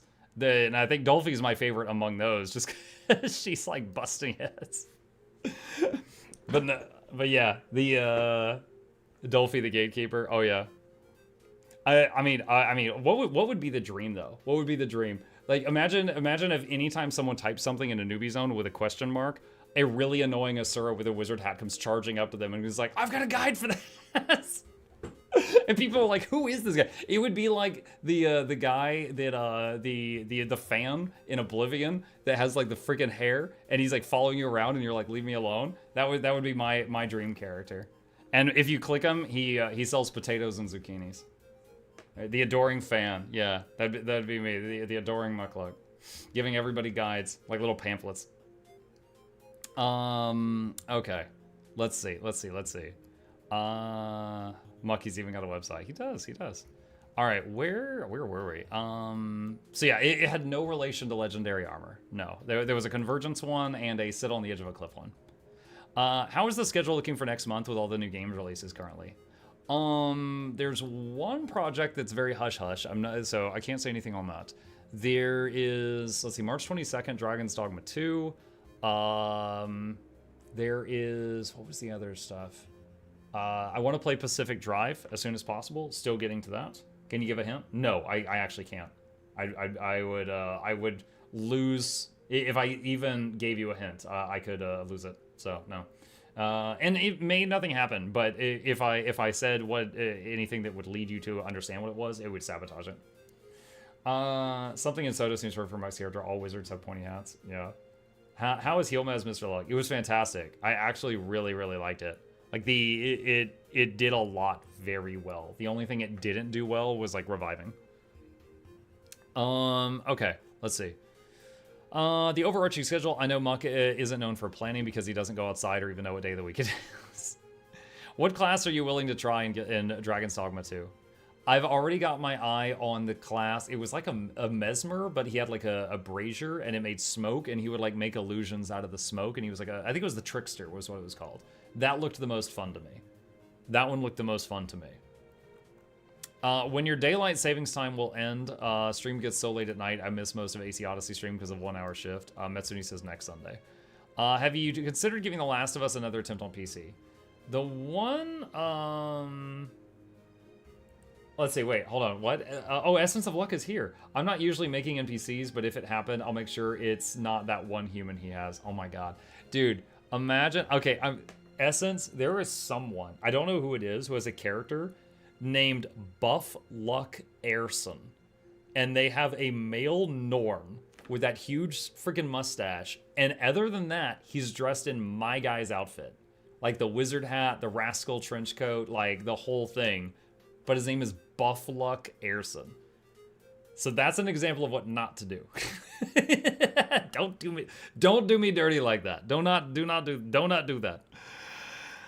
Last of Us. All right, so one time I bought Last of Us on Steam. I installed it, and at the main menu, it was moving at like 1 frame per second. Like I could not get past the main menu. It's like I tried just like starting the game to see if it got better after the menu, and it was like it still was crap. And I looked up online, and there was a lot of reviews saying the performance was bad on PC, and they've been saying that they're going to patch it for like years. And so I refunded it. So I've heard great things about The Last of Us. I've heard terrible things about its sequel, but the first one I've heard great things, and I wanted to try it. I couldn't get it to work, and I refunded it. So, let's see. Have you considered getting bigger and better quality main monitor to play games and maybe bigger stream area? I'm very happy with my monitor and stream area. Not an ultra wide as Noxxi, that would be those black bars on top and bottom, but just 1440p or 4K. No, I have not considered doing that. I'm very happy with my equipment right now. I think the issue is streaming. Anything above 1080p doesn't really work on Twitch. Fun thing, we are actually streaming at a bit rate so high that Twitch always says I'm crashing. One day Noxxi came in and was like, hey, I think you can increase your bitrate and Twitch actually won't care and it will make it look better on YouTube. And I said, okay, let's try it. And we did it, and I've had a red alarm ever since. So I never know when I actually crash because it says I'm always crashing. So that's why you know how I find out I usually crash? It's when you guys all type a certain letter in the chat, which is now going to flood the chat. The old quantum bitrate, yep. Does dev stop showing ANET tags nowadays? Rarely see it in pubs now. Yeah, there it is. Q, yeah, it was Q. You figured it out. I have seen less lately. I mean, maybe they just want to play and not have people bother them. I could totally understand that. I used to see Darkbringer all the time and occasionally others. Lately, and maybe it's my time slot. Maybe it's when I play. But lately, Essence of Luck is the main one I run into. And I haven't really seen others in a while. But I don't know. I don't know.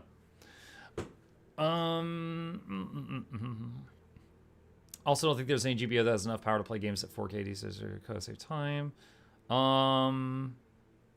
Talking about collabs with other content creators or developers, what has been your favorite instance of working with another/multiple people for content? Another one, multiple people for content. I have really enjoyed when I played Vermintide with Loranity and Noxxi and Shypash.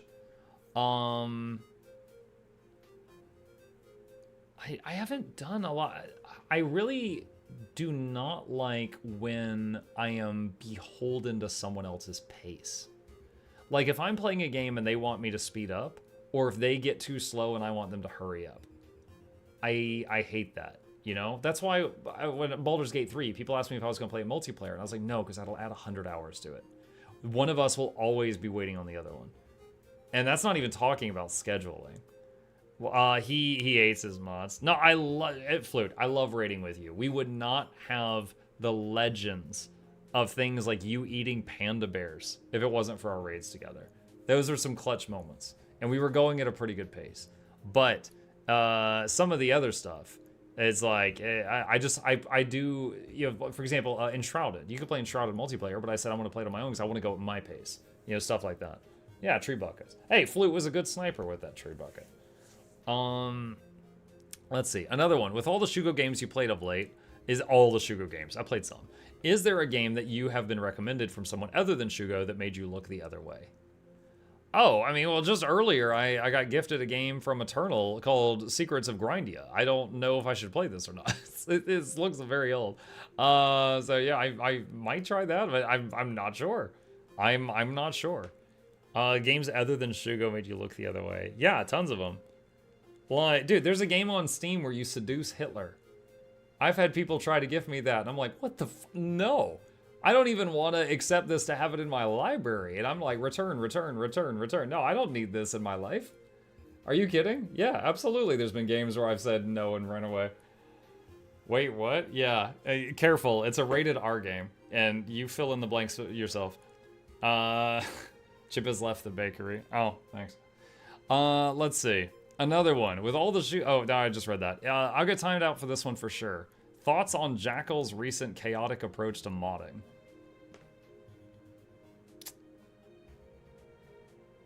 I'm looking at Jackals in the chat right now. Could be better. Could be better. There was, let's see. What was all the things she did the other day? Let's see. She tried to ruin my marriage. And I remember my wife was in the chat, and I shut that down pretty quick. She banned a bunch of spellings of the word metachlorians, and I was like, what the fuck are you doing? Stop. Undo all of those. Why are you adding all spellings of the word metachlorians to the ban list? Stop it. So I had her undo all of that. And then, and she unpins freaking everything under the sun. So yeah, she has her moments, true. She's barely staying on board right now. That's how desperate we are for good help, is we're putting up with all this. Oh, that's right. And I was trying to make a poll and I couldn't because she kept making polls, and I couldn't make a poll because she was polling. That was another one. That's right. How do you feel about Last Epoch's instance resets? I'm not a fan.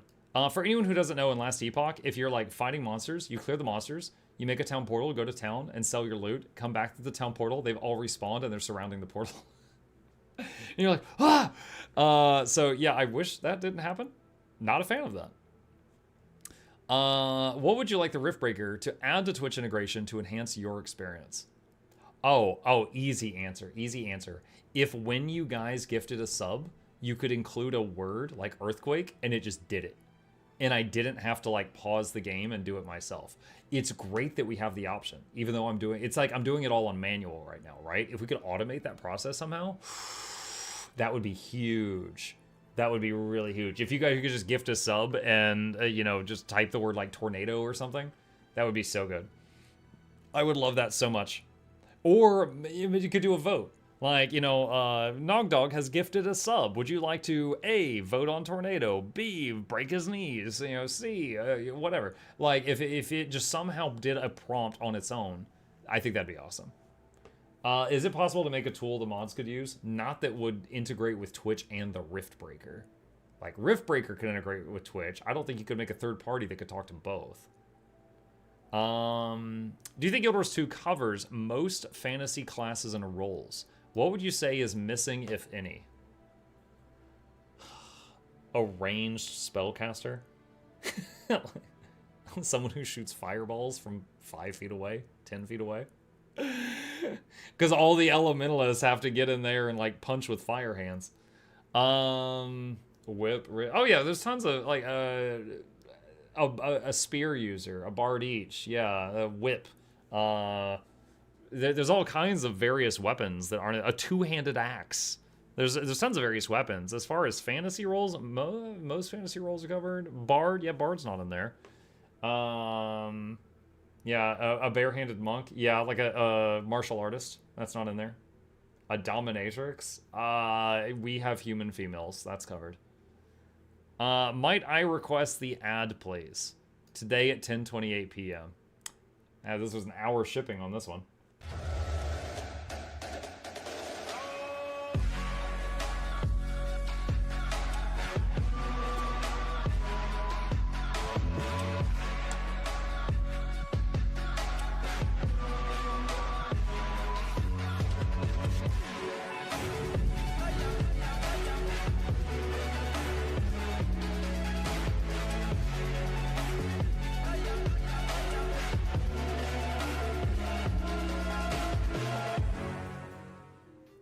And there it is. All right.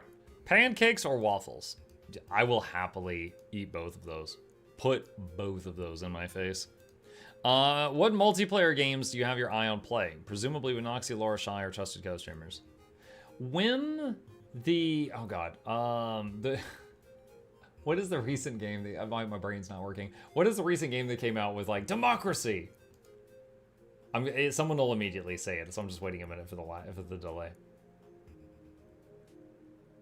Helldivers 2, thank you. When Helldivers 2 came out, I looked at trailers of it, and I was like, this looks like every other shooter game ever. And I kind of dismissed it. And then I started seeing the memes and stuff on it, and I was like, okay, wait, this actually looks pretty funny. So I would maybe like to play that. You catch that clip from last night? D. The one where I was like making all the horrified faces? Yes. So yeah, I do think I would enjoy playing that with them possibly. When I first saw it, I was like, oh, it's a gun game, and I just dismissed it. But after seeing the memes and stuff, I'm like, oh shoot, okay, I think I'm starting to see the appeal. Are there any games that you think might be fun to stream, but you don't because you don't know if it'll get enough viewers to be viable? Absolutely. Warcraft 3, StarCraft 2, Knights of the Old Republic. They're like all the Dungeon Siege 2. The games I grew up with, I would love to replay all of them. However, it's a matter of, do I have enough viewers that I can pay my electric bill if I do that? Also, you know, the current stuff, like, you know, the Pacific Drive. I recently got a key for Pacific Drive. I want to play that. I'm trying to finish what we're currently working on, but we're going to be starting that at some point soon. Also, they're going to add mechs to it soon. Mechs are coming back. Oh boy. If I had the budget, I would pay money to watch you play Helldivers 2 with your preferred crew. Oh, okay. What RTS games do you currently have an eye on playing?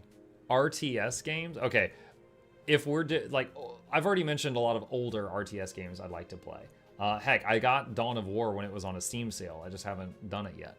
There's a lot of old RTS games I like to play. We recently played Stormgate, when it was during the open week where everybody could play Stormgate.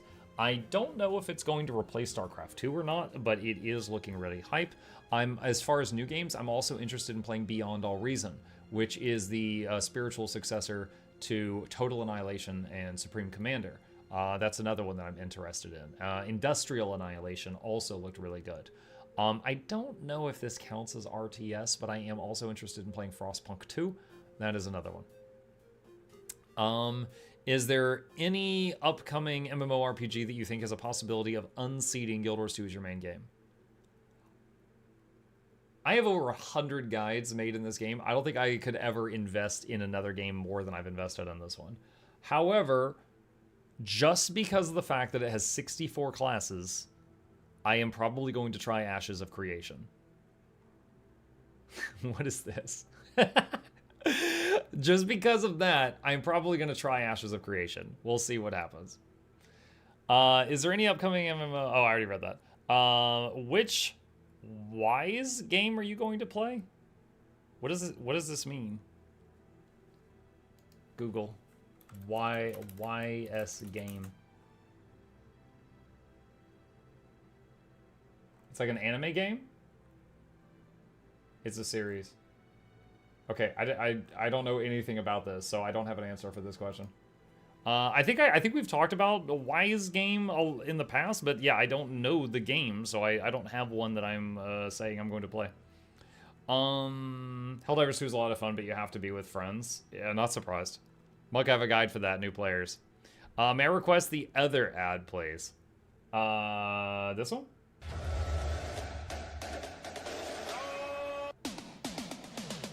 Okay, that's all I can play because lately Rick Astley's been DMCAing people on YouTube for playing that, so just pretend you got Rickrolled. I have to, if I'm streaming to YouTube, I can't play that whole clip. All right. When is Mutt going to join people in democracy and fight on the front lines? I mean, I just mentioned I wouldn't mind it. I wouldn't mind it. Oh my God, I'm at the bottom of the scroll bar. We're almost there. It's the label, not Rick himself. No, it's Rick himself. He knocks on your door and he's like, knock, knock. It's just like if you don't do your Duolingo thing, you know, the owl comes by. Banana, welcome. Has any game that you've played convinced you to take up or at least try a new hobby? Do you think you might find one that could? Like if you like the swordplay in a game so much you thought you might try fencing. No, that's totally not a real life example, cough. Gameplay in a game that made me pick up a new hobby. I mean, I've had gameplay in a game get me addicted to a genre of game. Your Discord screen is off. There you go. Like, I got into playing Warhammer games. I've had zero desire to buy Warhammer figurines, if that's what you're suggesting. Fencing is a real sport. I didn't say it was. Power Wash Simulator. Yeah, that made me want to go wash my car. Law. What's your prediction for the big sell feature of next Guild Wars 2 X-Pack, like Legi Armor and new weapons for Soto? I think there will be another round of new weapons for everybody, but we'll see. Playing Blood Bowl got me into playing Blood Bowl IRL and some mini painting. There was, I remember, the volleyball anime. I think it's called Haikyuu, which I watched it. I enjoyed it. I had fun. It actually, you know, because it's, you know, anime. The crazy camera angles, like someone will hit like a a volleyball, and you'll see the impact from like 3 different angles, and it'll like, hit the ground, and like cracks will appear and stuff like that. Like, it made volleyball look so cool that it actually surged the interest in like young men in like elementary and middle school into the volleyball clubs. It was really, I watched a whole like documentary about this. It was really funny. But yeah, it freaking works. It freaking works if they make it look good.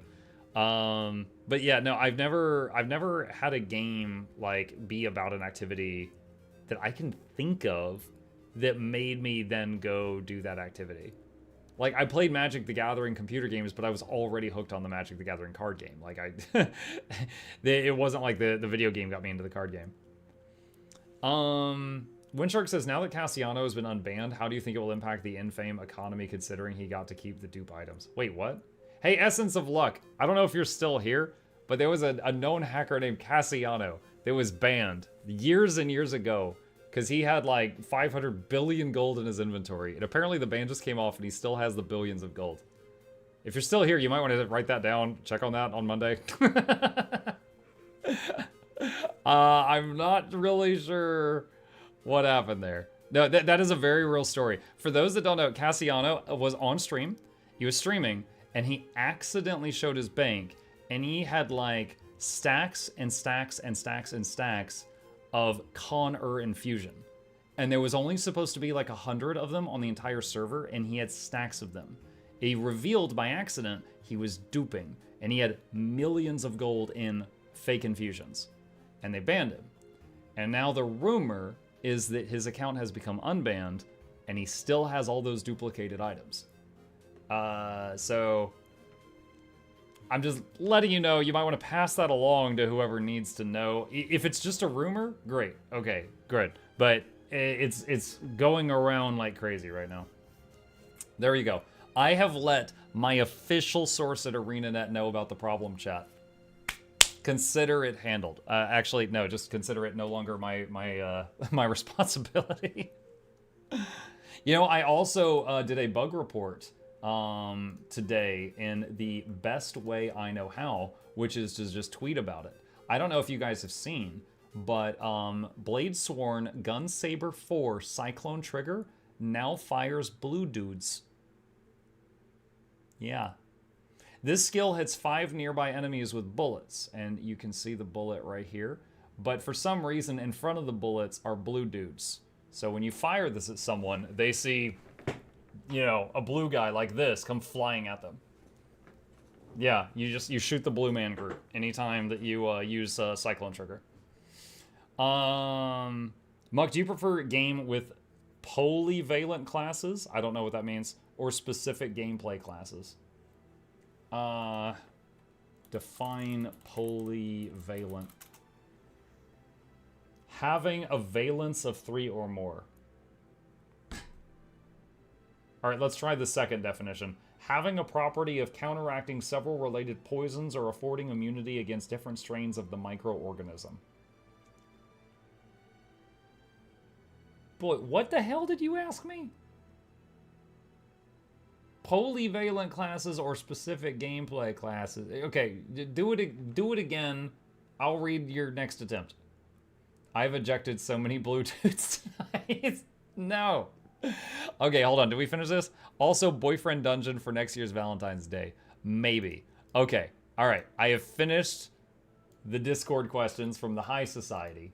Big shout out to the patrons. They are the reason we're able to do this. If you guys want to be patrons, get access to private stuff, perks, and also the goofy sound effects. There's a link to that in the chat. All right, let's turn to the chat questions, and I'll answer some here. Flexible subclasses and such as opposed to more structured. It depends. For example, Monster Hunter World had no classes at all. Your gear determined your class. I couldn't find a class I enjoyed, so I didn't enjoy the game. It completely depends. I'm not English. I mean, do multiple things at once, like doing support, DPS, and tank, or just one thing like specialization in poison? I have enjoyed both. I have definitely enjoyed both. So I would say I don't particularly have a strict preference for one or the other. Good morning. Good morning, Krella. Hello, welcome. Elite specs possibly, or subclasses. Yeah, like for example, this Guild Wars 2 is the first MMO I've ever played where I could be a healer in a raid boss battle and also be tanking the raid boss. I have never been able to do that before. I love that because that's one less person I have to trust to be intelligent in the raid group. I can just do both of those jobs. I absolutely love that. That was wonderful. But at the same time, I did enjoy just being when I was the tank in World of Warcraft, and you know, someone else was the healer and someone else was DPS. I enjoyed that. You know, I had a reputation for being good at what I did, so I would often group with good people, and it was fun. But you know, it depends. Stormwatch says, "What do you think of Mesmer rifle?" It was good.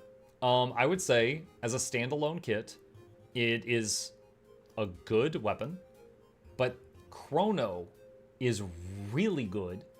So combined with Chrono, it's excellent. But if I'm only rating the weapon, the Warrior Staff is better. But the Warrior feels like I'm driving a vehicle someone stole the transmission out of.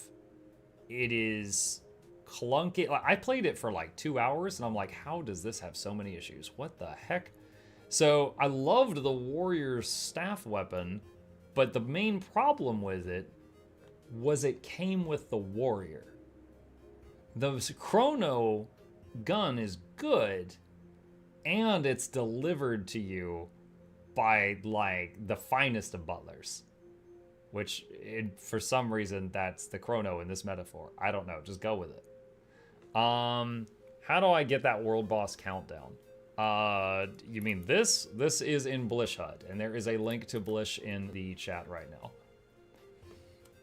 Have you done Heal Tempest? No, I actually, this kind of was a whim that just started yesterday, so I did a visit where I learned Heal Quick Berserker for 2 hours, and then played it through a bunch of strikes and stuff. Then I learned Heal Alak Bladesworn for 2 hours, played it through a bunch of content.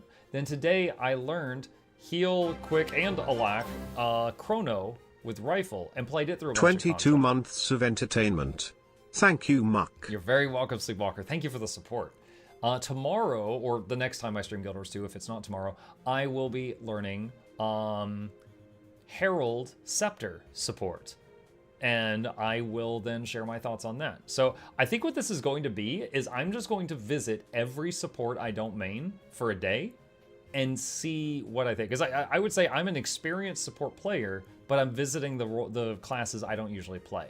And I'm going to try all of them and see how I feel about it. Is the grass greener, or are they worse at things? Like, for example, Zerker and Bladesworn, almost no flexibility in their utilities. They are very locked in. Zerker, insanely high APM, but it's viable, so some people might like that, but it's very button mashy. The staff weapon felt great, the warrior class did not, but it had very high raw healing output.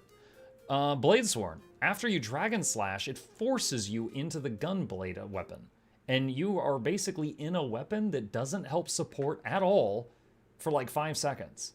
So it's like, I'm in staff, yay, Dragon Trigger, yay, crap weapon, oh god, I hope everybody lives.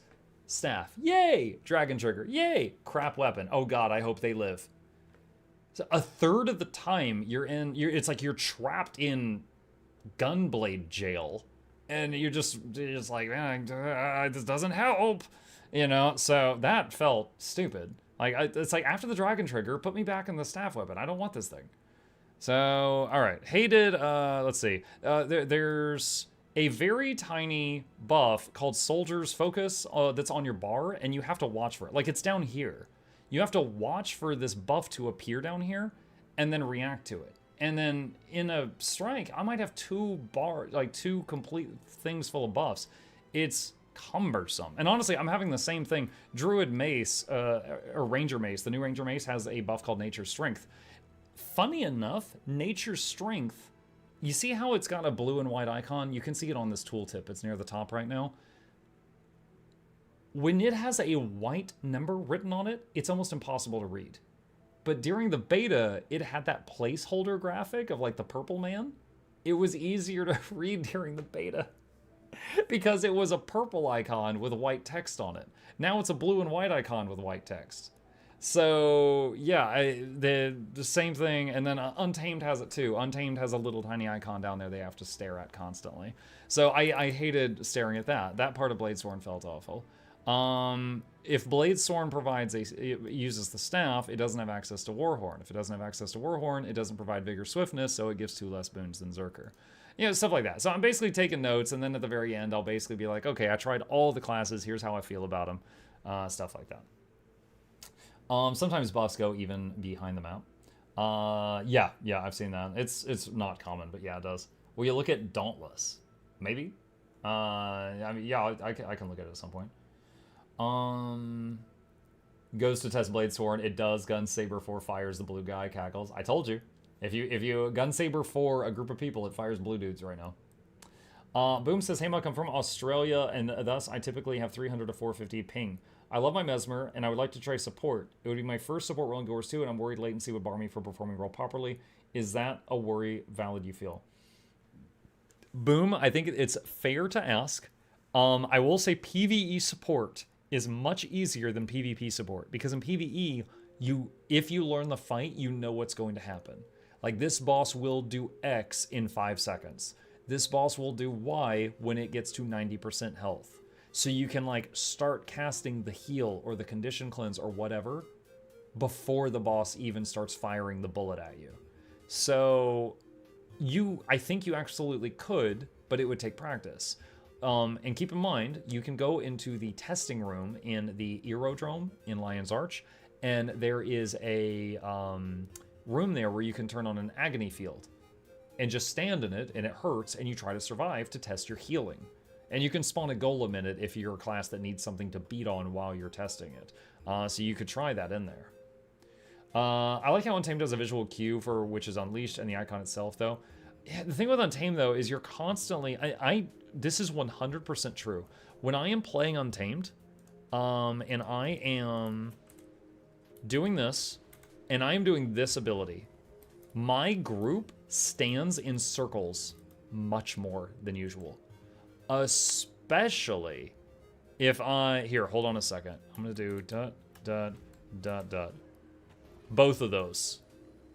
My group will stand in red circles way more than they would than otherwise if I am playing Heal Untamed, because I blind them.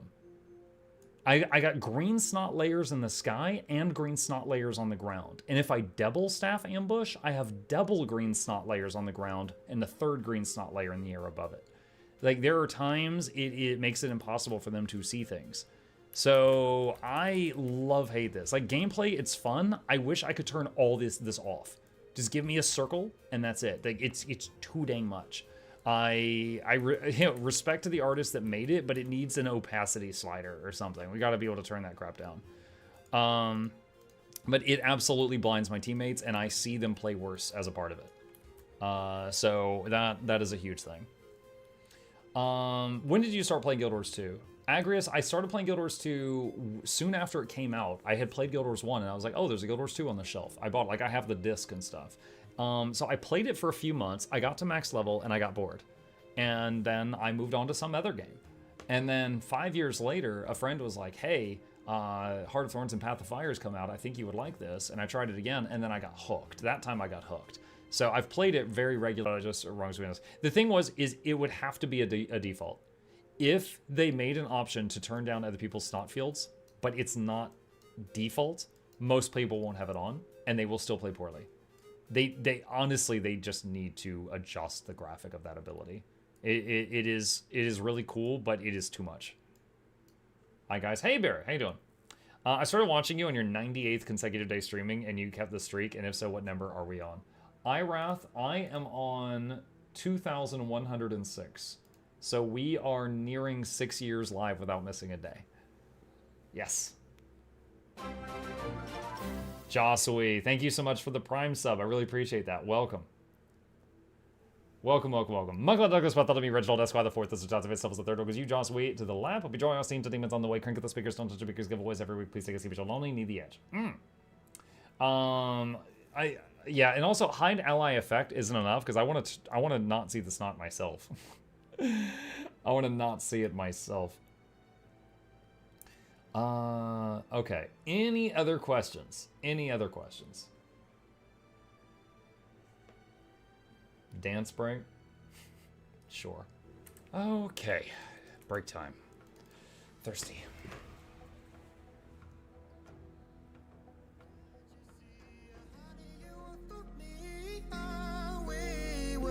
To be, yeah, dancing in the moonlight, gazing at the stars so bright.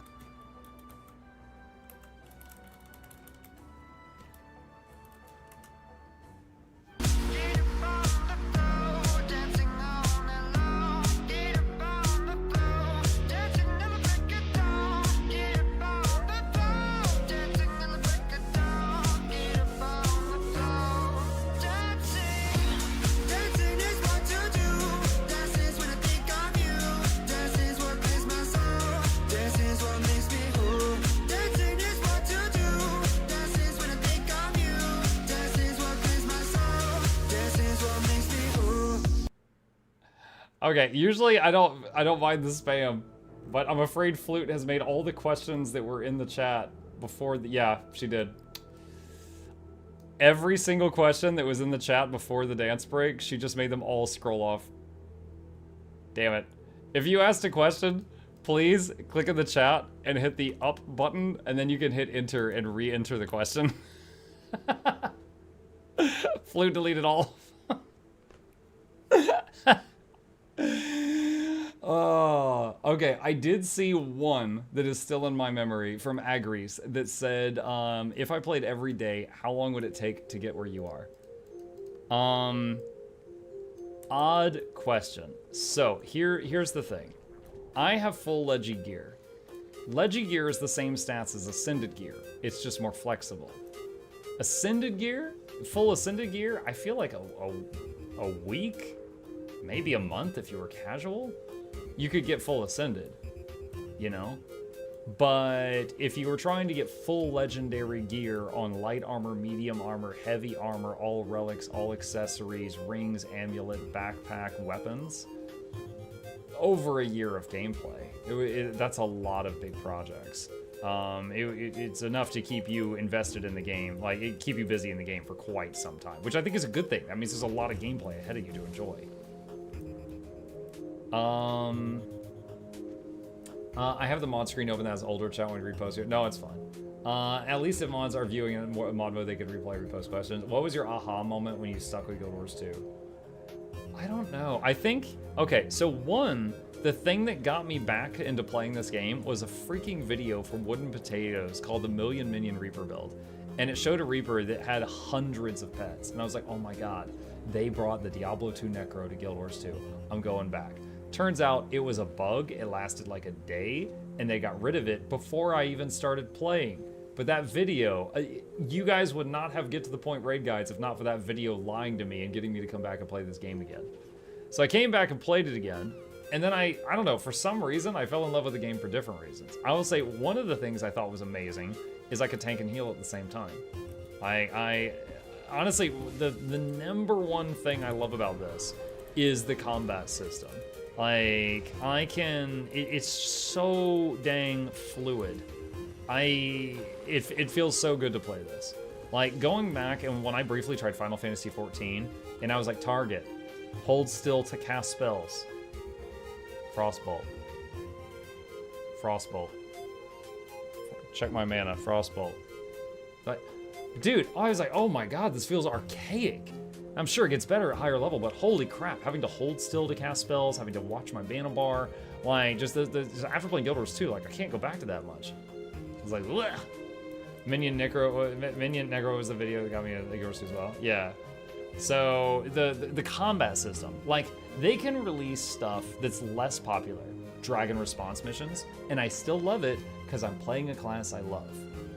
On the flip side, I couldn't find a class I enjoyed in Monster Hunter World. So every single fight in the game I didn't enjoy.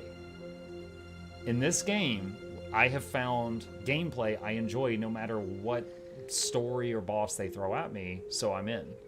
But if I'm playing another game where I can't enjoy the character I'm playing, it doesn't matter how pretty the world is or how crazy the boss is. If I hate the character I'm playing, it's not going to matter. The mastery for the Raptor mount, do I have to do Path of Fire stuff to progress that, or is it just using my mount? So mastery experience is earned in regions. So since this one is under Path of Fire, it would need to be in Path of Fire or Living World Season 4. Nerdo says, I just started up again after a long hiatus. I was casual back when it came out, and I rolled a ranger that I got to mid-30s. Is there a hierarchy in the classes in terms of power level, or do you believe all classes are good as long as they are played well? Debating on what to roll. Thanks for the input. Also open to chat. Hello, Nerdotronic. The answer is definitely that every single class has great, insane builds in every game mode. The only question is, would you enjoy those builds? For example, I'm currently on a druid. It is a type of ranger. Druid specifically can be an endgame healer or an endgame condition damage DPS. Condition being like poisons and, you know, burns and bleeds and stuff like that. Dots, damage over time. If you didn't want to play like that, then druid would not be for you. Oh my god, the Chacos are logging in. Oh, there they are. Bing, bing, bing. So, yeah. There is no bad class. There is no class where people are like, oh god, a warrior's joined the party. Kick them. Warriors are bad this month. Which I did see periods of time like that in World of Warcraft. This is not like that. There is not like that. But again, it just depends on, does it play the way that you want to play? Hang on. They can't keep getting away with this. Two missing. No, they're not loading in. See? They're just not loading in until I click on them. Hold on a second. Oh,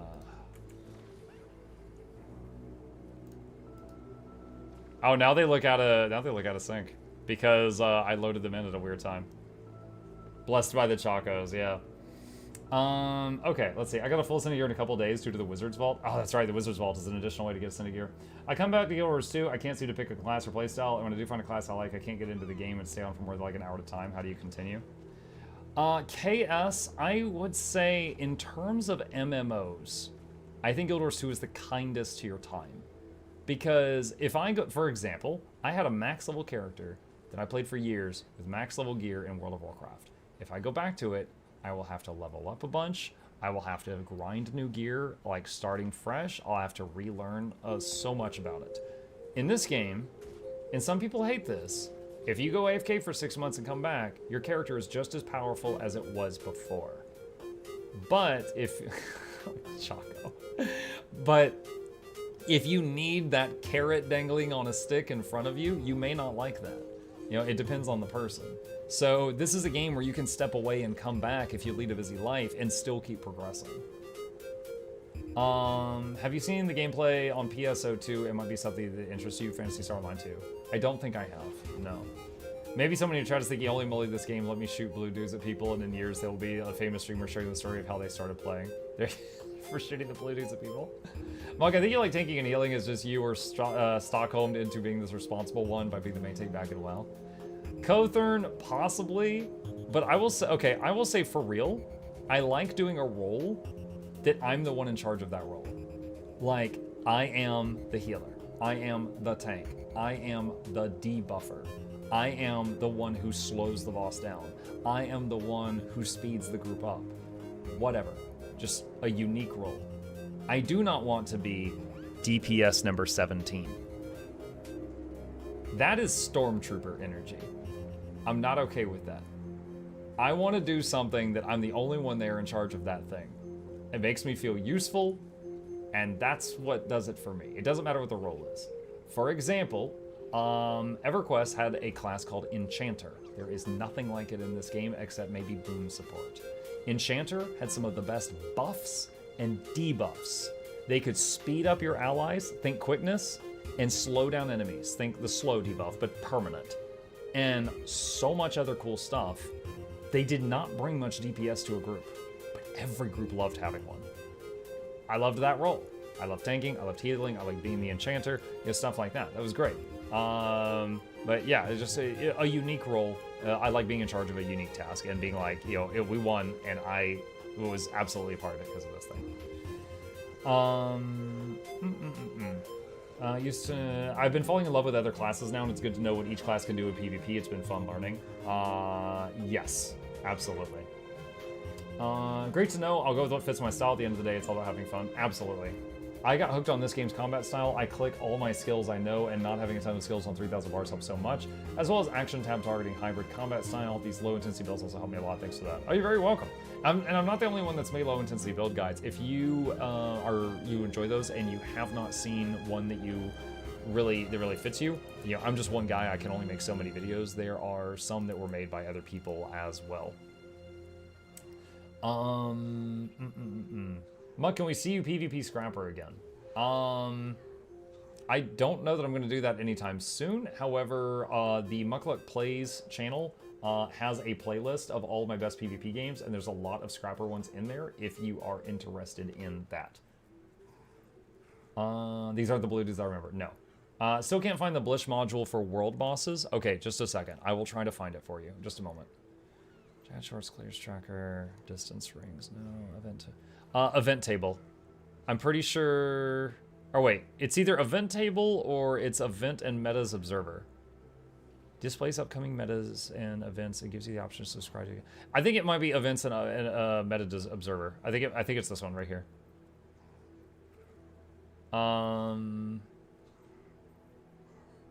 But I would try one or... Oh wait, okay, oh wait, no. Twitch chat is all saying it's event table. Okay, so it was event table according to them. Sorry. It's apparently this one. The Chacos are an NA too, apparently. Guild Wars 2 is one of my favorite games because it isn't a second job. The ability to step away and come back is a huge deal for me. That's a selling point for a lot of folks. It feels like I have to do everything on one character to unlock account-wide things before I switch to alts. Account-wide stuff could be unlocked on any character if you wish to. Are they all scrappers? Yeah, they've all got a function gyro on their shoulder, they are. How long do you think it takes to get to 530 masteries if you play casually? Better question is that important?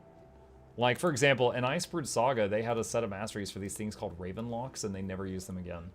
So, you can spend a few years getting that. It's no rush. There's a lot of them that are just like, they're needed for that one thing, but, For example, most of my Heart of Thorns masteries, there's a meta in Heart of Thorns called the Octovine, and I really like doing it. I would do it once a day. And I would get like a third to half a mastery point from doing that event. So after a few weeks, I had every mastery in Heart of Thorns. And that's it. I just spent like that amount of time each day, 20, 30 minutes doing Octovine each day, and I got every mastery in Heart of Thorns after a few weeks. So I just found something I enjoyed doing in each region, and just slow and steady wins the race type of thing. I remember the shaman stories from EQ. That's why you have to play top of the meters, gotta pump those numbers up. As a military guy, it's nice playing an MMO where when I come back from deployment, all my stuff isn't outdated and useless. Absolutely, yeah. Seen the Chacos around a couple times in NA when PvP rush out, but they were the PvP lobby. What's my name? Oh god, you're Mukluk, you're goddamn right. And EverQuest, our enchanters are the best in the game. Yes. Did bards bring big DPS and EQ, or were they more there for song buffs? They were more there for buffs and debuffs. The way it worked in EQ, for any who care, bards could start a song and go AFK. It's like they hit a button and they would start channeling. And, if they had weapons in hand, they would sing it. If they had an instrument in hand, they would play the instrument, whatever. Or if it was a flute, whatever. And the song was just a persistent buff. But when they stopped playing it, it lasted for like 5 seconds. So they could hit like 1 to start a song, 1 to end it. And you got the buff for 5 seconds. 2 to start a song, 2 to end it. And now back to 1 really quick, and you could catch it before it wore off.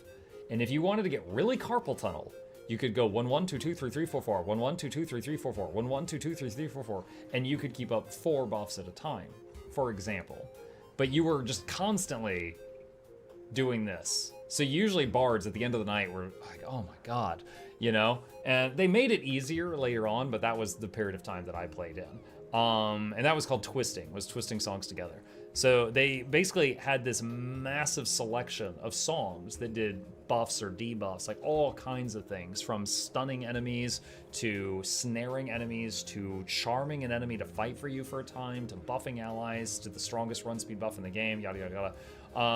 They could choose what they needed for the situation. They were just like a Swiss Army knife. They had everything, but you know, with planning, they could bring whatever you needed to the group. Best fun I had, EQ Enchanter was top thread server for years, turning into a rock and hiding in the tunnel where the raid was. Any tip for someone thinking of streaming other than consistency? Bjorn, I have got a page here. I just linked it in the chat on Mukluk Labs, the content creation guides page. There's a ton of guides here I've made. The first one has got the gold. It's called What I Learned Streaming 1,000 Days in a Row. And I made this 1,000 days ago. And during that time, I went from 3 average viewers to 300. There's a lot of stuff in this, and I'm not promising it'll work for everyone, but it worked for me, and it worked for freaking Arrowlosen who copied it. Of course, he also stole half my audience, so you know that's a whole nother thing, but... Peaches. Can someone explain this Choco cream puff thing going on? Oh, it's just a player in game that... It's a guy that owns like 8 accounts, and he likes to set them up at places and just make them all dance and sync. It's literally the most innocent thing. It's a dude who has bought 8 accounts, made 8 characters that all look the same, named Choco Pound Cake, Choco Cabana, Choco Banana, Choco Crunch. They're all named like Choco food. And he just sets them up in different places. He changes their outfits from time to time, and they all just dance. So we are virgins. One of them said, "We are virgins." What? And apparently they're virgins. Okay. What's your favorite flavor, blue or red Choco? No comment. Muk, speaking of builds and such, when it comes to testing them, numbers like 20 to 30k DPS get thrown around. Are those numbers usually full buffs, self buffs, or self buff to the lack of quickness? It's full buffs. Full buffs. So Boomake in any group, any competent group will have every buff in the game on you and every debuff on their enemies. So the testing is always done in the test room with all buffs and debuffs in play that a standard group would bring. Because, you know, otherwise, what's the point of testing it, you know? So, for example, 25 might, fury, quickness, alacrity on you, 25 stacks of vulnerability on your enemy, things like that. Those make those are the big things. I'm famous on EQ Bard does Carpal Tunnel. Yeah, I'm actually playing a Shaman on EQ Quorum server simulator. That was something I'd have made a macro for. Mostly they cheated until twisting was officially added as a feature. Bards were way too work intensive, agree. Yeah, the worst was when the group was taking a break after a fight and they still expected the bard to twist like the regen song and the mana like the health regen and the mana regen song. So they wanted the bard, when everyone else was sitting down and just resting, they wanted the bard to still go 1-1-2-2, 1-1-2-2, 1-1-2-2, 1-1-2-2, 1-1-2-2 while they were resting. The bard would be like, "Fuck you." No. Like, you're all sitting down. I want to sit down too. What are some tips for a solo player to try to... Pictures of Spider-Man! Oh my god. What are... Yeah, you two can sign up for my Patreon and scream pictures of Spider-Man in my ear every day. What are some tips for a solo player to try some of the endgame PvE and PvP, taking a break now with games coming out, but was going to get back in soon to finish the story? It depends on what you want to get into. If you want to get into raiding for the first time, I got a guide to that. If you want to get into PvP for the first time, I got a guide for that. World v World for the first time, I got a guide for that. That truly, my very first bit of advice is watch the associated guide video for the thing you're trying to get into for the first time to break the ice. When I started playing Dark Age of Camelot, I always played Skald, Viking Bard. I always had 2 twist songs. Yeah. Arrow the Poacher, and people get so upset about it all the time. Nothing bring him joy. And they're watching that. Oh yeah, he was just talking a second ago. The Chacos are in chat right now. Oh, are they? I didn't realize they were in the chat. The Chacos are here. Yeah, the Chacos are here. Speaking of fantasy roles missing yours 2 bards. Yeah, that's how that came up earlier. They said in game they're not watching. No, they just said yes we are. They are watching. They just said yes we are. I used to run raids. I miss it. My hands, however, do not. Yeah, I mean, I was playing a shaman. I mean, dude, I was like 15 years old, but I was playing a shaman at that time. So what I was playing was as intensive as any class other than Bard. Bard was like the main one that was super intensive. My lord, the knowledge and in-depth rabbit hole, I guess if you want to call it, that's just insane. So much information in a game. There's like one game out of probably a million games out there. Muck, you ever kill any monks in EQ by splitting 30k copper? I killed one monk. Oh god, short story time. Okay, in EverQuest, one time there was this monk that we always raided with, and he had a beef with me, and he wanted to duel, and so I was like, okay, fine. And I would never duel. EverQuest was not a game with a big PvP scene. It had a little one, but it wasn't a huge scene. Oh, I should rephrase that. I was not on a PvP server, and if you weren't on a PvP server, there was not a big PvP scene. PvP servers are a whole different thing. So this guy wanted to duel. Now, the thing with dueling in EverQuest is, unlike most games, dots don't wear off. Like, when it picks, the duel ended when one person got to like 5% health. And then you were no longer hostile to each other, but debuffs stayed.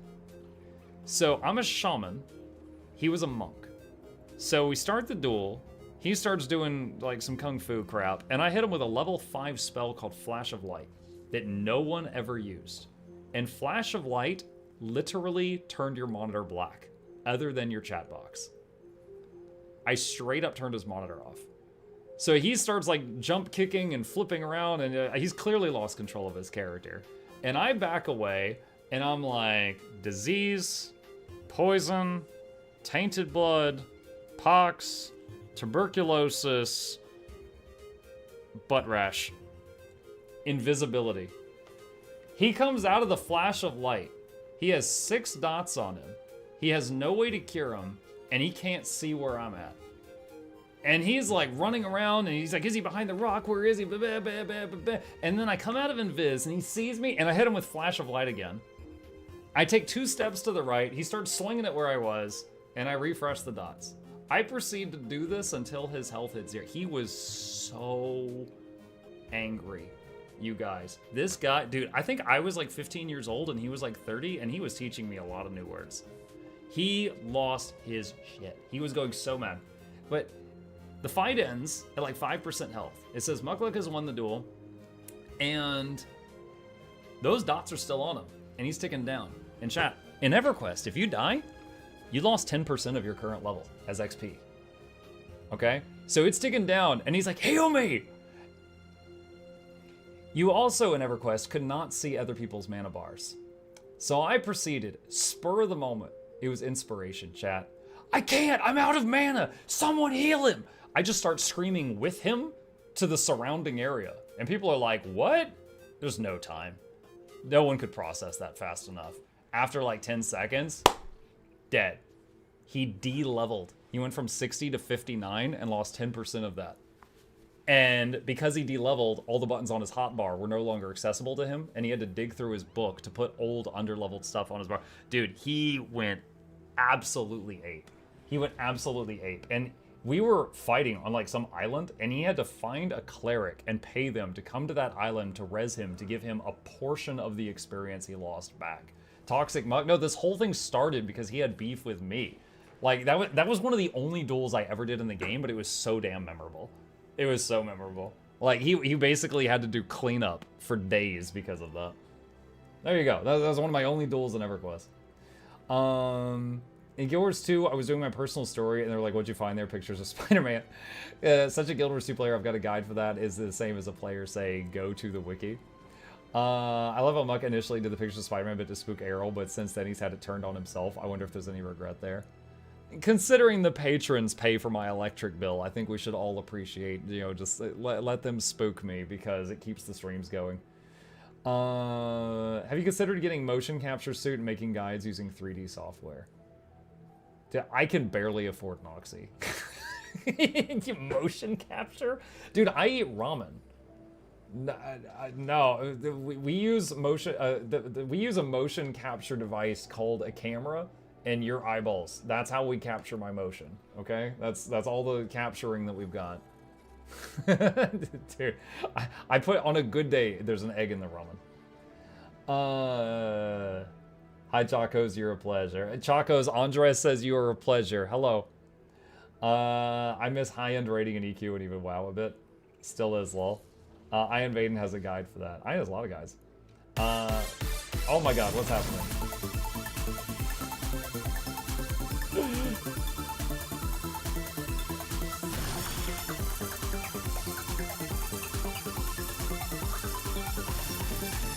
Okay. Bjorn, thank you for the 10 gifted subs. Welcome. MuklukYoutube spot the original Death Squad the 4th, that's the Johnson Vince Devils the 3rd. Welcomes you, Bjorn's gifted subs to the lap. Hope you enjoy your stay entertainments on the way. Crank up the speakers, don't touch the speakers, giveaways every week. Please take a seat, but you'll only need the edge. Welcome. Bear says, what is your favorite expansion? Living World Season 4. There were 3 moments in this game that gave me chills up my spine. And they were the moment, I'll try to say this in a non-spoilery way. When you're breaking into Joko's castle, what happens there? The finale of Joko, what happens there? And the creation of Dragon's Fall, what happens there? Dude, I literally felt the hair on the back of my neck stand up in those moments, and I'll never forget that. Those are my, and they were all in Living World Season 4. Those are my favorite moments. So that's my favorite thing. Let's say, figured Mutt causes trouble in RPGs, like when he performed a hostile takeover of someone else's guild, and wow, that is not how that went down. Not to mention perilous corpse shreds when you have to get your gear back. Yep. If chat paid you enough, Muck, would you turn yourself into a VTuber? If chat paid enough, like if you paid enough to fund it and said that's what it had to be for, yeah, sure. I wouldn't use it all the time, but on some, like, it would just fun days to mess around, like when I do this, or, you know, like, well, we've got a problem. I've hit too many buttons too fast. Hold on. Hold on. Okay, I fixed it. Oh, there we go. Okay, I figured out what's going on. I hit too many filter buttons at the same time, and we ended up with something weird there. We're not going to talk about that. All right. Mug VTuber incoming. Final fight of EOD is up there for me. End of Dragons. Yep. They didn't even end all the dragons. They left one. What's the plan for the morning stream? I actually don't know.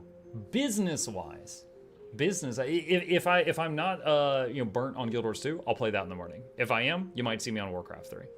As right now is prime Guild Wars 2 time, but you know, also just trying to balance it, so don't, because on Saturday I'm going to be playing Guild Wars 2 for like over 10 hours. For those that don't know, hold on a second. Right here. Do you see these legendaries? I've got 18 legendaries. I'm giving 9 of them away on Saturday. I'm gonna pick 9 winners, and they can choose whichever one they want. We have the entire Gen 3 set, and also Predator, and also Bolt. So Saturday, after I've had lunch, I'll be streaming until like midnight and giving a legendary away each hour. So that, yeah, there's butter there too. But that'll, so I want to make sure I'm not like sick of Guild Wars 2 by Saturday. Imagine if someone made a dentist model. That sounds pretty cursed. I want PNG Tuber Muck. We still have PNG Tuber Muck. The thing I hate most about VTubing is iPhones are the industry standard for motion capture. What would you say is a feature missing from Guild Wars 2 that you would be very keen would be added? Essence of Luck, I'm so sorry. Balance. There goes my ANET partnership. Yeah, balance is my answer to that question. How did you acquire those? The legendaries, there was a very rich individual that has once before given me a whole stack of legendaries to give away. And they save up money and then just do this from time to time. They don't want me to say their name because they don't like getting messaged by beggars. And I can respect that. But they've also in the past given stuff to Noxxi to give away and Lorenity to give away, and they've made their way back to me and said, they said, here's 18 legendaries. Do not do an 18-hour stream where you give one away each hour. That is not healthy. Stop it. And I was like, crap. Okay. Because last time they gave me 16 and I did a 16-hour stream and I was dying at the end of it and I gave one away each hour and I'm like, yeah, my throat was just completely shot. Yeah, that's it. It's just a very veteran player who likes grinding money each day, making legendaries, and when he gets a stack, he has a content creator do a big thing. This is the second time it's happened with me. That's understandable. I can see people spamming them for free stuff. Yep. Mug, we need that message framed. 18 isn't that unhealthy. A bit. Guild MMB. Well, it was not Guild MM. It actually was not Guild MM. I'll tell you that. Will the Chosen get to pick one? Yep. Yep. Well, basically every hour I'll be like, okay, anyone who wants to enter, type potato in the chat, and then a bunch of people type potato, and then after like 5 minutes, I'll draw a name from the people who type potato, and then that way it filters out the AFK people, and then the person who I draw will get to pick one, and then we'll play games for another hour and do it again. It'd be something like that. Okay, I need... Let's see, Muck, where did you bury all the treasure? I'm asking for a friend, not Jackals. Lol. Are you hyped for the Elden Ring DLC? Yeah, kind of. I will say Elden Ring, I played it on mouse and keyboard. Controls are a bit janky. Jackals, did you just clear my reward queue?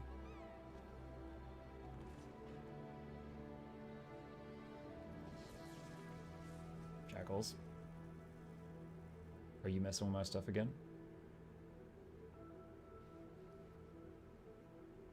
Wait, what? I didn't mean to do that. Hiring someone that does what they mean to does. God, stop touching things! Stop touching things! Oh my god. Like, it wasn't even a big deal, guys. It's just the fact that she keeps... It's like you're sitting there in a parked car, and she leans over and turns the blinker on. And you're just like...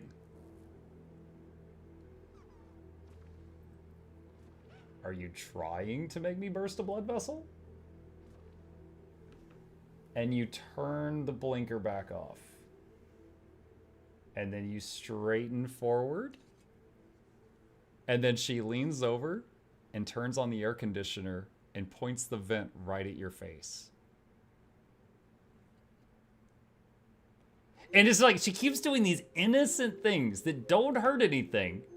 But it's just like, why? Why are you doing this? Why are you doing this? Anyway, all right, I need a cutoff point for the monthly Q&A. So, shout out again to the wonderful patrons. They are the reasons we do these Q&As each month. If you would be interested in joining this wonderful list of people, there is a link in the chat. I literally would not be able to do this without them because, to be blunt, as a content creator, income each month is like this. And the patrons are a consistent line, and they make it possible. I would not be able to afford working with Noxxi, and because I wouldn't have an editor, I would not be able to make all those videos for you guys. So they are wonderful. I appreciate them greatly, and if you're interested in being on that list, there is a link to that in the chat. And yeah, that's the end of this month's Q&A until the next one. Okay, that's the end of the YouTube video for the Q&A. It's a private YouTube video playlist, but you guys saw me record it live. We've got a playlist that's private of all of the Q&A videos I've done for the last few years, and this goes on to that playlist. Time for an ad. We just did one. Also, you get to jump scare him. It's true. It's true. Anyone penthouse and above gets to pick a noise, and they can change the noise anytime they want. The pure representation of chat. We are here to make sure your blood pressure doesn't drop. It doesn't drop, yeah. Oh great, stream starts with me getting fried. Stream ending, me getting fried in chat. Oh my god. At least we could fry some rice. Some fried rice. Have a good night, Muck chat. Absolutely. And Shy putting his butt into the chat. Great. We got char butts on stream, and we got char butts in the chat. Alright, chat, hey, thank you guys for a wonderful evening stream. I hope you guys enjoyed it. I actually enjoyed Mesmer today. What? It is, hell has come to earth. I enjoyed Mesmer today. The next time we play, which may be tomorrow, I will be trying out Scepter Herald and trying to learn that one. But yeah, with that, if you happen to be new to my stream, welcome. My name is Mukluk. I stream every single evening and every weekday morning. I'll be back tomorrow morning and also tomorrow night if you wish to hang out with us. We don't always play Guild Wars 2. We play a lot of different games, but if you like the community, you can join us for anything that we do. Hit the follow button if you're on Twitch, like and subscribe if you're watching on YouTube. It really does help us out. These are my YouTube channels. I have two. I would love to share the video projects I make with you. Subscribe to both of those if you would like to be notified when new videos come out. And a very special thank you to the dear patrons. Again, they make this show possible. Couldn't do it without them, and there's a link to that if you want to be a supporter. With that, I usually just run my outro credits at this point. However, I know there are some people who are AFK just trying to get drops. So, In the spirit of the drops, I will raid Iron Maiden so that people who are just AFK and farming can still get their drops. And yeah, after the drops are over, then I'll go back to just doing my outro credits. Yeah, I'll see you guys on the other side, and I'll end both the streams here, and I'll be back tomorrow morning. Yeah.